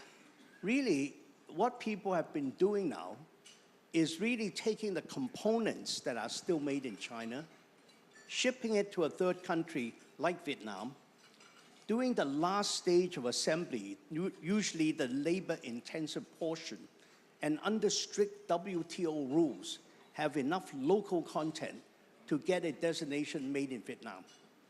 After you get that designation, then you ship to US and Europe. So you can see that you don't just do this for Vietnam alone, right? You do this for 40 countries in the developing economies. So you can see what's happening now is a total fragmentation of the world's supply chains. And really, that is the adjustment that the world is really seeing. Now, on the technology front, Laura, really, the impact of the technology, which has been coming on for a period now, is really enable the supply chains and the manufacturing to be linked much more to the final consumer, what we call end-to-end supply chain. And as the consumer really demands faster and faster response, what you're really seeing is the lead times, the cycle times really shortening. We used to take 6 months from the time a product is conceived to the time the product reaches the consumer. Now it's 4 to 6 weeks or less. So you're really seeing a lot of very maybe small lots, but very fast shipments. And what that really means is that the response time, because of the use of technology, is much, much faster, and you're much more really attuned to the mood of the consumer. And in terms of the global transportation system, there is absolutely a movement towards using air. Because if the consumer wants the product, as Joe knows very well, after ordering in the next 24 hours, 48 hours, you've got to move those products very quickly. So this is really how I see the whole setting of the scene now in the global supply chains and hence the global economy. Thank you. Joe, Alibaba operates the world's marketplace. And as Victor said, the supply chain has been reconfigured with the technology and so on. It really has moved very fast. And you are also at the forefront of cutting-edge technologies, including AI.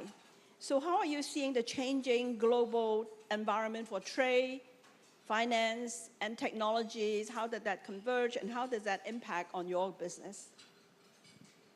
First of all, I want to thank Eddie and your colleagues at HKMA for giving me the opportunity to share with a lot of friends in the audience. and also an honor for me to share the same stage with my good friends Laura and Victor. You're not just good friends, but you're mentors to me. So, to your question, before I get into AI, I want to talk about trade a little bit, because one of Alibaba's businesses, besides our cloud computing and AI business, is a e-commerce marketplace. We actually run a global marketplace. And I want to echo Victor in his remarks that the global supply chain is actually fragmenting. And it is, if you look at what's happening from a macro standpoint, China is about 30% of global manufacturing value add. So when you think about shifting some of the component assembly and things like that to Vietnam and other countries, what's happening is you're reallocating the manufacturing value add to some of the other countries. Now, is that terrible for China? I think in the short run, it definitely hurts Chinese exports. But I think in the long run, it actually helps some of these developing economies grow. Because China's history is it grew as a manufacturing powerhouse, and that's why today it has 400 million middle-class consumers that are buying stuff from around the world. And you look at countries like Vietnam, Indonesia, what's going to happen is as they move up the value chain, their populations are going to become wealthier, and they're going to be able to buy stuff from around the world, including from Chinese exporters. So I think there is a circular effect that's going to be beneficial ultimately for China. Now, having said that, I don't believe that the Chinese manufacturing base it's being eroded, but I don't think it'll wholesale move out of China. Just the sheer size of the labor force in China, even though with a declining population, the Chinese labor force is becoming more and more productive with automation and AI and highly educated, very industrious labor force. You can't find a place with 800 million people who are in the labor force that's ready and willing to work very, very hard. So it's very hard. The other thing is a lot of the upstream supply chain is still in China. So you can't just move one factory. You have to move like 40 factories around it. I recently visited one of the factories. They sell direct online through Taobao, our e-commerce platform. And this factory, they make smartphone accessory stuff, like your glass screens on the smartphone. And it's an entrepreneur. He's only something like 35 years old. He started his factory. Now he's making 2 million screens every day. Wow. And so what he tells me is, when he decided to start his own factory, he sent through his chat group and say, I'm going to do this. And immediately within the same day, a lot of his friends came and said, oh, I can offer your sourcing of raw materials. I know a place to buy manufacturing equipment, all made in China. So the upstream supply chain is still in China. Yeah. So think of a country where you can just plop yourself down and say, I want to do a iPhone accessories factory, and then everybody comes around and say, I can supply this, I can give you manufacturing equipment, I can do it. No other country can do that. So the supply chain is quite deeply rooted in China still. So I think it's going to be a slow process of diversifying the supply chain. Yeah, I think we heard this in previous panel about China +1, and both you and both Victor and Joe have already explained how that China +1 work. The key is China is still there. It's not, although we talk about reshoring, friendshoring, etc., I think it is very difficult to write China out of the equation. At some point, China will still be featuring in the manufacturing sector. But Victor, what does that mean, considering Hong Kong's strategic position have always been a center for international trade and finance? With this shifting landscape and reconfiguration of supply chain, where do you see Hong Kong should be positioning to go forward? Okay, before I answer that question, I just like to build on something that Joe just mentioned on the supply chains. I think the movement is not really a hollowing out process. What we're really seeing is a downloading of the labor-intensive portion of the whole production process, as you were saying, Joe. And really, what is happening now is the supply chains within China itself are really trading up the supply chain to really focus on the upstream, and which is much more technology and capital intensive. So really, I see that as an economic specialization process. And that's actually, I think, very important to note. Now, the other point is for the recipient countries, these developing economies, I think it's going to be a huge boost. Because many of these economies really need the opportunity to get into the global supply chains and to use their labor in a meaningful way, in a proper way, and to really then bootstrap themselves up the process.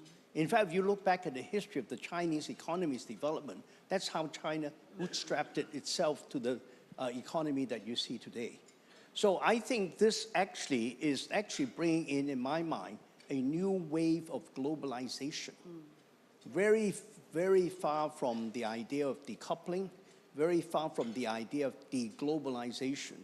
In fact, it is a new wave of globalization. It is actually a different type of globalization. I think, first of all, I agree with you. It's really not deglobalization, perhaps it's reglobalization, or even when people talk about regionalization, there has to be connectivities. And I think one of the beneficiaries of de-risking from China, as some of the commentators have said, it really is the global south. You know, we talk about ASEAN, which is an important part of the ecosystem and also the beneficiary of moving supply chain, part of the supply chain from China. But also, if we look at South America, Mexico, also a beneficiary of what we have been termed de-risking. But let me turn a little bit to Alibaba, to Joe. Joe, your IPO, Alibaba's IPO on the New York Stock Exchange in 2014 was the largest in the history of the United States stock market at the time. And I'm pleased to say that Alibaba has recently also changed its secondary listing in Hong Kong to primary listing. Perhaps you can share with us your consideration behind that, and how do you see Hong Kong continue in that journey to attract more company to be on the primary listing side? Yeah. First, our journey, we were listed on the New York Stock Exchange in 2014. And then during COVID, it was 2020, we came to Hong Kong and did a secondary listing. Just recently, as you mentioned, last couple months, we switched that secondary listing to a primary listing.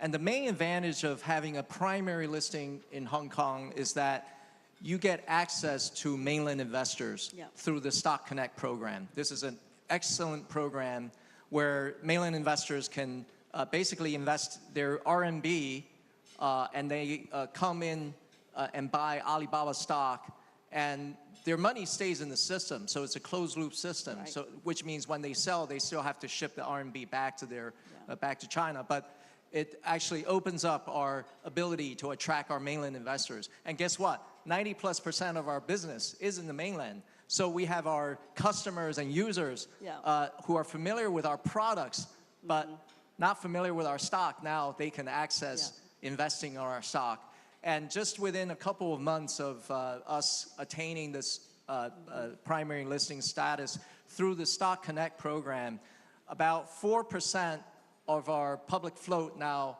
are owned by mainland investors. But guess what? 15% of trading volume is from these mainland investors. So almost 4x of trading volume than their shareholding. So they bring a lot of liquidity into us, and that's one of the great benefits of having being listed on the Hong Kong Stock Exchange, being able to tap into the global investor base, but then also getting access to mainland investors. I think that's a very important feature for companies that are listed elsewhere in the world and other markets, come to Hong Kong originally as a secondary listing and then change to a primary listing.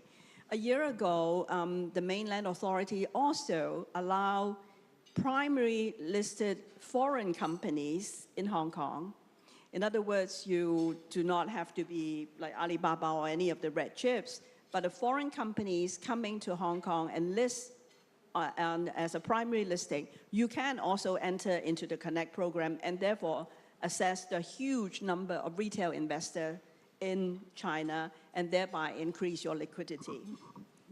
Victor, over to you. Well, Laura, let me get on to your question about the world that we have just described. What does this mean for Hong Kong? I think first and foremost, Hong Kong has always had the tradition of intermediating trade, right, in the region and to and from the mainland and so on. What is happening as the global manufacturing process disperses? Okay, Hong Kong is really doing the role of what I would call a control tower in terms of moving the production around. And that is absolutely an essential role. That's really real economy stuff. And also this flow is not like just one thing flowing to another and then it's static. In fact, what we're really seeing is this movement of manufacturing around the different countries and so on around the world will flow back and forth based on the geopolitical environment. When that environment changes, that's going to move. Now I think the main flow is actually from the mainland to Southeast Asia. But I think from there, people will be flowing further into South Asia, into the Middle East, to Africa, etc. But at the same time, because what you mentioned earlier, the French shoring and things like that, we're seeing jumping to what we call nearshoring, and basically markets that could serve the two big markets of US and Europe. So Mexico is benefiting tremendously as a jump. And then I think in Europe, Turkey would be the nearshoring market because you can truck into Europe from there. If the geopolitics change, this will also shift, and as capacity usage changes, things will also shift. So Hong Kong's role as a control tower, first and foremost, I think is crucial. The second point, I think, is really thinking of some of the needs of Hong Kong, of the people going out, and using Hong Kong as the base. I think the first wave of movement actually will be primarily by the medium-sized enterprises from China. And they don't know these, developing economies, and Hong Kong really can be a guide to actually help them with that movement. That's going to be a big movement. From there, I think there will be movement of middle-sized companies from around Asia. And then in the long run, I think we have to keep an eye on India, place where you can actually use as a hub, as a launching pad, I think is going to be our second role. And then the final thing I would say, Laura, is one of the biggest pain points as these medium-sized enterprises, move around the world with their production, financing is going to be key. And I would start with trade finance, because that's certainly one part of the overall package that's crucial. And that's probably the easiest for the financial sector to get into, because if a small factory sells to Walmart and you buy that receivable or secure against that receivable, I think it's pretty good. So you can start there, and then that'll go from there to loans, to equity, etc. And I think Hong Kong has a real role to play as the financing of that. And also, that's really merging Hong Kong's two great strengths, the supply chain center concept and also the IFC. And in fact, I would come back to the message that I know many people have given, and that is, how do we strengthen Hong Kong's position as an IFC? And I think what is happening with this movement as we merge these two, there'll be two things. One is the IFC will be anchored a lot more in the real economy and true flow of goods and economic activity. And the second is, I can see Hong Kong playing a role as a major trade finance center, which is something that will actually be very necessary to fill the very large and increasing trade finance gap in the world, which the ADB has actually did a major study last year to say it's $2.5 trillion today and increasing. Thank you, Victor. I think the small, medium enterprises are really the backbone of many markets, China included, and then Hong Kong itself, and all of Southeast Asia in particular. In recent years, in the last 2 years, since COVID, we have heard a lot of the financing need of SMEs in the region. And that is certainly something that can be further developed in Hong Kong. We have often emphasized on the public market side of Hong Kong's aspect as an international financial center. But as you say, trade finance is an important aspect as well. Joe, if I could turn to you about you've recently said that Alibaba is AI and beyond, and everything is on AI a lot. So Alibaba not only develops, but operate a really rapidly growing cloud and AI business. Can you share some of this with us? Yeah. I would like to say first that AI and cloud are like hand in glove. There's a symbiotic relationship between the two. And that's because when people use AI, whether it's training large language models or applications in the industry we call inference, you have to use computing power. And this is the reason why Microsoft invested in OpenAI, because they want to grow their cloud computing business. They were somewhat behind AWS, and then they decided that AI was going to be the main driver of their cloud business. And then just think about it. Someone mentioned today that 200 million users of ChatGPT. Every time someone puts in a query into ChatGPT, it's thinking, the brain is thinking behind it, the computing is running, and it's running on Microsoft cloud infrastructure, and they generate revenue from doing that. So that's the logic, and we run both. We have both. We are the largest cloud company in China by far in terms of share and also technology, and that's because we invested 15 years ago in cloud technology out of our own necessity, because we were seeing an explosion of data and digitization of data coming into our e-commerce business, and that's why we invested in the basic fundamentals of cloud. And so, so with AI, we also run our large language model, which that's why I say it's hand in glove, because anybody that uses the Alibaba large language model will need to have compute, storage, networking, security, and all of that runs on our cloud. And we have already open sourced a 72 billion parameter large language model, so anybody can have access to that. We have an open source architecture. I think everybody can see that AI is an area where China and the US will be competing. And it doesn't matter who is more advanced. I think, right now, China is trying to catch up, but I think there's great potential. And here in Hong Kong, we continue to play the connecting role, and we hope to be playing the financing aspect, right? But as we look at the next decade, what is the prospect? If we started out the conversation about decoupling, the globalization, and so on. What do you think each one of you would think about the prospect of decoupling in general? Is the word going to go out of fashion soon? I guess prospect of decoupling is kind of an oxymoron. Prospect is positive. Decoupling, I think, is inherently negative, a negative trend, because it makes things a lot more inefficient. But where I see, from my vantage point, decoupling is felt most acute in the semiconductor area, because the United States government has decided to restrict the export of high-end chips.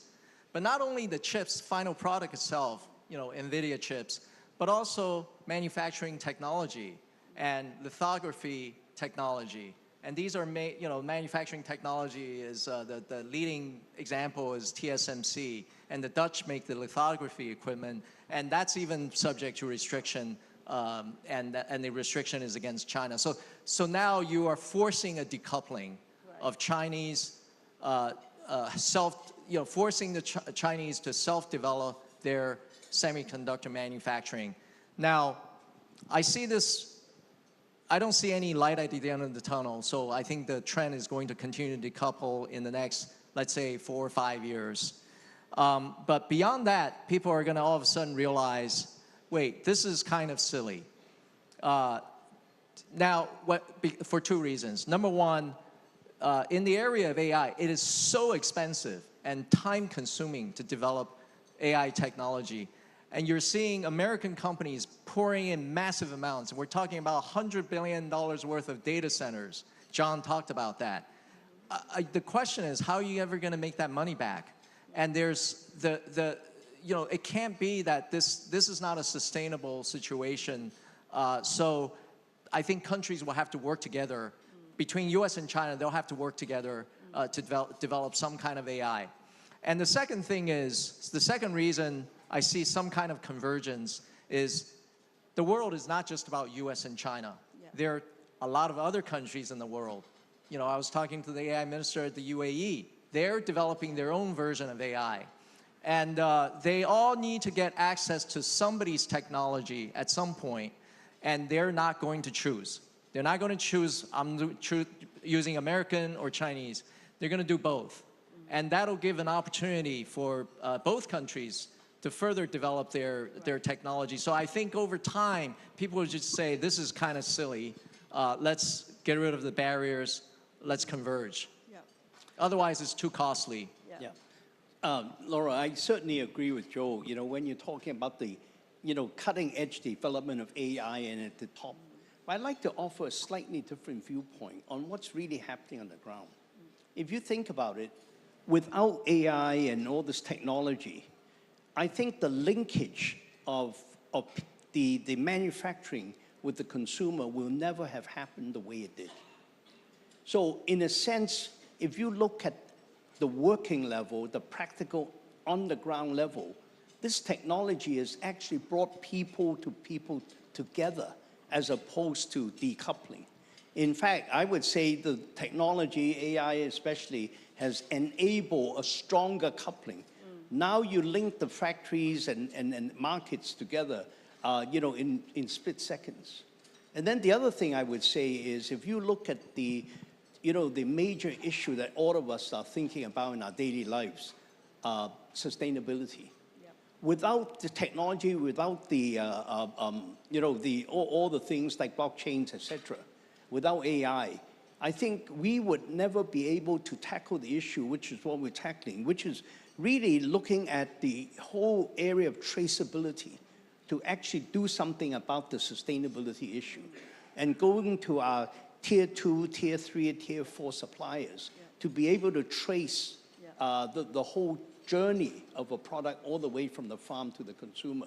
And that, I think, is the ultimate long-term solution to actually controlling the sustainability in the world.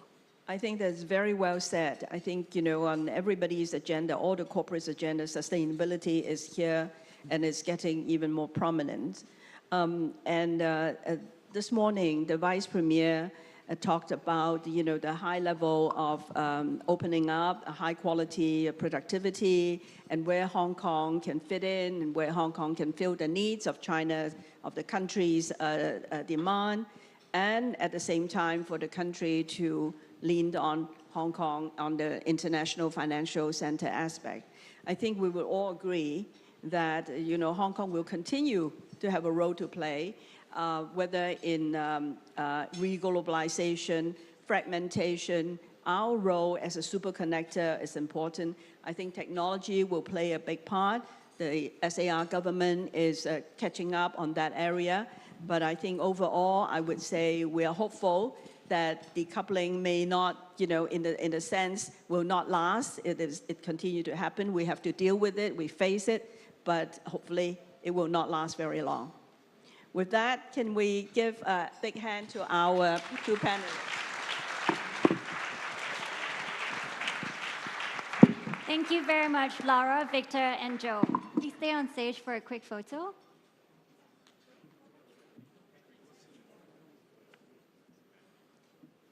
To the center.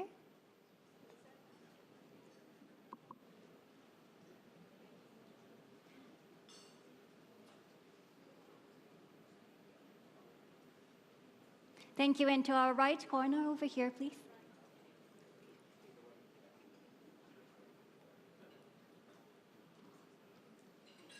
Thank you very much. You may now return to your seats. Thank you, everyone. The summit is coming to an end. May I now invite Mr. Eddie Yu to come on stage for closing remarks.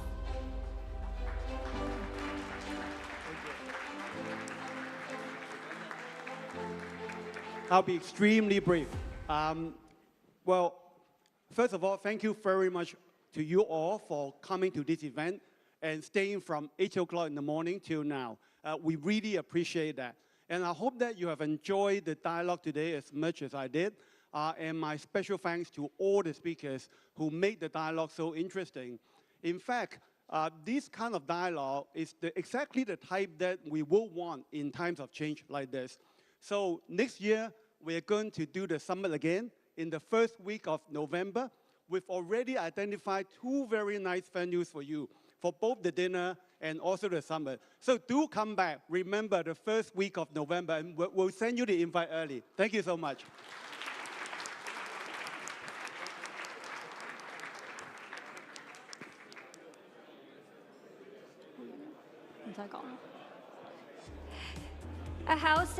Housekeeping remarks. For those of you who are joining the conversation with Global Investor Events tomorrow, please note that it will be held at the Hong Kong Exchange Connect Hall. For those of you who are joining the conversations with Global Investor Events tomorrow, please note that it will be held at the Hong Kong Exchange Connect Hall. Thank you.